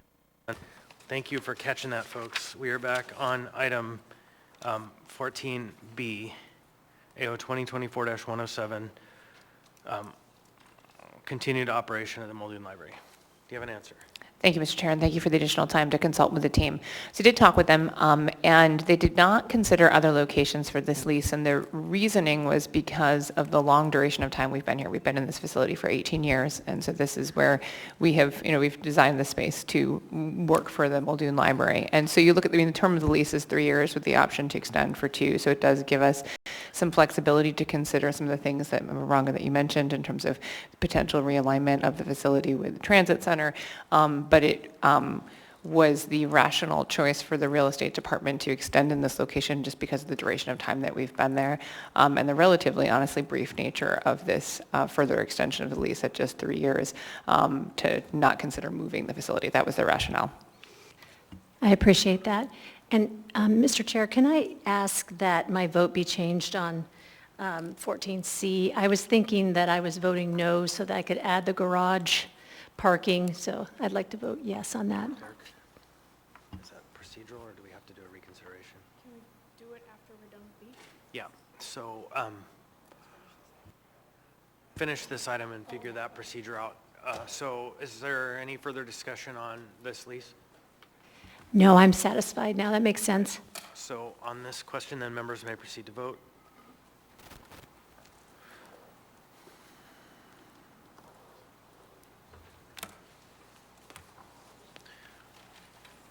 So on AO 2024-107, member, that item is passed 11-0. And the youth member votes? Yes. Yes. All right, now for vote on 14C, do we need a reconsideration, or is that something you can administer? If it's a big deal, I don't need to change my vote. That's okay. One sec.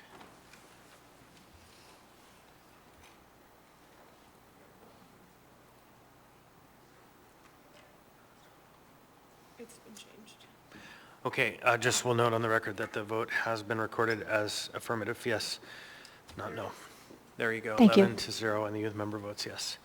Okay, now, to conclude our agenda, we'll move on to audience participation. Any member of the public wish to be heard? Any member at all? All right, then we'll, oh, come on down. Welcome, please state your name, what part of town you're from. You'll have 3 minutes. It's on. Oh, you just turned it off. There you go. Eric Gurley, I work in Fairview, I live in Ocean View. I'm here to follow up on the plan for snow removal, and I'm not sure what the status or the plan is for the ADA Advisory Commission, so I'd just like some clarification on both. In terms of the snow removal, I just wanted to know how folks thought that went. And it's important that the ADA Commission is in place so that they can give feedback when it comes to such things. So I'm trying to create and utilize our formal processes by which that could be heard versus trying to just have everybody come down to speak to it. So I'm looking for an update. We don't do back and forth question and answer, but when the meeting is done, I'm sure we can connect you with the administration. They can give you an update. Perfect. I have been informed I would hear from a particular employee, but I can't seem to get a response. So I'll ask that as well. Thank you. Right. Anyone else wish to be heard? Welcome. Please state your name, what part of town you're from. You'll have 3 minutes. Thank you, Mr. Constant. My name is TJ Beers. I live in District 1. You are my representative, Mr. Constant.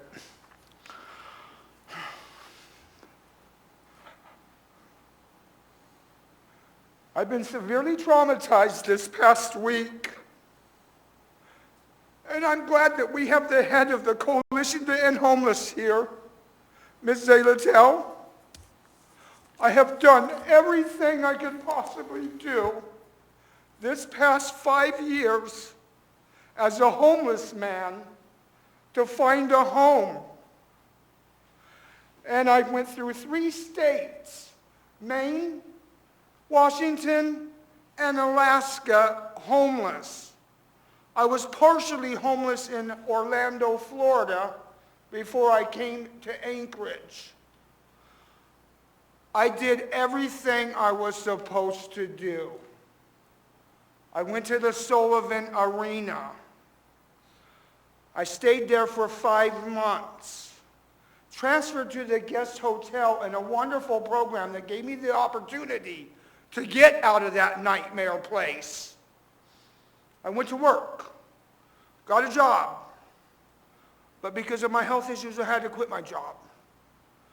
But I got a voucher through NeighborWorks Health, or NeighborWorks, NeighborWorks. I got my RISE voucher through them. It was a long process to get it. They had to record all of my homelessness for the past 4 years. And it was ugly. I had been shot at out there. I was nearly stabbed to death in Waterville.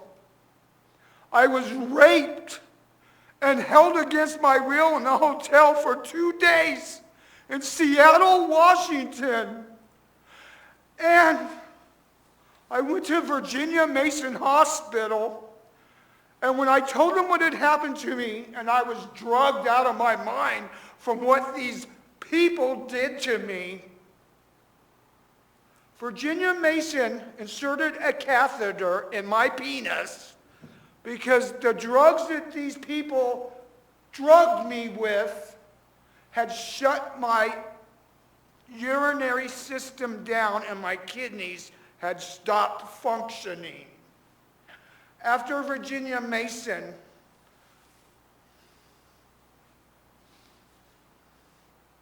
they did a rape kit on me, and they saw nothing.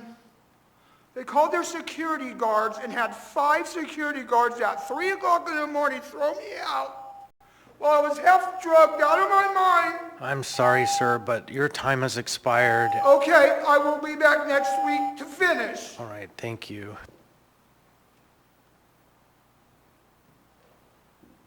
But NeighborWorks Alaska has got a lot of incompetence. They served a bunch of us eviction notice, and I'm severely traumatized. And they have no recourse to comfort me or any of the other tenants at Lucette Stone. Please. And after this past summer of being bitten to death by the bed bugs and they want to evict Sir. us because of their incompetence, no, nobody is gonna Sir. bully me anymore. Thank you, sir. All right. Member comments. Mr. Presverdia. No comments, thank you. Mr. Salt. No comments, thank you. Ms. Braga. No comments. Mr. Boland. No comment. Ms. Brawley. No comment. Ms. Alatal. Mr. Johnson. No comments, thank you. Mr. Littlefield. No comments, thank you. Mr. Martinez. Chair, I just wanted to thank the administration for the work that they've done on this budget, and particularly one of the items that I was tracking for New Life Development Services, the program with women and children. I just appreciate their support for that program and the other things they did tonight. Thank you for the work. Mr. Myers. No additional comments, thank you, Chair. The only comment I have is, like a baby, we have a budget. Thank you, everybody. We're adjourned.